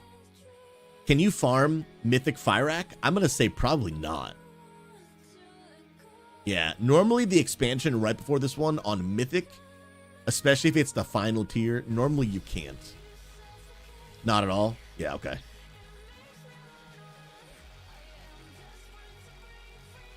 Because I really like that hat. What do you guys think about normal? This gives me priest vibes. That gives me total priest vibes.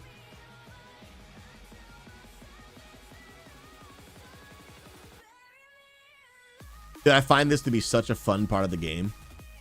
Leveling up a new character, just farming its transmog, and then like just not even logging back in. I've done that for so many characters, dude. And most of them I've already done before, but I've never maxed the mage before. Oh, we've only got about 1 minute left. I still haven't found one I like. Oh, actually, this one I do like. This one is from, what is this from? Heart of Fear? What even is Heart of Fear? Is that a raid?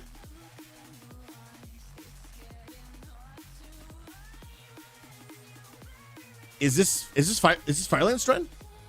I vibe with this one. Ooh, I like that purple. It gives arcane vibes. Oh, it's a mop raid. Okay, I kind of like this one.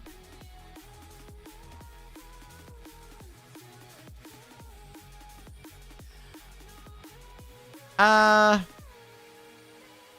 don't like the helm. This is the Firelands one right here. I would maybe change out the helm. Oh, this one I do like.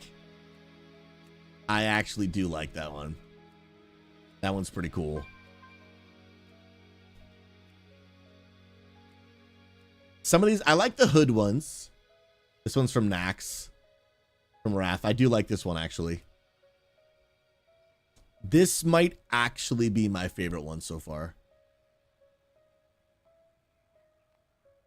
But it's old. You can tell just the quality of it's old. I remember this, dude. This is back when I played the game so hardcore.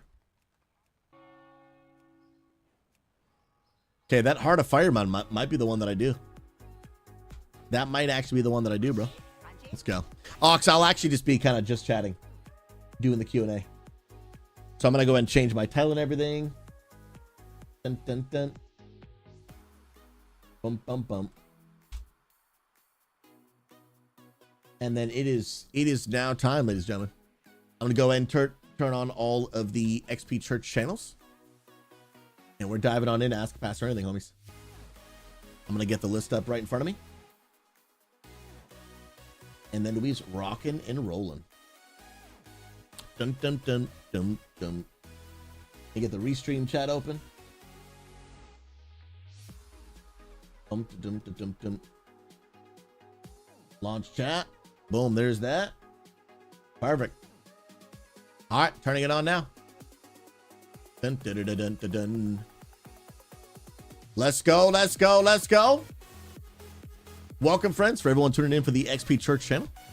If you guys are here present, put a smiling face in the chat. Friends, welcome to another week's episode of Ask a Pastor Anything, where the concept is simple, where you ask a pastor anything. Now, here's the deal. I never want to claim, friends, to have all of life's answers. I don't. Claim, friends, but if there's any way, shape, or form that I can be an encouragement to you, answer some questions, whether they're about life, about faith, relationships, anything. Literally, I mean, it could be how to be a content creator. It doesn't even just have to be spiritual or faith-based, but just a designated just time for Q&A. I love these, and I think we have a lot of really life-giving conversation. And actually, it's really cool. I got the team behind the scenes that is actually going to help us work on like capturing these questions so that like we could turn them into a video and then put them out there, which is super, super, super cool. So friends, if any of you have any questions, all you have to do is type !ask, hit the space bar, and then type in your question, and they will literally just pop up in the queue right in front of me, and I will do my best to answer them. I'm actually going to go ahead as well and just combine both my chat and the XP Church chat. And so I'm going to do that real quick, and then we're going to get rocking and rolling. But you guys are already free to start getting your questions in. Yo, Combat Possum, first question of the day. How much wood would a woodchuck chuck if a woodchuck could chuck Norris? Bro, I did not see the Norris coming at the end, and I respect it. I didn't see it, dude. Bro, I'm gonna say 7. I'm gonna go with 7, and I'm gonna lock that in as a final answer. Confirmed, dude. Absolutely confirmed. Let me just combine my chats, and then we're rocking and rolling. But I really mean it, friends. If there's any way that I can use my life, whether my successes or my failures, whether helping you win in the areas I've won or help keep you from failing in the areas in which I failed, I would love to help. You know, they say the best way to learn from your mistakes is to let somebody else make them for you. And so, I mean, if I can help in any way, shape, or form, be a blessing to you, I would absolutely love to. Again, all you got to do is type !ask, hit the space bar, and then I will answer these questions in the order in which they came in. Let's go. Otto, what is this? Genuinely curious. So this is, you're on the church channel right now. So this is actually a church for gamers. About 9 years ago, my wife and I started a literal online church for gamers. And we have a mission here in our church to help gamers know God, experience community, discover their purpose and help them make a difference. And like literally, we try to give gamers any experience that you'd be able to get by going to a local church in your hometown or wherever. We try to give people that same spiritual experience, but just online through things like Discord, live streams. And so if you are interested at all in being a part, we'd love to have you. I'm gonna go ahead and put the Discord links in the chat. And if you want to come connect, we would love to have you. So I really am I'm a real pastor of an online church for gamers. And so we'd love to have you connect. Come be a part. Super cool, man. Hey, that's actually so wholesome. I appreciate you for that. And absolutely. And we have a lot of people that, you know, they use our church as a place to come explore. They're maybe not even sure yet if they want to believe in Jesus, but here's one thing that I really think is super important. I think it's just very, very important. I really believe that Jesus lived a life of pursuit. And what I mean by that is he pursued people. Jesus didn't just wait where he was for people to come to him. He stepped out of heaven. He came down to the earth and he lived on this earth for 33 and a half years. And he came to where the people were at. And you see throughout the life of Jesus is getting out of his house, getting out of his friend's house, and just going. They spent a lot of time just traveling, going to where people are. And what I want to be careful to do as a church is to not fall into what I think is so easy to do is to fall into this basically just state of like, hey, all we're going to do is just stay where we are and hope that people come to us. I don't think it's an intentional thing, but I think a lot of churches, what they'll do is their main way of connecting and reaching people who don't already go to their church is just like throwing cool events. And I don't think that's a bad thing. I think it definitely can be done, but I don't think it's a super effective way of really doing life with people, right? Really doing life with people. And the reason being is no matter how cool your church event is, some people they're not coming.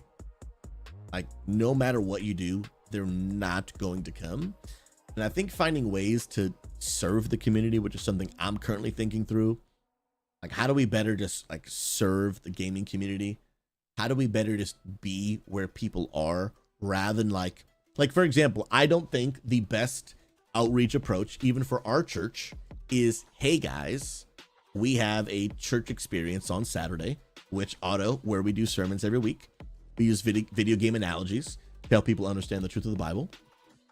I don't even think it's the best approach to be like, hey, we have this, service on Saturdays and we'd love for you to come join us.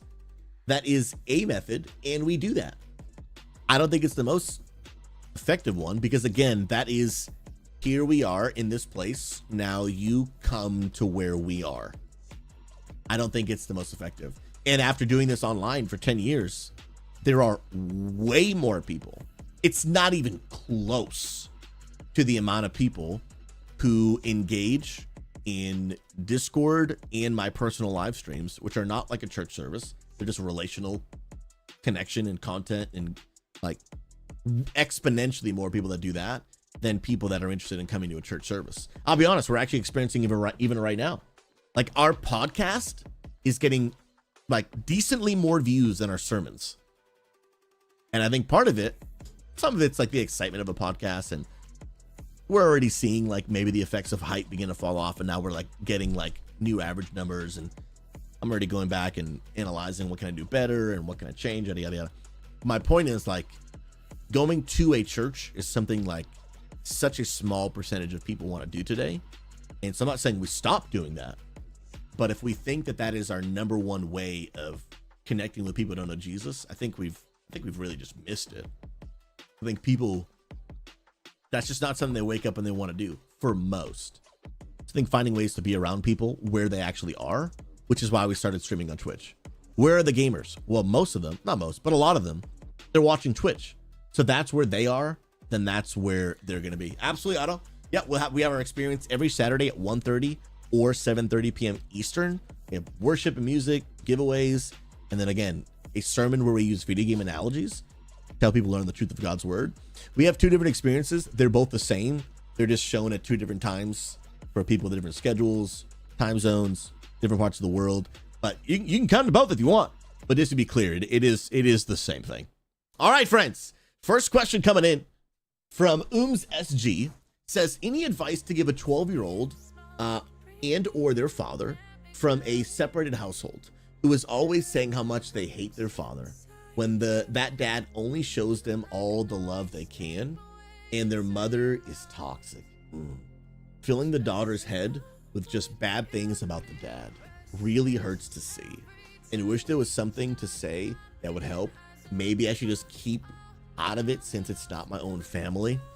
Well, yeah, there's a lot in there, right? And what I'm not going to do is give any parenting advice here because I'm not one, but I'm going to try to speak into that situation again to the best of my ability. I never claim to have all of the answers, but I think there's multiple parts here, right? Like, what does someone do? How much can you really speak into a situation that you're not involved in, especially where you have no control? Because if what I'm reading is correct, and the way I'm understanding it, seems like not only is this not your situation, but then it seems like it is a situation where maybe even the party being hurt has little control. I could be misunderstanding this, but it seems like the mother probably has most custody and then maybe visits the father on certain times. Again, I'm not sure. I'm kind of just speculating from what I'm reading. And so that's going to be hard, right? Because, okay, so I am correct on that. Because, man, there's like little control, right? First of all, you have no control, which you've already acknowledged. And then even the father, unfortunately, has little control of the situation. I think really all that you can do here, man, I mean, is really just encourage him. Encourage him to keep on loving his kids to the best of his ability. Because, like, to keep on just being who he is. And hopefully encouraging him that his actions will speak louder than the mother's words. That's tough, man. And that's tough, dude. When there's just one parent poisoning the kids against the other, and and then again, of course, I'm so disconnected from it. I'm like, how much of it, is really happening or what's being said? I don't actually know, right?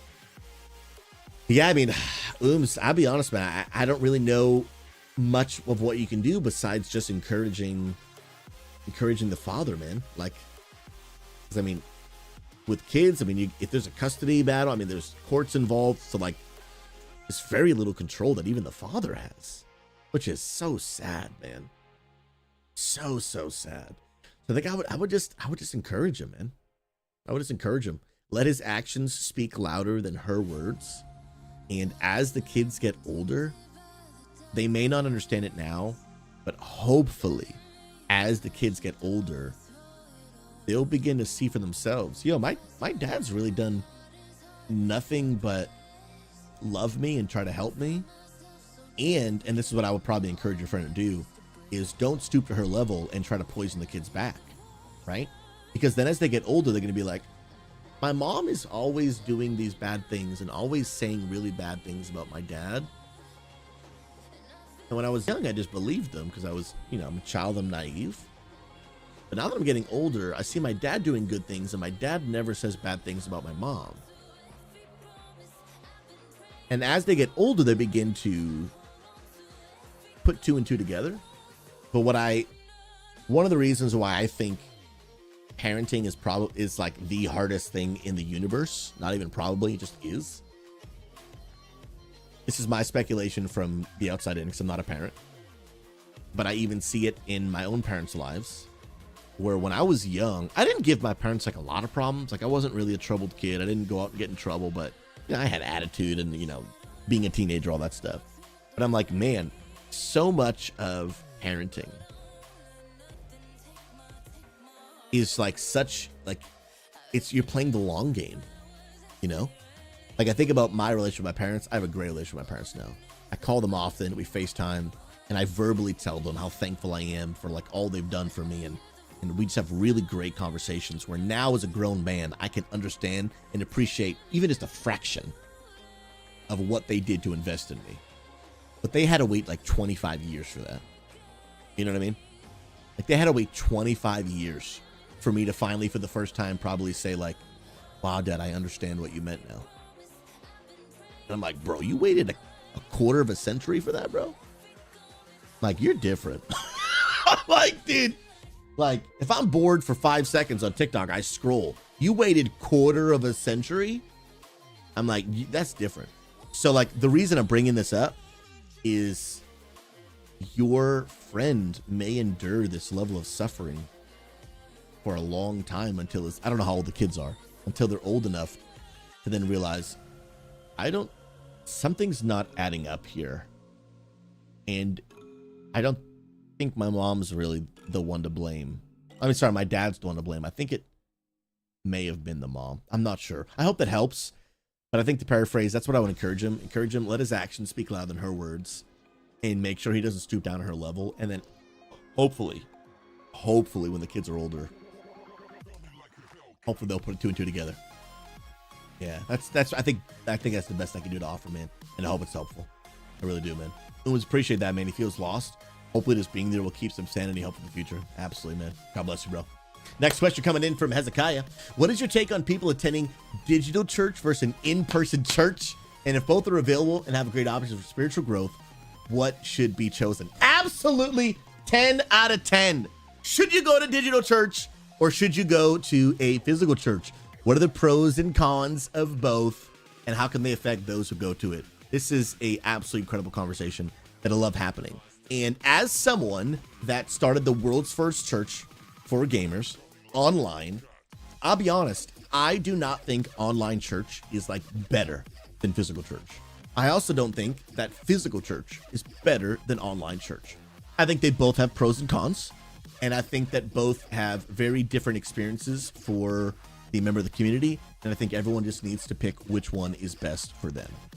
But I think as long as a church, whether online or physical, is doing their best to serve people, make disciples, which means they're growing in their faith, they're teaching people the things of God, they're practicing the sacraments, both online or physical, like communion, water baptism, and really giving people a full body of Christ experience, I think they can be done with the amazing tools of technology, especially today with things like Discord.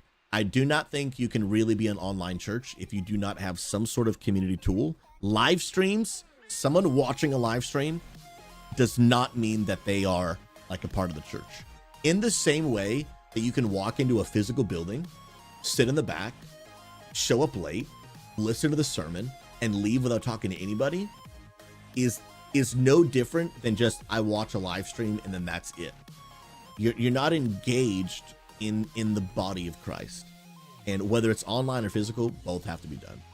But here's what I would say. I really believe that online church is not for everybody. It's just not for everybody. Especially if you find yourself to just be like a really over the top extrovert and you need to be like around people. And I think all humans need levels of physical touch. And I think all humans need, by the way, Oren, welcome on YouTube. God bless you, friend. I think all people need levels of physical, socialization. And that's a big one that people use to tear down the idea of online church. But the truth is you can get those just not in a church environment, right? So like I have friends in real life, even here in Oregon, they don't go to my church, but I get social interaction from them and they're not in my church. So all humans need that, but is church the only way to get that? I would say no. People have their family, they have coworkers, they have friends in life who maybe don't go to their church. There's plenty of other ways to get physical, social, in-person interaction that is not in your church. So I don't really view that as like a deciding factor if online church is real. Another thing I think is important is like the Bible says, for example, do not forsake the gathering of the believers. And that is a huge one that people will often say like, oh, well, the Bible says we should not forsake the gathering of believers. Therefore, online church can exist. And here's what I would say that all of the Bible, I believe, is God breathed. It has no mistakes. It is God's word, but it is also written in the context of its time, right? So for example, when the author writes the word gather, in their mind, there is only one way to gather. Get people in a room, and now we've gathered. They are writing that. The human writing it is writing that through the limited lens of the context of their time.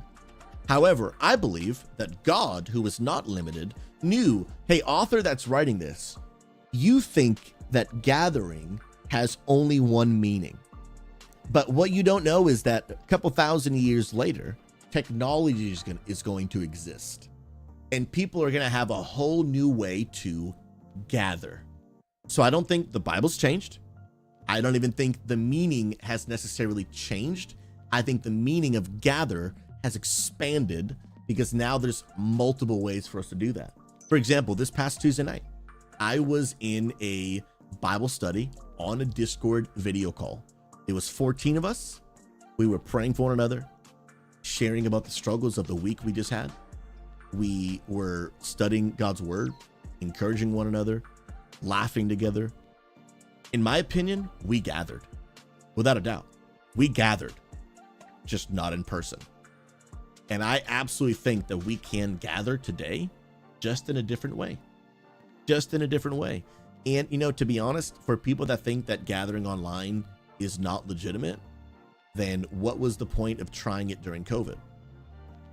Like, it didn't count. Then you weren't gathering. Like, you weren't like, we can't have it both ways, right? You either can gather, whether you think it's better in person or online is not. Both, I think, are definitely an avenue of gathering. And I think all of it can be done in an online experience, except, of course, like, yeah, you can't hug each other. But is that a prerequisite for being able to be the body of Christ? I would say no. But it's got to be intentional. You got to be intentional because you still have to spend time with people, get to know people, grow, right? I mean, if we read Acts chapter 2, where it talks about they devoted themselves to certain things, to the teaching of God's word, to being together. There's so many things listed there. And outside of like the breaking of bread, which means eating a meal at the same table, like, which really is not necessarily about the food. It's like, you can't be a church if you don't eat food together. It's not really what it means. It's just the time together, the quality time together. Yeah, Oren, right now we're talking about the topic of gathering. I think we could do all of that online, but it's got to be intentional. It's got to be intentional. I will say this, though, that I think there are pros to being in person, and I think there are cons to being in person. Even as someone that started the world's first church for gamers exclusively online, I'm not like, some people think like, oh, SouZy is like, he's a huge advocate for the online church as a better or new way to doing it. No, I started an online church, not because I wanted to start the first online church, like exclusively online church. There was other churches that like did some online stuff, but they were a physical church that had online things. We started as an online church. I wasn't even like, hey man, I just need to do an online church because it's new and exciting. It was just meeting a need. There was all these people online that were not in the same area, and they were trying to go to their local churches, and they were getting turned away because they were wearing funny enough, they were wearing a Dungeons and Dragons shirt with a big dragon on it, and they were like, you can't come here. Go home and change your shirt, then you can come back. Yeah, you're going to answer to God for that, by the way. Just throwing that out there. But I'm not even a huge advocate of like churches should be online or it's better online. I think there's things, honestly, that are better in person, and I think there's things that are better online. Honestly, the advantage of being in person is I do agree there's nothing like giving someone a hug. I think it creates a lot more just like instant connection. Relationships absolutely can be formed online. I have many of them, but I do think it takes a little bit longer. Why? Because there's a human bond that forms when you sit across the table from someone, shake each other's hand, hug, when you look each other directly in the eye. I think there's some benefits to that for sure. The benefits of online church, I think of the accessibility of reaching people throughout the week, right? Throughout the week. When I think about your average adult, especially in our context, gamers, 33 to 34 years old, most people have children of that age. They have a full-time job. They're married. They have a family. So their ability to interact with each other is lower. People are not, after their kids, are down for the night, people are not looking to leave their house and go hang out at the local church and spend time with their friends. What they do in our context, they do hop on their computers and now they want to spend time with people. So I think by engaging an online community, I think there's just more frequency to just be together. I think the opportunity for fellowship on a frequency level skyrockets without losing very much of the intimate level. You can have real, authentic, life-giving relationship and conversation online that maybe you're not going to get as frequently in person. You just can't. But I think it's not for everyone. I think it's definitely not for everyone, and I think people need to know what are their needs. How, like some people, for example, have physical disabilities or live in parts of the world where they cannot access a good gospel preaching church, and for them there is no other option. But if you have options, like you have a good gospel preaching church in your area, if there's one near you and that's what you prefer, absolutely go for it. Absolutely go for it. But I think both can be very, very, very beneficial. I think there's pros and cons, and I think both have opportunity for spiritual growth, relationship, and community. But I think, like I said, it's just up to the person to decide what's best for them, and it is on the responsibility of the online church leaders to make sure, are we really offering the same level of growth community that you can get in a physical church? And right now, that is a literal ongoing conversation that I'm having with my team so that we can do that better. I want to offer more engagement, more spiritual growth, and more intimate community, because that is, I'll finish up this conversation with this. I think the biggest con of online church is that online is an open tool to everyone. So for example, a Discord, right? That is what we would call the hallways of our church. It's like our church building is our Discord, but it is open to the entire internet, right? Anyone can join, including Christians who go to other churches. And so one thing that we right now are having conversations about is how can we navigate everything that we do, from our church, our Discord, our services, in a way that is open to everyone, but doesn't take away from the experience of the people in our church who are here to be a part of our church, right? They're not here just because like they're like, hey, there's like a Christian Discord, that sounds cool, I want to join it, or hey, I just wanted to play a game one time with someone. They're like, no, like this is my church, like I'm here to be a part of the church. And if I'm being honest, I do think having an open Discord that's open to the whole world, I do think that can take away from the people who like this is their church. Let me put it this way. This literally happened just the other night, right? Just the other night. Had a Christian come in from another church, has no intentions of being a part of our church, and was talking in our general chat about how online church is not legitimate. And so it's stirring up all this conversation, and now my wife and I are having to engage in those conversations and to draw some lines, all that kind of stuff. And it's like in a local church, you, like for example, if you have a church of 100 people, you don't have people just walking in the front door, talking in the hallway, hey, just wanted you guys to let you know, like, I don't think this church is real. Like, you might deal with that, and it's very simple, where that person just gets asked to leave, right? And that's a standard we draw here. Like, we respect people's beliefs on whether online church is real, but what I won't allow is people to come in our Discord and tell all of our people whose lives have been changed that their church isn't real. We're not going to allow that, right? My point is, local churches don't deal with like thousands of people who, if I can say it respectfully, who don't even go there, coming in and doing whatever, even if it's not from a troll perspective, but it's just a and it could be even something good, like I have a Bible question. It's fantastic.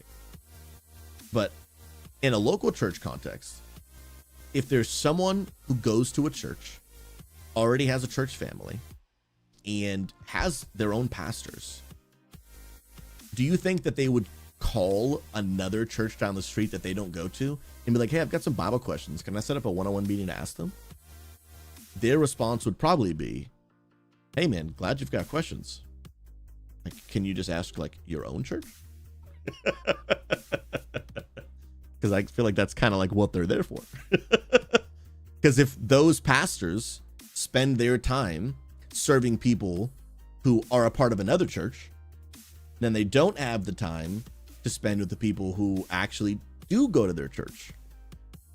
And so we're right now working through a lot of making sure like we're serving our church and not just serving everyone.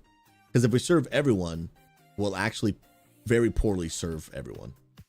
And so that's something we're working through right now. But I think that's the difficulty of online church, is when people come in, at first, you don't know their background, you don't know a lot of information, you don't even know their real name. And so there's definitely pros and cons and a disconnect that can be worked through, but I think it just takes time. Takes time. Pros and cons to both. I think both can be legitimate. I think everyone should pick for themselves and where God is leading them on what church they should be a part of. I hope that helps, man. For real. Great question. All right, next question is coming in. Let me just make sure I'm on this. We're good. All right, next question is coming in from Combat Possum. Wait. Did I miss one? Because for some reason my bot's not working. So I want to make sure I'm good. Yeah, I think we're good. Combat Possum. By the way, I think that's Icon Lady on the YouTube channel. Absolutely legend.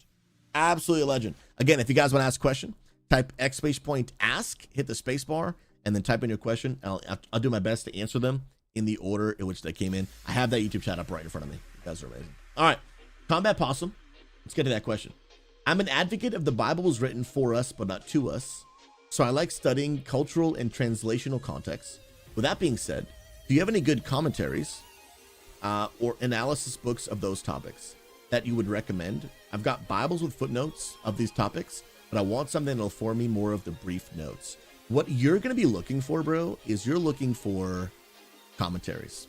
For those who are looking to study the Bible on a much deeper level, like how to study the Bible properly on a much deeper level that doesn't necessarily get explained super easily, even when using maybe what's called a study Bible, you're going to want to use things like commentaries. Now, I'll talk first from the physical standpoint, then I'll move to digital, and then I'll give you a hybrid. Commentaries are books written by scholars, theologians. I mean, these are really people that have dedicated their lives to just like the deep studying of scripture. Things like really deep things of scripture. And that's like, they've just dedicated their lives to it. Most of those books are called commentaries. And they're going to break down the Bible verse by verse in all of its original languages, giving you cultural context and understanding. It is wildly helpful. There's some really great ones out there. Too many for me to list. Some of them that are not so great, but there are so many good commentaries out there. Now, we live in a digital age, so are you going to go out and buy a bunch of physical books? Probably not. A digital resource that I would encourage you to use, it's not as good as what I'm describing as the commentaries, but there is something that it's pretty decent. It's called the blueletterbible.com. You go to it real quick. This is a helpful .org, my bad. blueletterbible.org is a helpful resource where you can get some of the stuff that I'm talking about, where it's going to maybe show a little bit of like the original language or maybe a passage. So for example, if I type in here, John 3:16, what you're going to see here is it's going to show me a few things, right? First of all, it's going to show me all the different verses, but here is the one that I'm looking at. And then you can look at the tools and you can start going into it. You can see the different words that were used. Like it can be a useful tool.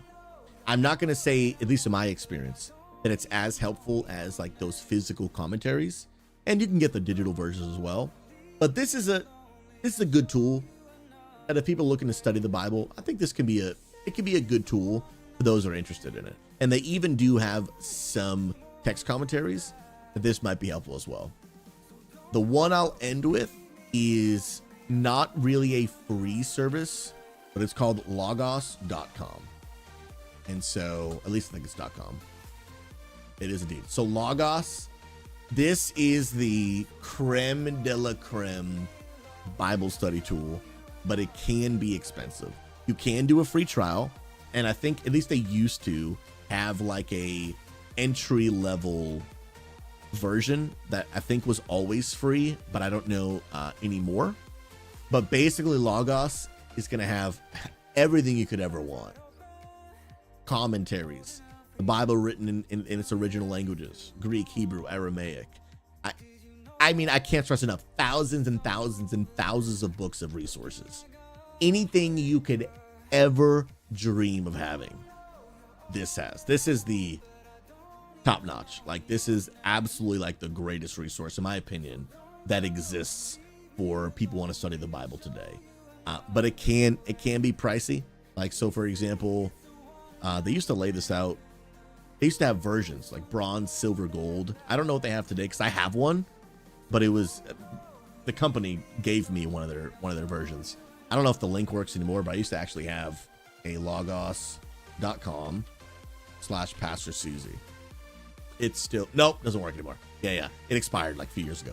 But this is wildly incredible. And Dwarf is putting the link in chat right now.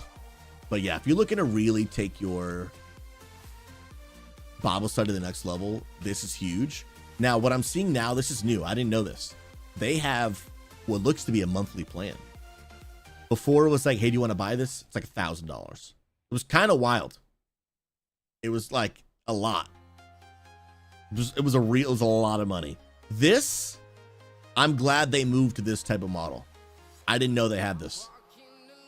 That's actually legit. But yeah, this is one of the best tools I would use.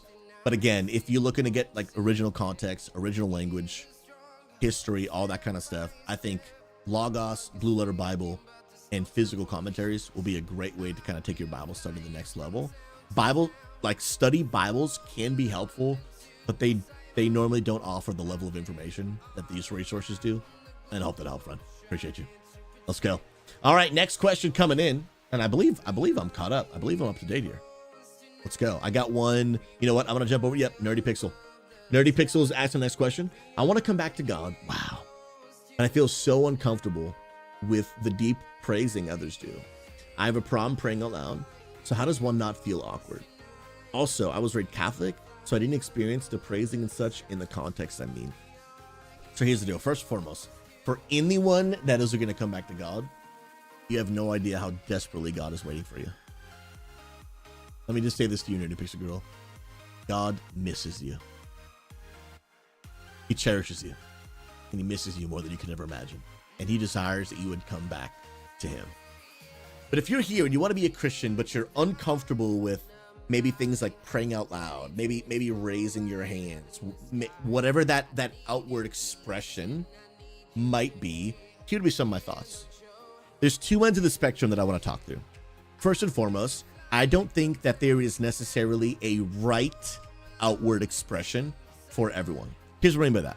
Somebody would be like, yo, if you're a Christian, you better raise your hands and praise the Lord. Hallelujah. Right? And that is the right way to do it. And you find this oftentimes in denominational divides, where some denominations are very outwardly expressive. They're singing out loud, they're praying out loud, they're raising their hands, and then others might be maybe more inward. They're just they're solemn and they're, admiring and honoring God and worshiping God, maybe just kind of in their head. And one's not necessarily right or wrong. And so I don't want you to feel like, hey, if I'm maybe a little bit more reserved, kept to myself, that I'm doing it wrong and that I'm uncomfortable. I wouldn't, again, this is one side of the spectrum. I am going to get to the other one. But like, for example, my wife is way more reserved than I am. Way more reserved. When my wife and I, we worship together, like whether it's us spending our time praying together in our house, or we go visit a local church and, we're sitting next to each other, I'm that guy. I'm singing out loud. I'm throwing my hands up. I'm moving back and forth. Like, I'm just a very expressive person. That's just who I am. I'm loud. I'm a little obnoxious. I'm extra. I'm gonna keep it real. And my wife, she's just there. Thank you, Lord. Thank you, Lord. And sometimes she looks over me a lot because she just thinks it's funny. I'm like, if that music is pop, bro, I'm freaking, you know what I mean? Like, I'm a little extra. One's not right or wrong. Our expressions of worship are very different due to our personalities. However, where I will challenge everything I just said is this. What I don't think is authentic and honoring to God is for someone to be the type of person that will go to a football game or a esports game, take off their shirt, write a letter on their chest as they stand next to their shirtless friends, screaming at the top of their lungs, "Yeah, go team!" And then they come to church and do this and then say, that's just how I am. No, it's not, bro. At that football game, you showed me how you act with something you really love and are really passionate about. And then you come to church and you say you love God. But he gets this. You can't have both. There's got to be there's an inconsistency there. There's one area of your life that clearly you're very passionate about and that you love, and your body expresses that in a very outward way. So then if you come to church and during praise and worship to God, or just in your own time, it doesn't look that same way and even greater, something is disingenuous here. You were either faking it at the football game, or you don't really love God as much as you think you do. Because both can exist. And I also understand there might be a part where it's like, hey, at church while I'm surrounded by a ton of other people, maybe I don't want to be as expressive, but at home I'm going all in. I think there's some validity to that. But again, if you're taking your shirt off, running your chest and screaming in front of another live audience, then again, that can't even apply here. Can't even apply here. So I think both need to be consistent. You need to genuinely ask yourself, like, is it okay for me to worship God according to how he made me and my personality? Absolutely.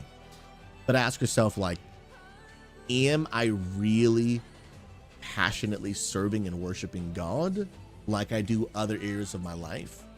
Or maybe do I need to ask myself, do I love God as much as I claim to do? And if I don't, then it's just the area of growth. But I don't think that there is necessarily a one size fits all for the expression of our worship. And don't let that keep you from coming back to God, because the most important part of worship is not hands up or hands down. It's not singing out loud or singing internally. The most important part of not only worship, but just all of the Christian faith is your heart. And the Bible says that man looks at the outward appearance.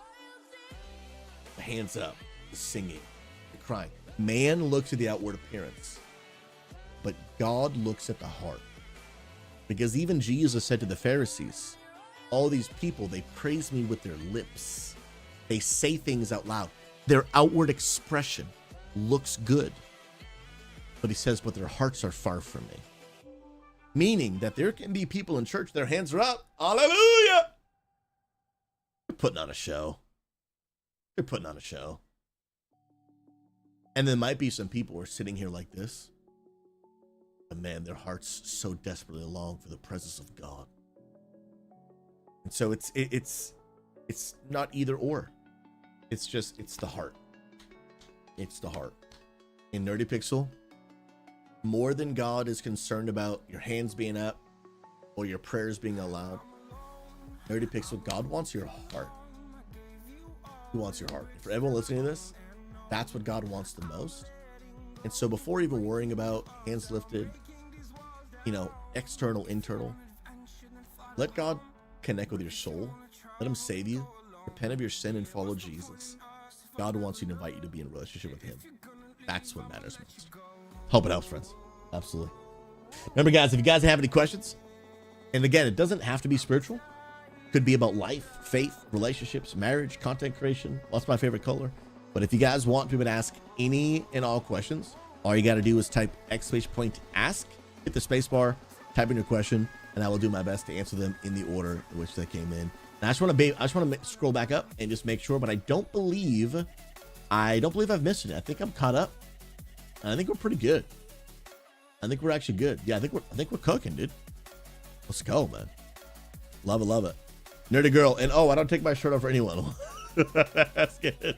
And God need to ask me specifically. I understand what you're saying, though. I paint a lot, and I think about God and Jesus as I do it. Is that worship? It can be. It can be. The Bible says this. We'll turn this to another question. Whatever you do. Yeah, here is. Let me get this verse up. And let me actually use a different site here. Dun, dun, dun, dun. New International Version. Let's go. We're cooking. Let's go. Can you do even just the ordinary mundane things of life, but as worship to God? So question coming in is, when I paint, I often think about God or Jesus. Can I paint and it be an act of worship? Check out this verse. This is 1 Corinthians 10:31. This is the writings of a man by the name of Paul, writing to the church in Corinth. And he writes this: whatever you eat or drink, do it all for the glory of God. What this verse and principle is teaching is basically the fact that anything that you can do can be done as worship if you do it for the glory of God. So for example, Nerdy Pixel, is anytime you paint worship? Not necessarily. But if you paint with the heart of God, right now what I want to do, I want to do to honor you. I want to do to worship you. I want to do as an act of my affection and love towards you. Like, God, right now I'm presenting a gift to you. If that is the motive, that's worship. You could literally sweep your kitchen for the glory of God. You could literally be sweeping your kitchen and be like, God, I really don't want to do this, but I'm doing it. Maybe right now I'm not even doing it for my family because maybe I'm mad at them. And I'm like, they don't deserve me to clean this kitchen. But maybe I'm sweeping the floor. God, I'm doing this because I know that it honors you when I love and care for my family. So therefore, I'm sweeping this floor for the glory of God. And that is worship. That's worship. Just fulfilling your responsibilities because you know that God has called you to be a good steward and to manage your responsibilities well. God, I'm doing this as worship unto you. I am filing my taxes because God, you told me to give unto Caesar what is Caesar's. You told me as a contributing citizen, I should be doing my taxes. God, you told me that I should go to work on time and be responsible. So I'm doing these things to honor you. I can show up to work on time as worship unto God. If that's my motive. Now I can do all of those things, same things, but not as my worship to God because I'm not doing it as a motive for him, right? Like, you can just go to work and your only motive be, I want the paycheck. But you can also go to work for the paycheck and God, you've called me to be a hard worker, and that hard work honors God. I'm doing this, yes, also for the paycheck, of course, but I can also, because my heart is in that place, I can also do it as an act of worship. And so here's what I encourage people with, is that sometimes you're going to do things in life that oftentimes may feel like a waste. Maybe you were working on a project, it didn't work out the way you thought, whatever it might be. And sometimes it feels like something was a waste. And you're like, was it really even worth it? Here's what I would say. If you do all things with that heart of worship for the glory of God, if that's the mindset, then even regardless of if it doesn't work out or the project falls apart or the relationship didn't last, whatever it might be, if everything you do is worship, then everything you do is worth it. Because regardless of the outcome of the actual situation, you had the privilege to spend time investing, worshiping God and honoring him. And he is pleased by that. And your time spent in whatever it was, the reward of it working out may not happen, but God will reward the effort because you did it as worship unto him. So therefore, Nerdy Pixel, yes, when you paint, if it is in the right heart and motive, you can paint as an act of worship for the glory of God, just like anyone can do anything as long as their heart is in the right place. Hope it helps, friend. All right, Rebecca, I did miss yours. I'm going to come back to it now. By the way, thanks for the love on YouTube. Absolute legends. Remember, if you guys want to ask a question, type !ask then hit the space bar and then type in your question. Let's go. Nerdy Pixel. Much love to you, friend. Let's go. All right, next question coming in. Here's a spicy heavy hitter. Is the no sex until marriage a Christian belief or altogether biblical? And why do they suggest that? Absolutely fantastic question. This is a question that, I'll be honest, is not really a popular one to talk about in 2025, but I believe that it is absolutely biblical and absolutely imperative for us to talk about. First off, is it a Christian belief? 100%. It is a biblical belief. Now, let me make one thing very, very clear. I'm not here to say that I'm better than people. I'll be honest and upfront. It is so much easier said than done to wait for marriage to have sex. I did not wait for marriage to have sex, but I wish I had. Let me walk through a little bit about my story, a little bit of what the Bible teaches, and why ultimately God desires that we would save ourselves for marriage. Especially now as someone that has had multiple sex partners. I have been married now for 11 years. Since I've been married, I've only ever physically engaged with my wife. And the act of sex is so intimate. I know that we live in a culture that wants to tell you like, it's just physical. And of course, everyone is entitled to their opinion. But I do not believe at all that it is just physical. I do not believe at all that it is just physical. It is not just for pleasure. It is like a binding of two people. There is such an emotional attachment that can be created when two people get together. And honestly, like even in today's day, like getting married is something we like go to the town hall for, get a marriage license, have a ceremony. But really in scripture, like getting married was like when you knew you were married, like it was actually the act of like consummation, like having sex together. That was the uniting of the two. And the Bible says the two become one. It is an emotional experience, a spiritual experience, and then of course, obviously a physical experience. And what the Bible teaches is that God wants us to save that for the marriage covenant and relationship that is intended to be forever. And without really understanding, you're like, well, God, like you just seem like you're just trying to like remove all the fun from my life, dude. Like, God, like if you say you created sex, don't you know how good it is? And why wouldn't you just want me to go around doing it? God absolutely wants those who choose to be married and choose to engage sexually. God absolutely wants you to engage in the pleasure of sex, but he just wants us to happen within the context of a marriage. And here's why. Because he understands the deep bond that can be formed. He understands the level of vulnerability. He understands that when that is taken advantage of, whether in an abusive way or simply just someone has slept with and then just discarded, never called back again, don't care. He understands like what that does. It is not God's intention for that level of oneness to be created and then for it to be broken. That's why, dude, like if you've ever been in a relationship, I have, where you've engaged in sex for marriage and then that relationship ends, it is like 20 times more hurtful than if you had never. If you've ever done both, like a longer term relationship, like a year plus, and didn't have sex versus one that you did, you could probably relate to, yeah, it's way more painful to break up with someone you've slept with because the connection, it was a deeper level of connection and it was broken. That's not what God wants for you. He wants us to live that life of purity before we get married because he's trying to protect you from it. I heard an analogy one time that was so helpful for me. So many times people are like, oh, God just wants to remove fun from my life and God just wants to not let me engage in these things of pleasure. It's not always true, especially when it comes to sex.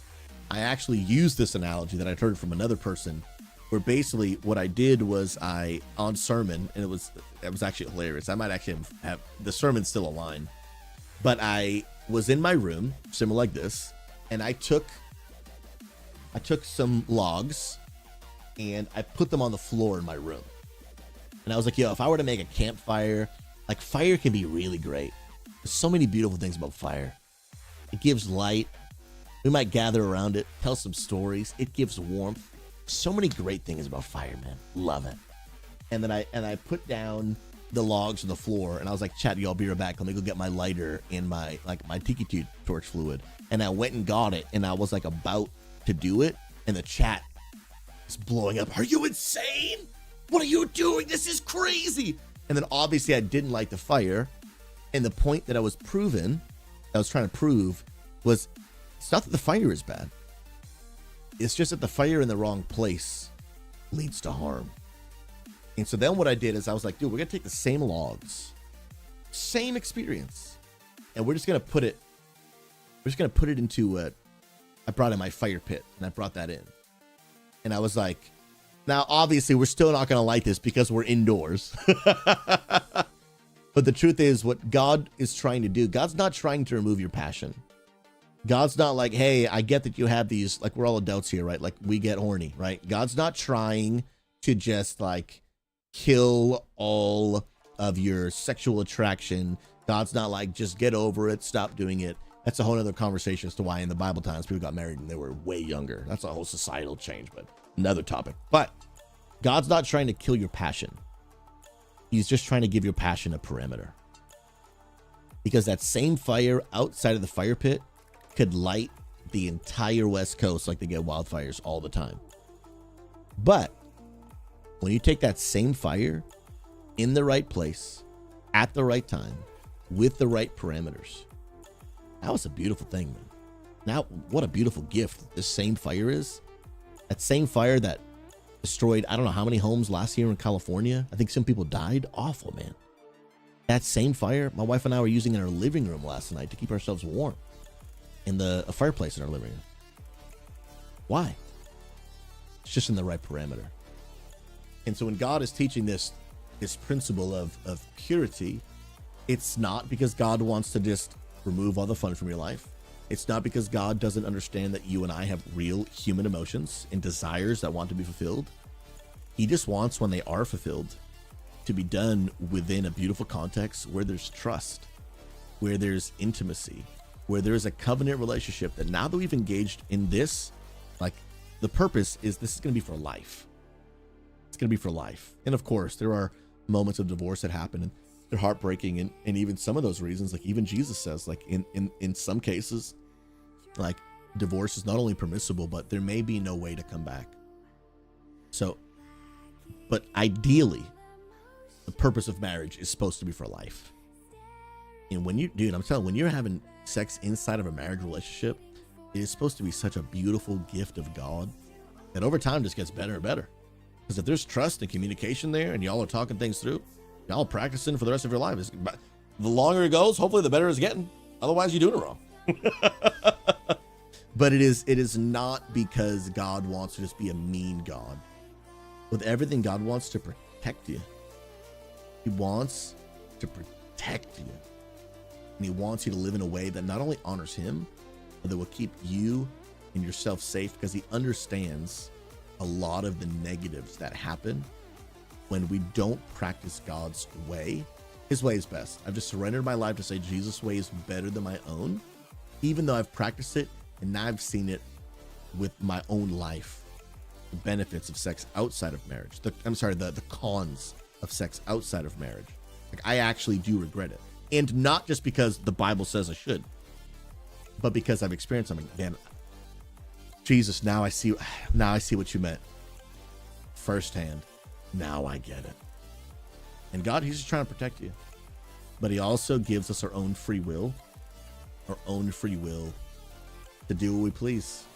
But I'll tell you, when you continuously invite sin into your life, it has consequences, man. And when I say consequences, it's not like, oh, God's just going to punish you.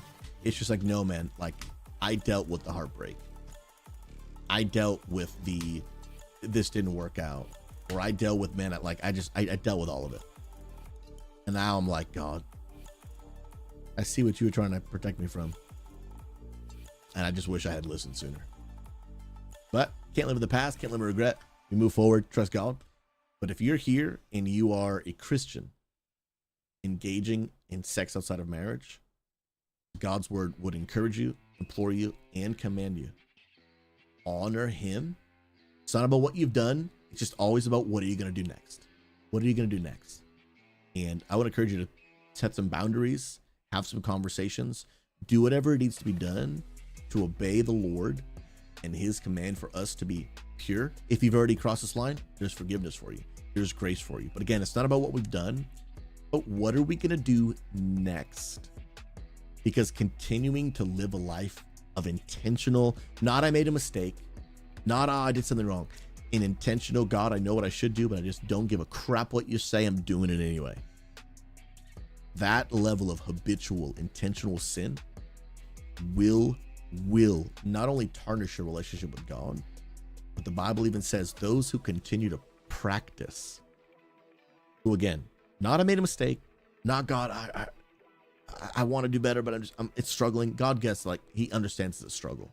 I'm talking, Jesus, I'll give two craps what you say. I'm in charge and I'm doing this anyway. That level of sin, one, questions if your heart has ever even really surrendered to the Lord in the first place. But even Paul says in the New Testament, to continue to practice this way, you will not inherit the kingdom of heaven.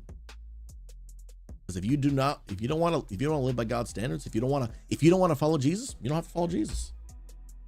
But not following Jesus will not enter you into the kingdom of heaven. And Paul gives a real stern, loving warning.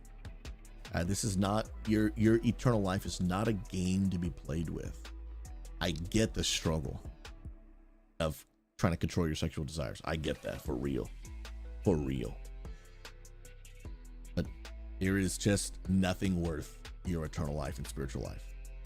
And God wants you to enjoy that within his parameters that are better for you than your own within the context of marriage.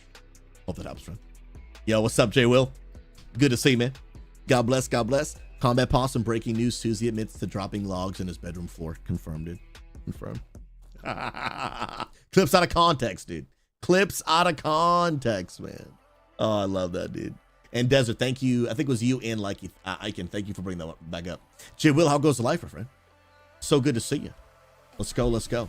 All right, friends, if anyone wants to ask more questions, I'm going for about another hour. And again, you ask a question by typing !ask, hit the space bar, and then just type your question, and I'll do my best to answer them in the order they came in. It could be about life, relationships, the Bible, content creation. I mean, literally ask a pastor anything actually means ask a pastor anything. And I would love to help. I never claim to have all the answers, but if I can help in any way, shape, or form, I would love to. Absolutely. I had to learn the hard way when I was younger. You do not need gasoline to light a bonfire. You do not, bro. But I'm not gonna lie. Some days I'm feeling a little bit lazy. I throw a little tiki torch fluid on there. Sometimes it just gets the job done, dude. For real, man. For real, for real, for real. Yeah, they bet. Go back and check the VOD, man. Go back and check the VOD, for real. Lyrica, on the same note, what would you say to someone who's struggling with same sin over and over, but is trying to get rid of it? This is a great question. What does someone, like, is there a difference between sinning intentionally and sinning because you're struggling? This is almost in line with the whole question I was just answering a second ago about, like, sexual morality. But this is really important to understand because, again, the most important part of Christian faith is our heart. What are your motives? What are your intentions? Like, where is your heart? And I think there is a massive difference between someone who just so authentically is like, man, God, obeying your standard is hard. And it is, bro. Like, it is. God didn't give us his standards so that we could prove to him we could follow them. God gave us his standards so he could prove to us that we couldn't and that we need him and we're in need of a savior. So he gets like, bro, this is a struggle, man. Like, this is a struggle. So he gets that you are like, man, God, I'm trying, but this is real difficult. And God, I'm sorry. I want to do better and I will follow you. And God, man, that honors him.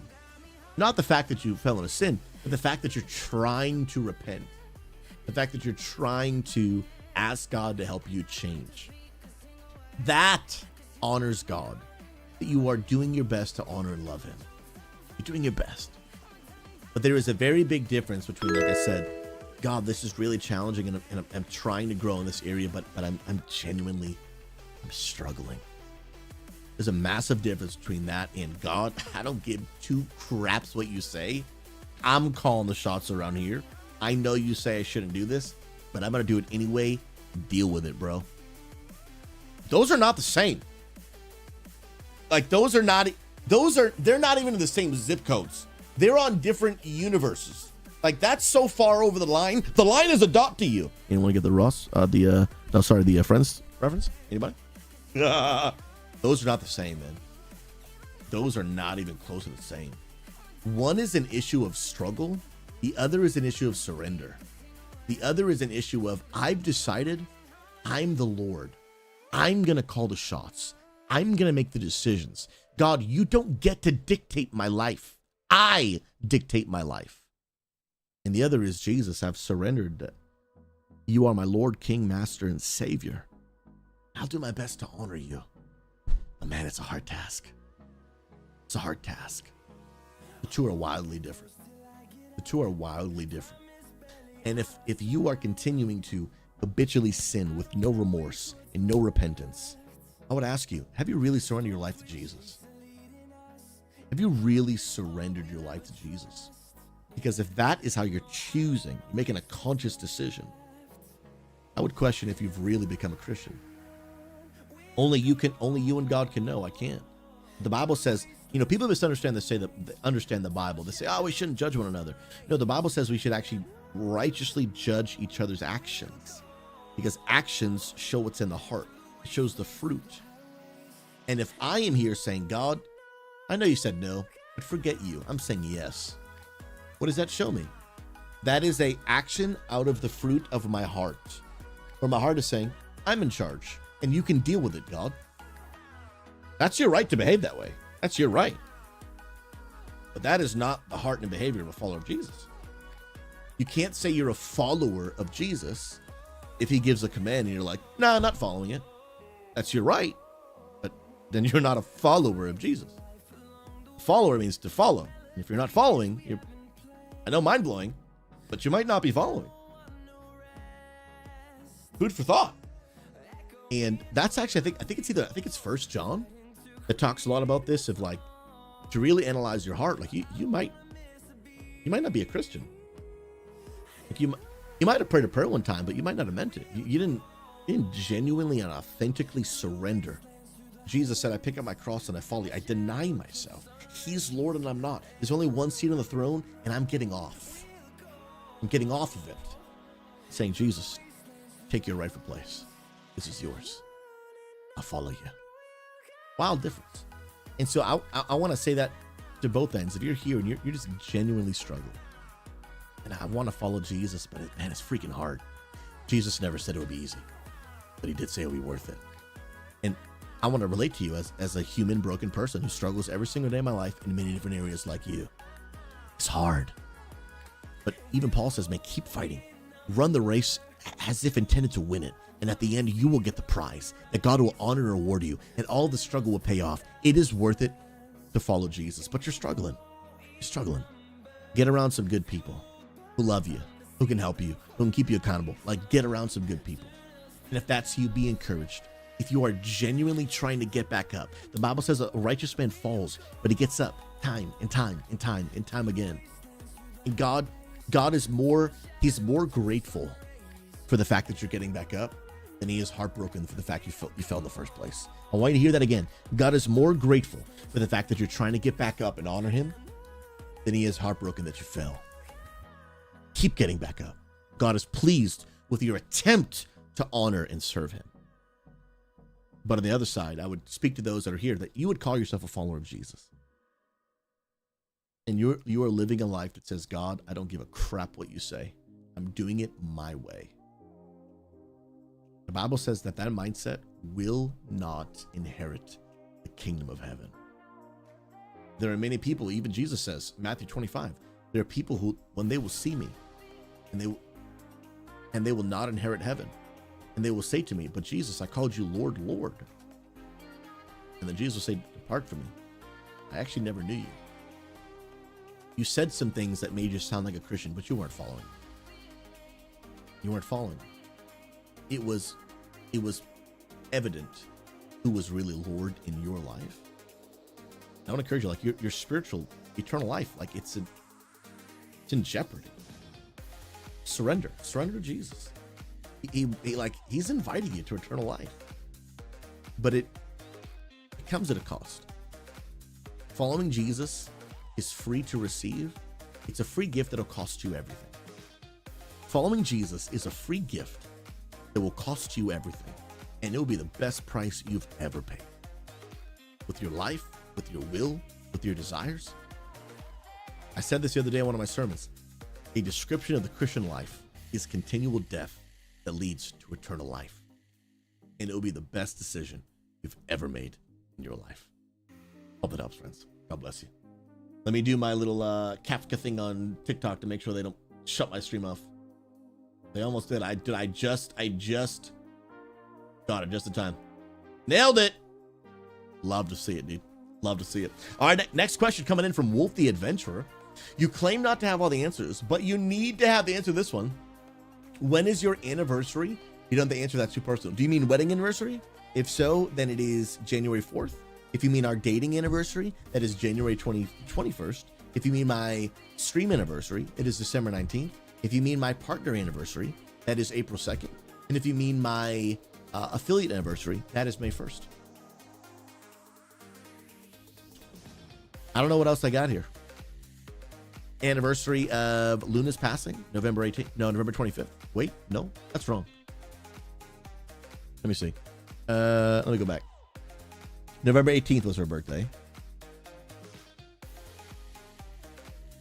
And she passed away. Hold on. Dun, dun, dun, dun. The Friday after her birthday. Yeah, the 22nd. November 20th. Wait, that's May. I'm in the wrong. No, that's right. That's right. Yeah, November 22nd. I was off by a few days. Anniversary of losing the hairline. That one I don't know. It was slow over time. That's oh, that's so good. Oh man. XP Church anniversary, March 23rd, 2016. Sorry, not 26. It's not even 26 yet. March 23rd, 2016. Let's go. Yo, SG, do you have an athletic hobby or sports you follow? Favorite team or organization? No, I used to be a huge basketball player, more of a player than a follower on the sports side of it. But it was mostly honestly because some of the friends I go to high school, they played a lot. They played a lot of basketball and I wanted to hang out with them. So I played basketball too. I enjoyed it. I was never super great. I'm better than your average person at basketball, but I'm not like for people that play a lot of basketball. I'm decent. You put me in a court where people don't play, I'm probably going to win. Put me in a court where people that play all the time, I'm going to lose. So I'm very much just maybe a little bit above average, but nothing to brag about by any means. And so played a lot of basketball, grew up playing soccer. Okay. I'm Brazilian. So like, I just, it's like a rite of passage. You know what I mean? You got to play some soccer. I'm not gonna lie. It was pretty decent. Not too bad. Love soccer. Fun, but not enough. I don't follow the online sports. The only things that I would consider myself to be proficient at and still follow till this day would be, I'm pretty sure it's an official sport. Let me look this up before I say it out loud. I'm pretty sure it is. Google. Yes. Okay, cool.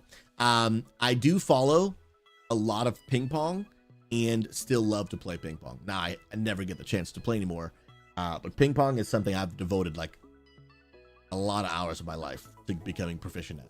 I've played a lot of ping pong and I'm not too shabby. Love ping pong. Still follow. I follow a lot of ping pong on TikTok, dude. A lot of ping pong on TikTok. Love that. And pool as well. I don't know if pool's a sport, but pool. Let me see. Is pool a sport? Let me see. Okay, it's technically considered a sport. I love pool, dude. It's like a dream of mine to have pool in my own house, dude. It is a dream to have a pool table in my house one day. Oh, dude, I'm obsessed with pool. I think it's so good. I love following it. I love studying the different spins and the English on the ball. Oh, I love it. Love it. Love pool so stinking much. Still play pickleball from time to time. My wife and I go play some pickleball. Follow a lot of pickleball online as well. But one of the things that I love and I would say somewhat follow. I don't have any real life friends to follow it with, so I don't do it very much. But UFC, love UFC, dude. I grew up doing martial arts. So I grew up doing Kempo karate, boxing, Brazilian jiu-jitsu, Muay Thai. I've done a lot of martial arts in my life, and I love it. Love it, love it. I don't practice or train anymore, simply because of time, and it's quite expensive to do martial arts these days. Now that I've moved to Oregon, it's a significant cost of living increase. So I got to stabilize a lot of that first. Got to work on my income. And then I would like to get back into it eventually. Just like maybe like once a week or something. It's a great, healthy thing to do. And I just freaking love it, bro. I am passionate about few things more than I am about martial arts. I love martial arts. But I don't follow the UFC as much as I would like because I don't have anyone to watch it with. Wait, Influence, are you a UFC guy, dude? Bro, I would watch a ton of UFC. If I had some buddies to sit around and watch it with, I would watch it a ton. Because I really love, like, having the homies over, or even, dude, jumping on Discord, grabbing some snacks, and, like, let's watch this together. Oh, I love that, bro. I got some friends that do with WWE, but I just don't care about WWE. And, but like, what a cool concept. To get together with the friends and just do it. Bro, I would love UFC watch parties, bro, with other people that are like actually interested. Grab some snacks, order a pizza, you know what I mean? Like, oh, bro. And I would do it online too, dude, for sure. The problem is you can't really do it on, like, I'm not your everyday ordinary person, right? I'm not just a Discord user. I own 2 Discords, both with almost 3,000 people in them. I'm an online internet brand. So, like, I have to follow the rules. You know what I mean? I have to follow the rules. And you're not allowed to watch licensing products on Discord with people, right? I think everybody should follow the rules, but I really have to follow the rules. Like, I'm not getting our Discord shut down. I'm not getting my personal account shut down. I'm like, I can't risk it, dude. It's not worth it. It's just not, there's nothing worth losing my Discord account. Now, is it a very, very, very, very small chance? Absolutely. But 1, it's the principle that matters. God sees what I do. But also 2, even if it's a 0.1% chance, 0.1% chance losing my Discord account, it's not worth it, bro. It's just literally, it's not worth it. Not worth it. And McBeck, it might actually be illegal. I don't actually know. But I just can't. But man, I would love to do that, bro. Friday night, just the UFC with the homies. You know what I mean? Like, dude, let me tell you what a Friday night would be, okay? Like, a Friday night, logging on the PC with the homies. You know, it's a UFC big night, and you know, most people really come for the headline. They come for the big, the 2 names that are on like the poster. And a lot of the preliminary fights, you know, you're kind of like, they're not bad, but, you know, whatever. So, like, at first, you know, maybe it's up on one monitor, but we're kind of gaming. Like, imagine doing some Mythic Plus keys with the homies while those preliminary fights.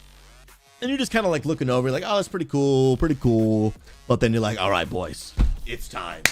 It's showtime, baby. You know what I mean? And, like, now it's like it's time for the big fight. And, like, dude, I'm the pizza, there's the doorbell, the pizza just arrived. Oh, dude, what a vibe, man. What a vibe, dude. Yeah, now that would be a vibe, dude. So, Influence, now that I know that you like UFC, if we ever live in the same state for any reason, I'm gonna have you over on a whatever night. We're gonna order some pizza, bro. Watch some UFC. It does make me sad that I can't do this stuff online, bro. Just can't. I can't risk. Yeah, Jay Will. Yeah, dude, just do it. It's not like you've built anything good here. I can't risk it. I can't. It's just I can't. Imagine, guys. Imagine like the church Discord gets shut down, or the Unity Gaming Discord gets shut down, and then I have to publicly come out and say, guys, I watched a licensed movie or TV show, and I know it wasn't supposed to, and I risked it, and now everything all of us have worked hard to build is gone. Can you imagine? Like the sheer level of just stupidity. You know what I mean? Like you just, there's no coming back from that, dude. Like there's a difference between like, okay, SouZy's human, he made a mistake, and we can forgive and move forward. But then there's like, bro, you're a moron. Are you kidding me, dude? Are you? Bye. Like, there's just an intentional, like, dude, that was just stupid. That was just stupid. Like, you're just an idiot. And I don't know what to tell you, bro. Like, yeah, I can't do that. I just can't. But it's a bummer because I want to. You know what I mean? Yeah, it's just, oh yeah, dude, Jay Will, you're right. You know what? I shouldn't do it on Discord. Better yet, I'll just do it live on Twitch. They'll never know, dude. They'll never know. Justin Kiss asks, hey, do you like Pope Leo the 14th? Do you like him? I don't know. God bless him. Hope he has an awesome, I don't know. I don't know the guy. I try not to make an opinion about people I don't know. And when I say don't know, I mean, like, have I sat across the table and really, have I talked to him? Don't know. Don't know. Macbeth, to be fair, people don't get in trouble for that stuff on small settings. If you were streaming on a site as a host, that's super legal. Yeah, but I can't risk it. Just can't risk it. You know what I mean? Licky, just make a second Twitch account. Pastor SouZy. No one will make the connection, bro. They'll never find out. They'll never know, bro. They will never know, dude. Oh my goodness, that's 10 out of 10, dude. Yeah, but I would love that, man. But honestly, outside of UFC is the only thing that I would say, like, I would really like to watch more of like a normal idea of sport, right? But for me, I would love to watch more esports. And when we get into the esports side of things, and again, it's one of those things that, like, I just would love some friends to watch with, you know? I would love to watch, I love competitive Overwatch, find that fascinating. I really like competitive Valorant, find that really fun to watch. Love competitive Halo. This one's gonna surprise some of you.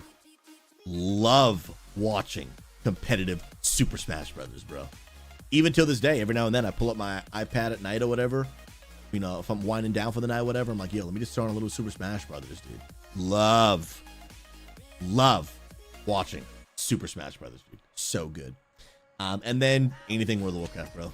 I was literally watching Arena last night for a few minutes. Love the Race World First was my number one. Number one. Period. Just love it. Love it. Love it. Love it. Love it. Love it. Mythic Plus, like the MDI, enjoy that. Great Push, enjoy that. I wouldn't say I like MDI or Great Push anywhere near as much as I like watching the Race World First. But I enjoy it. Like, I enjoy it. I wouldn't say I'm crazy about it, but I like it. Love watching, what's it called? AWC, Arena World Champion. Yeah, AWC. Love watching Arena, bro. Arena. I love Arena way more than people know because I never do it on stream. I love it. Desert Dwarf, Rocket League is actually fun, man. Rocket League is pretty fun to watch, but I don't really know. I don't play the game. Obviously, it's very easy to follow and it looks cool, but I wouldn't say I'm like excited or passionate about like sitting down and watching for hours. But it's fun. Yeah, Overwatch Championship Series watch party. Now, stuff like that we can do, right? So a lot of these esports, that what I just described to you about, like, you know, the UFC, ordering a pizza, hanging out with the homies. Now that we can do, because almost all of esports is just free online for anyone to watch. Anyone. So that I would like to do. I just got to find a group of people that like want to do it. The Race the World First. Here's what makes me sad about the Race the World First. I have a huge group of homies that want to watch that. I have a massive group of homies that want to do that. The downside for me about the Race World First is it comes out at the beginning of a new patch, right? But at the beginning of a new patch, I stream nonstop. Doing keys, getting IO, doing the raid, doing carries. So I'm torn between, like, dude, this is prime time content time. Like, I move my responsibilities around at the beginning of a patch to stream like crazy. But then I'm like, dude, but then I can't watch the Race World First, man. And I throw it up on screen for a few minutes, but when people come into my stream, their number one priority is not like, let's watch Race World first, because if they can just watch that elsewhere. I want to give them something they can't get elsewhere. So it makes me a little sad. I don't get to watch it nearly as much as I would like. And then Jay Will, the MDI I think is going on, but I'm, like I said, like I like the MDI, but not enough that I'm like, hey, let me schedule a Friday night and go all in kind of thing. But they're fun to watch. They're fun to watch. Desert, I have a hard time with FPS sports because I can't see what they're shooting. It's not an eyesight issue. It's a visual comprehension issue. I don't play those games, so I'm not sure if those 2 dark pixels were ahead or not. Yeah, if you don't play them, they can be hard to follow along. Unless they are, like, especially in a game like Valorant, where, I mean, someone is tiny and they just jiggle peek for a second and you one tap their head, you're like, wait, what is happening? In a game like Halo or Call of Duty, I think it's easier to follow. Especially games like Halo where there's a longer TTK, a longer time to kill, meaning like I don't just one shot and you die. It's more of like a multi-shot battle and then one of us loses. Those are easy to follow because you can visually see things a little bit better. Yes, dude, Counter-Strike is fun too. There was a phase in my life, very short-lived, maybe like a month, where I forget what it was, dude. This was like it was my first year of marriage. No, maybe my second. And I stayed up a lot later back in those days. And this feels like a million years ago. This is back when my wife used to fall asleep like that. Now my wife can't fall asleep for hours. But she would fall asleep and I'd be laying there in bed. And I'm like, well, I can't fall asleep yet. So I'll turn the TV on. And I think it was on like USA or something at like 10:30, 11 Eastern. And there was Counter-Strike. I'd never even played the game before. I like watch it every night. Just every night. Watching stinking Counter-Strike, dude. And I was like, I don't really understand what's happening, but I can get the gist. Like, they shot him and he died and now they won. I was like, I vibe with this. And like every night for like a month or two. It's weird. I just watch it. It was fun. I enjoyed it.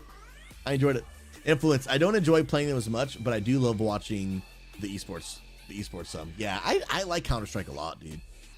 Licky, Overwatch is usually easier to visually follow, though it can get crazy if there's a lot happening. Yeah, the team fights, there's a lot to track the abilities, but because Overwatch is a longer time to kill game, you can normally follow along. It's not normally like you blink and 4 people died.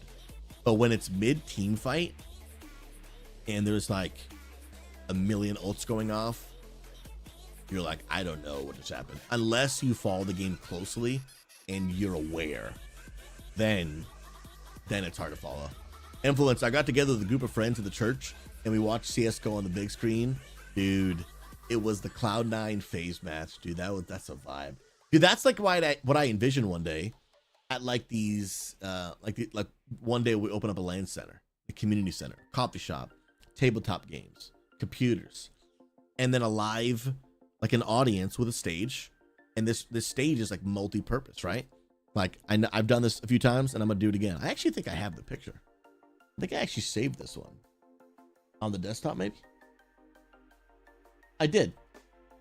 So one day it is like my life goal to make this picture a reality. And there's a table for tabletops and TCGs and a coffee bar to get some coffee and some private D&D rooms and some PCs and consoles, LAN center. But then there's also a stage area. So I know it's horrible. This is just a quick little MS Paint thing. These are chairs in front of a live stage, right? And so that stage can be multi-purpose. It's got screens and like, you know, high-end surround sound. So many purposes. You could do movie nights, anime watch parties, a viewing area for a tournament. That's like the people in the community are actually coming into the place and competing in this tournament that's done live on stream, and I'm there in person commentating and playing with everyone. But another thing is esport watch parties, dude. Like, hey, instead of watching the LCS, the League Championship Series, like, instead of watching it at home by yourself, like, come into the place, grab a few drinks, grab a snack, and sit down with your friends and watch on this big, you know, projector, 6-screen, sick, high-end audio, and then you are, you know, maybe you're like, hey, dude, you know, this next team I'm not interested in watching. Let's go to the PCs and actually play League. or let's sit down, play some Magic the Gathering together, or let's just sit and hang out and chat until the next game starts. Like, what a cool place, man. I would love that, bro. I'd be all over that, dude. Watch parties like that would be sick. What's up, Z Sarah? Good to see you, friend. And one day, that's like my life goal, dude. One day that will absolutely be a reality. Absolutely be a reality. All right, next question coming in from Combat Possum.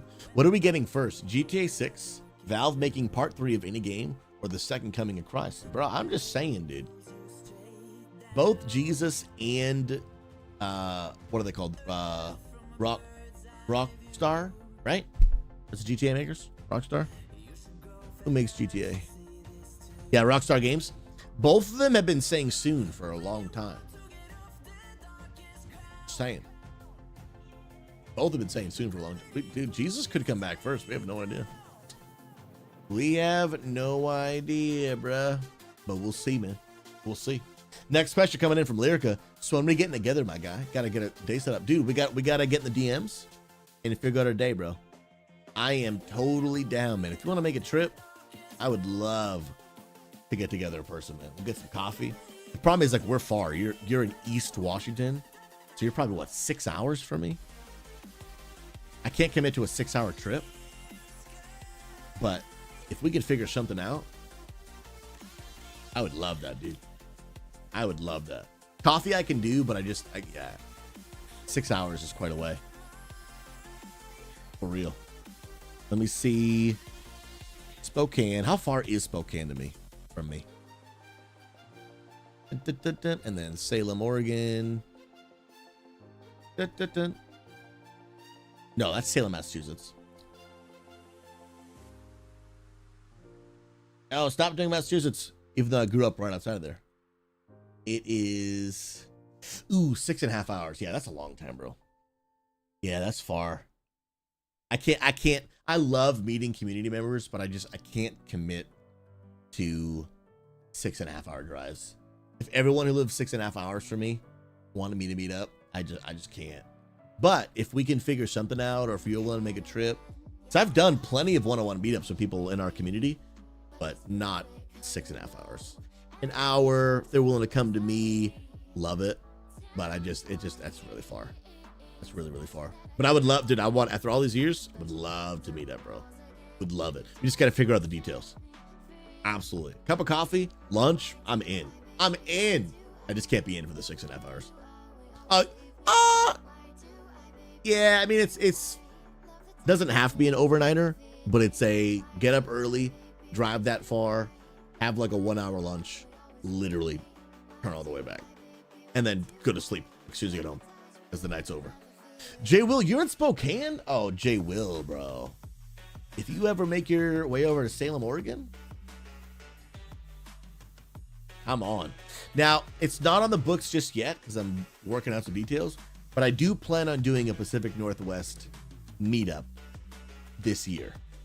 It's easy for me to do, right? Just pick a spot, we all just go there. So if you guys want to do there, and honestly, Lyric, if you wanted to even just wait for the meetup, we could totally just do that, bro. Totally just do that. For real. Dude, Lyrica, dude, if you drive all the way here, that's a no-brainer, dude. That's just a matter of, dude, we could do that. I got time next week. You know what I mean? Like, that's easy if you make the drive here. But for me to go all the way out there, yeah, that'd be tough. That'd be tough. But I would love to meet you, bro. I would love to meet you. Absolutely. Desert Drawer, if there's no way you go to Spokane and be happy with just 1 hour there, yeah, no way. And, like, I love Washington so much that if I'm gonna go there, I'm gonna go there. You know what I mean? Like, we're gonna spend a few days, but thankfully I'm only an hour from the border. Like, our mentors live in Vancouver, which is let me see. No, their church is in Vancouver, but they live on the Oregon side in whatever town. Let me look at the map real quick. Yeah, because if you guys don't know, Vancouver is like the town right across the Columbia River Gorge. and that's technically Washington, and then this is Oregon. So our mentors, their church is in Vancouver, but they live somewhere in the, we've never been to their house, we just meet up for coffee. They live on the Oregon side. So they're like an hour-ish from us. So technically, I live like a little over an hour from Washington. But really where we love about Washington is this area. But we're not super far. Like, how far is, like, let's do this, right? So Salem, Oregon. Dun, dun, dun, dun. Salem, Oregon is what? That's not an hour and 25. That's not bad, right? That's not bad at all. And then you've got, how far is that from Seattle, though? I think it's like 3.5 hours, right? Okay, 4 hours right now because it's saying there's traffic. But normally I think it's like 3.5-ish. Is this real live? I don't even know what that was. Nothing popped up in my feed.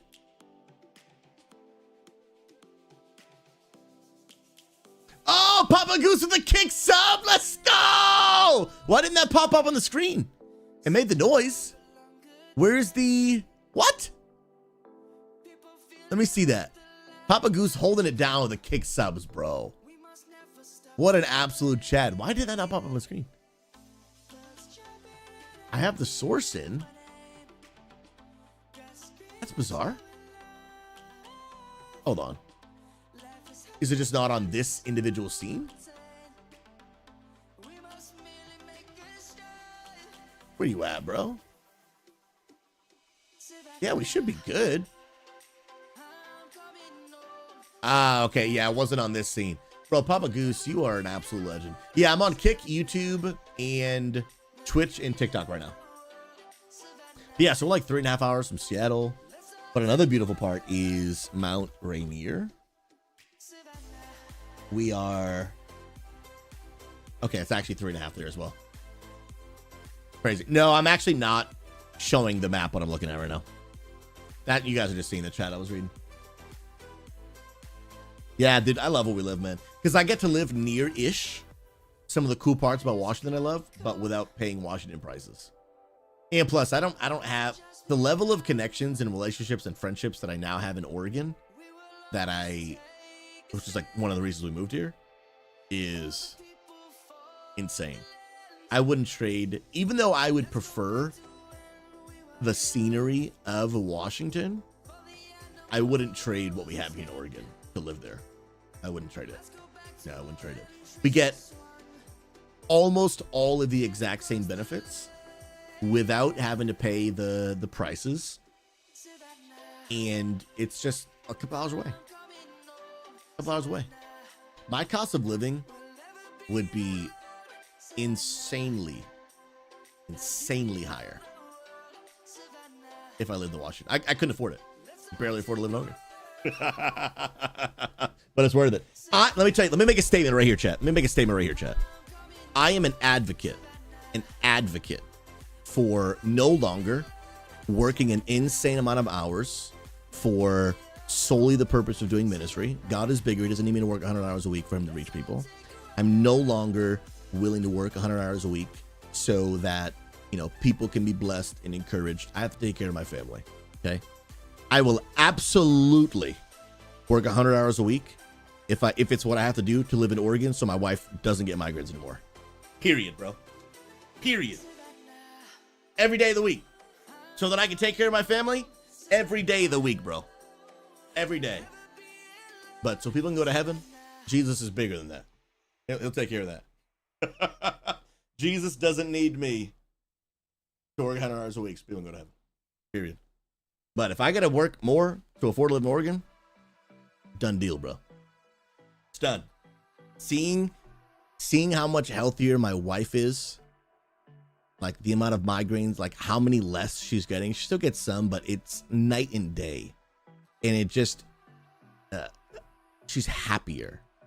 And she's having more fun because she doesn't feel like crap all the time.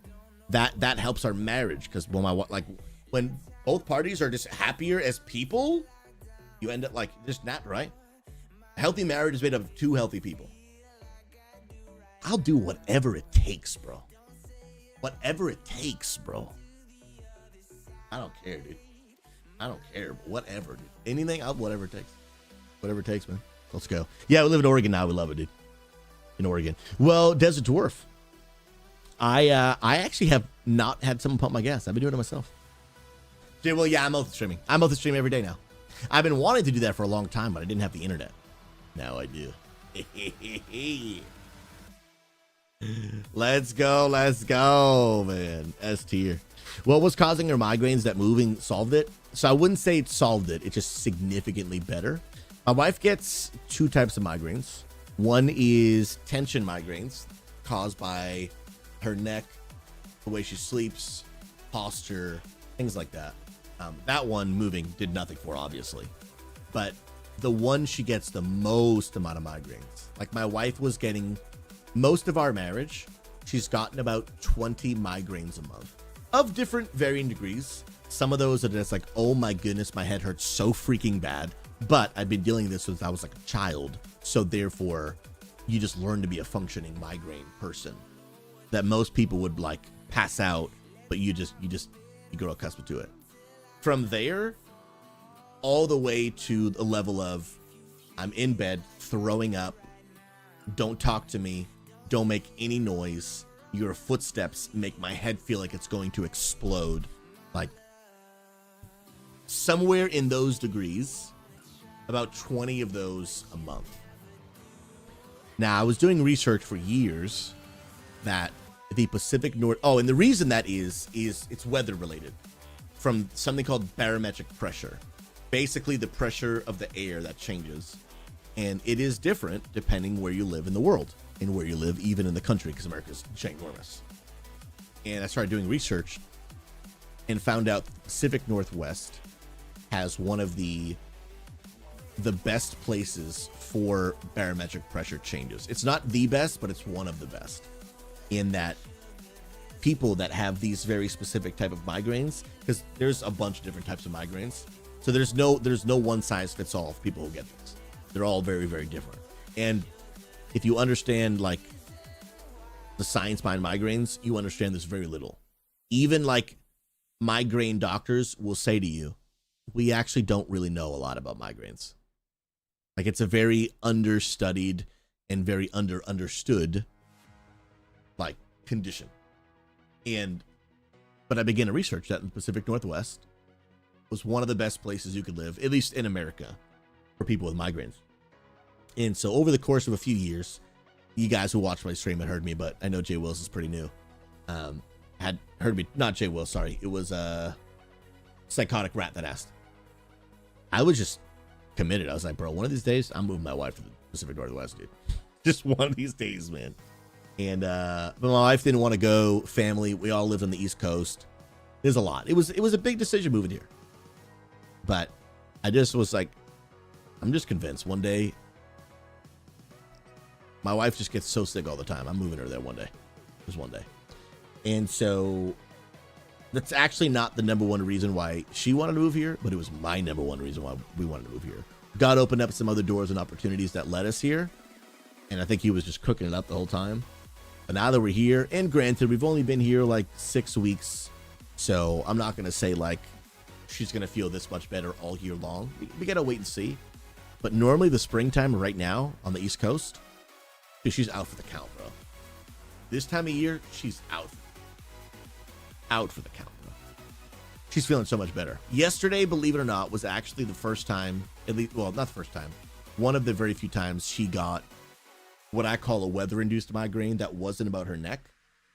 That was actually pretty decently bad. So last night she was not feeling well. She's gotten some others, but then she pops her migraine medication and then she feels way better. Yesterday was the one that like, even with the medication, still was not a good day for her.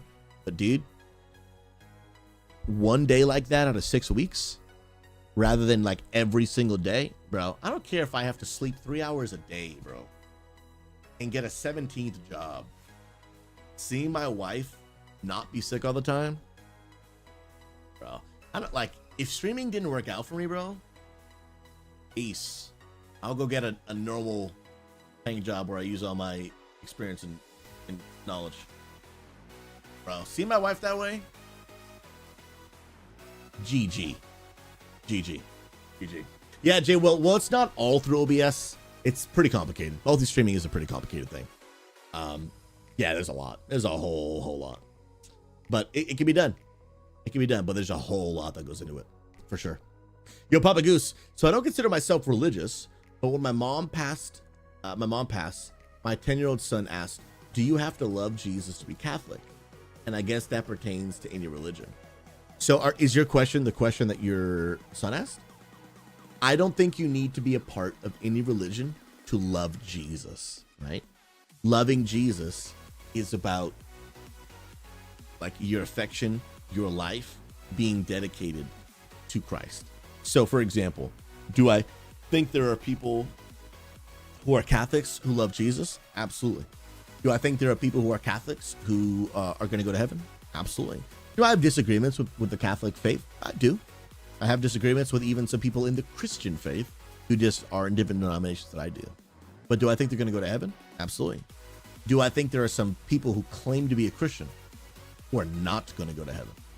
I do. Ultimately, I don't know, but there's a lot what the Bible tells us. Judging the fruit. That's a whole other conversation. But I don't think it's about this denomination or this practice. But I think it's about genuinely understanding the Jesus and God of the Bible, following him, surrendering your life to him, and having a relationship with Jesus. Jesus tells us that he is the only way to heaven. He's the only way. There is no other way. There is no other way. Many other religions actually will speak about and give credit to Jesus. Like there's other religious books out there that will actually speak about Jesus. They may not say that he is like God or that he's the only way. Others, but they will even speak about Jesus. Jesus just didn't even speak about anybody else. He's like, I'm the only way. The only way. The only way to heaven. Jesus, and I know this is, confrontational and not confrontational, but controversial in today's world. But Jesus establishes himself as the only way. Just the only way. The only way. It's up to people if they want to believe that or not. And I respect the decision. But Jesus is very clear. He is the only way. I believe with all my heart. He is the only way to get to heaven. So it's not about being Catholic, being Christian, being Protestant, these might be words you're unfamiliar with, being Pentecostal or Baptist, different denominations. It's not about, am I a Catholic person or Christian person? Am I a Jesus person? Am I a Jesus person? I do my best to love him and serve him and honor him, live according to his word. And if you do that, follow Jesus, I absolutely believe eternity is in your future. Veronica, it's good to see you. Hopefully you're doing well. Oh, look at your time, my wife. Hey, let's go. I appreciate you popping in, friend. Yeah, there's so many different types of migraines and different parts. But I appreciate you, friend. Yes, Queen! Let's go. Jay Will, I started a march for the same reason that we discussed the other day. We all just need a place to escape and a place to feel welcomed. But back to the main point. Everyone's been on me about multi-streaming. And I'm like, well, I just started, so I don't think it's a huge must right now. But I guess the more the merrier. There's pros and cons to multi-streaming. I think it can be a good discoverability tool. I think it can be. Here's how I approach multi-streaming. I'm on multiple platforms for discoverability purposes, people to find out that I exist. But I'm very, very, very obviously a Twitch streamer, right? For a few reasons. One, I've learned if you try to give a bunch of people a equal experience, you'll actually just give all of them a lower level experience. Meaning there are a lot of tools that are exclusive to Twitch, like the hype train, channel points, redemption points, the way ads work, Twitch Prime, specifically Twitch subs, right? The leaderboard of who's in the top, like right now, Daenerys is #1 top gifted subber of the month of May. These are a lot of Twitch only features that if you have to focus on one, I'm going to focus on my largest platform. Also, instead of splitting your audience even, like for example, right now I have 45 viewers, right? Instead of splitting all of them between like 5 platforms, 99% of them are on one platform. So there's one place where it feels like there's a lot of people. And that's great. Even for our church, we multi-stream again, but more so for a discoverability purpose. But really, our church is multi-platform for sure. But really, the church streams on Twitch, right? Like that's where 99% of its viewers are. That's where you go, and there's other people. And again, like we want people to show up to our church experience and feel like, man, there's other people here. What a positive, great place. You show up to our church service on Kick, and are people finding us there for the first time and then joining our Discord? Absolutely. But you don't show up on Kick and feel like, wow, man, what a great place of all these people, and they're talking in chat, or people are saying hi to me. It's a different experience, right? So I think my approach to multi-streaming is you can do it as a way to get people in for the first time, but focus your attention on one platform. Because if you try to give a bunch of people a shared experience with all the different tools, you'll probably just give a bunch of people a less experience rather than if you gave most of them just one. I mean, you gave one platform really one great experience. Yo, Matteo, welcome from France. God bless you, friend. Good to see you. Let's go, man. Jay Will, that was my mindset about it for sure. Glad to hear I wasn't wrong on the side of thinking. I do think if there were better tools for live streamers, I think multi-streaming could be more effective. But as long as the tools keep sucking, I'll be honest, multi-streaming is a frustration for me every day. The tools are bad. The ability for me to read all the chats and thank all the supporters. Like, for example, Papa Goose just subbed on Kick. I'm so thankful. The tool didn't work properly. The tools are bad. Multi-streaming is such in its infancy that the tools are just bad. I used to be able to read TikTok chat. I'm looking over there now. TikTok chat still break. Yep, still broken. I can't read TikTok chat without actually like looking at a whole separate window that's on a separate monitor. I can't keep it on one place anymore. It used to work. They changed it. It's just a disaster. Just a disaster.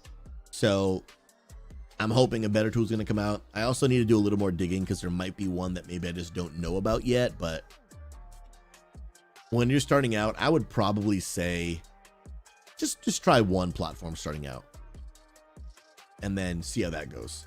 Better to put all of your attention into one place than into multiple places. But again, I've been at this 10 years, so I've got a bigger audience, a larger following. So I can experiment with some of these things, but I'm not going to sit here and be like, guys, multi-streaming has changed my life, dude. Just changed my life. No. It benefits me every day, but in smaller ways. There's a few people that only watch on YouTube that come in and engage with the content, and I get to minister and encourage them. There's some people that only come in on Kick a few times a week. And so again, there's almost no extra effort. So I'm like, well, just why not? But if it was a ton of extra effort, then you have to ask yourself, is it worth it? And I've noticed like the live streams on YouTube have been doing pretty well. It's been leading people to like my YouTube shorts, and I can tell, like it says someone from your short has now like joined, like, so it's beneficial. There's benefits to it, but that's because I have a whole ecosystem and daily shorts going out and different things like that. But the tools just suck, bro. They're bad. They just are mucho bad, and I wish they were better. I really wish they were better. Yo, look at AJ just out here, dude, pumping out thumbnails. Y'all want to see the work of Pastor AJ Valdez? He's just sending me a ton of thumbnails for videos that I got to go out. Look at this. Look at this legend, dude. This man is cooking, bro. This man is absolutely cooking. There's one. Boom. There's another. The chef at work. Bro, this one's a cook, dude. This one's a cook, AJ. Look at this. Age, I love the combination of these two games right here, dude. This one's a cook. I'm gonna type that. This man is cooking. What a beast. ARPG, Papa Goose, you're gonna have to wait for the video to come out, dude. Gonna have to wait, dude. But he be cooking. Casadillas! Oh, AJ Valdez, dude. Man, I wish AJ could stream more, dude. I really do. I wish AJ could stream more. Let's go. Combat Possum, I got to keep it fair across the board. And if people have to use channel points, it'd be unfair for them to have spent it and then me give it to you for free. You know what I mean? Normally, I will raid people if it was something that it was my idea, because obviously it's my stream. So, but if it's requested from the community, it's unfair for me to like, hey, I charged this person all these points and then someone else. Yeah, but no harm in asking. Absolutely, man. Absolutely. Yeah, he cooks with these thumbnails, man. He just be cooking with the thumbnails. What an absolute legend. And I finished posting that other one, right? That short? AJ. AJ's got one pending, so... AJ? Go. He's eating a sandwich, dude. Eating his sandwich. AJ, you're mid-bite. But we need you, bro. AJ, you're yelling, come on. On the stove. Just lay on it. Just lay on a hand, somebody, dude. Brother. I burned my quesadilla. Like, I had to jump up. It was burning. Quesadilla, dude. AJ Valdez with the quesadilla. Guys, it's too good. It is absolutely too stinking. It's majestic, Hadouken. It is straight up no shot. Bro. Hoagies, did you just do it, bro? Did you just do it? Wait, hold the phone. Hold the phone. Hoagies, did you just use channel points to ask me to host the person who Combat Possum wants to host? Bro, that technically counts, dude. However, every raid still has to go through an approval process. Who is this person? Let me know their name. Just type their Twitch name, and I'll look it up myself. Because we are actually about to end. We are actually about to end the scrummage. It is Big Tex TV. Let's see. Oh, they're playing World of Warcraft? Solid, dude. Hey, solid. Playing a little classic action. I respect it. Detective on the case. Let's go. Let's say hello. Oh, he's playing a paladin? That's a good sign. That's a good sign. I'm going to say hi. Hey, how are you? Old Merkai. Patrols West Falls. Oh, he's doing self-found. That is mad respect. Hey, how are you? I'm doing pretty good. How are you? I'm big chilling. Hope you're having a good day?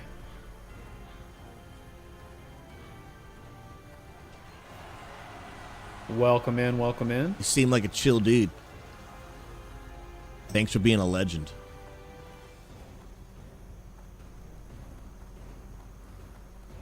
I like that. Thanks for being a legend. I appreciate that. Come on. Here's the deal, friends. The vibe check has been passed. Much. The vibe check has been passed, friends. And thank you for the follow. It means a lot. Let's go. Here's the deal, friends. Combat Possum is saying this is a cool guy, but he's been seeming a little down recently. Here's the deal.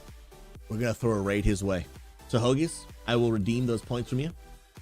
Super nice of you to use your points to host someone that someone else wanted. What a legend. Here's what we're going to do. Here's what we're going to do. I want to make a really encouraging post that you and I can copy and paste in the chat. Here's what we're going to do. Keep on being you. The hard work makes more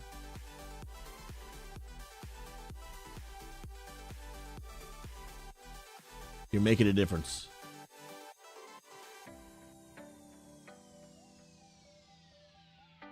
Whether you're on the XP Church channel, our personal channel, I want us to copy and paste that. Not yet. We're gonna raid.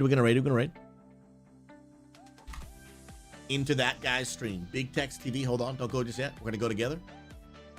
I'm gonna answer one last quick question, and then we're out of here. Psychotic Rat, do you ever feel like gaming is a waste of time? Like you could be doing more? Reason I ask is like I started following God. I feel like I'm wasting my time and there's something else I should be doing instead of gaming 9, which I only do at night. Here's what I would say. Gaming does not have to be a waste of time if you're using it for something good. One, if you're using it for fun and enjoyment, there's a part of that even God wants you to do. You need to relax. You need to, wait, did I misspell? If I'm being you. Oh, don't copy and paste. I misspelled I suck at life. Don't do it. Hold on. There is a definite statement, definite truth that Jesus also wants you to rest, enjoy some of your time. But there is, the truth where sometimes too much of a good thing becomes a bad thing, right? Where you are using it to neglect responsibilities, you're not being a productive member of society, you're not doing what you need to do to take care of your family. When it becomes a bad thing, that's bad. But if it's just being used to relax and rest, then it's not helpful. You can also, sorry, my brain is struggling today, I don't know why. But especially if you're using your gaming as a way to make an impact in people's lives, like maybe you're spending time with people, maybe you're being there for people, maybe you're encouraging one another, maybe it's actually helping you grow in your faith by being around some other gamers who believe and you guys are talking about faith while you game. These are great ways. So it's not just is gaming good or bad, it's how do I use gaming? And is the way that I'm currently using gaming good or bad? But even if you are using gaming in a way that's bad, it's not just always get rid of the game. It's maybe I just change the way I'm using the game in a way that's a little bit different. And that right there, that could literally change everything. But for reasons I might not be aware of, if you feel the Holy Spirit is speaking to you that you should maybe take a break from games or step away together, that's just something between you and the Lord. Paul teaches a very important principle that not everything is lawful, but not everything is beneficial. Meaning, what does that mean? Not everything is against the rules, but doesn't mean you should do it. Just because you can do something doesn't mean you should. And the Lord might give you a personal conviction to step away from games, or maybe take a break, or maybe play less. That you'll need to navigate and figure out, God, what are you speaking to me? But I wouldn't put it in either black or white. It's good or bad. It's all about how we use it and the frequently, which I think is important. Absolutely. Let me see. Combat. I didn't falling out. Thanks me once back. Okay. So I didn't know you guys had a falling out. Combat, didn't know that part. I don't know how he currently feels toward you. So I don't know if this raid would come off as like, hey, you found a bigger streamer to me than to raid me in order to try to like make up for what you did. That's how maybe it would come off. I don't know. I don't know any other details. So here's probably what maybe I would ask.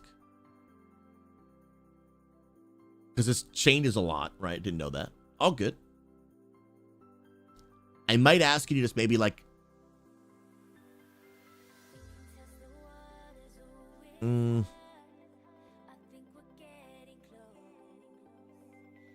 you guys good now? I might ask you to just maybe not participate in the raid. Because what I wouldn't want is for all that to get wrapped up into one, right? This is definitely becoming more complicated than I think we had originally. I thought it was just the guy who was down and we could raid and make him feel better. And I have too many questions now and I have to leave. So I think that I hate to ask it. I may just ask you to just not participate in that raid, I mean, you can come and watch if you want, but maybe not be like, hey, I sent them here. Because I don't know what his response is going to be to seeing you now, right? And I don't want him to be like, oh, if he's mad at you, now he's just mad at all of us. And now I think you're just trying to bias, forget. Like, this becomes a lot more complex than we had. Than I think we had known. Yeah. If I know that up front, I would have asked more questions and maybe not done it. But now I do have to go. I mean, there is a chance where maybe it means the world to him and it clears things up for you, but I don't actually know that, right? But if he's been down, I would still love to help. But I don't want to get caught in that, if I can just be honest, right? Because I don't know all the details. And I don't want our community to get caught in that. Yeah, okay, I appreciate that, man. Yeah, if you just want to sit back and watch, but not... I mean, you can be active. Just don't say, like, hey, I came with all of them. And, like, I'm the reason for it. But if you just happen to be this chat at the same time, I mean, who's to say? Who's to say? Friends, I appreciate y'all. Thank you for an awesome week of streaming. If you guys are here and you would all want to come be a part of an online church for gamers, every Saturday, we have an online church experience where literally we do an online church. It's got music and worship, giveaways, and we preach a message using video game analogies to help people understand the truth of the Bible. And even if you've never been to church in your life, but you are interested about exploring the things of God, we would love to invite you. I believe God loves you, and I believe God has an incredible purpose and plan for your life. And if you want to come hang out tomorrow, you're more than welcome. Every Saturday night after our 9 p.m. experience, Eastern time, we have a weekly game night. You're more than welcome to come hang out. It's community night. Different games are being played. I believe tomorrow night is Repo and Fortnite being played. I'm probably going to juggle a little bit of both. If you guys want to come be a part, we'd love to have you. My next stream will be tomorrow at 11 a.m. Eastern. And if you want to come play some World of Warcraft with me, I would love to have you. You guys are beautiful. I appreciate y'all. Thank you to everyone that supports this channel. You guys make it possible for me to do what I do, share God's love with gamers, and to bring an end to toxicity and loneliness in gaming. So sincerely, thank you. I love y'all. I appreciate y'all. I'll see you on the flip side. Peace. Oh, let's go raid that guy. Don't forget. Come with me. Let's go.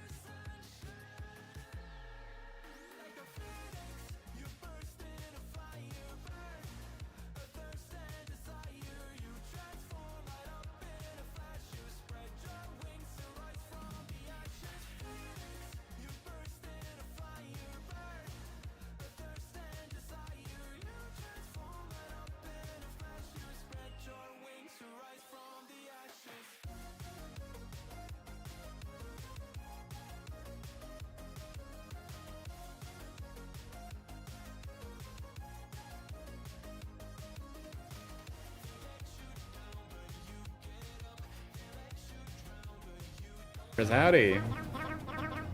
And Pastor. Yo, thank you guys. Appreciate you.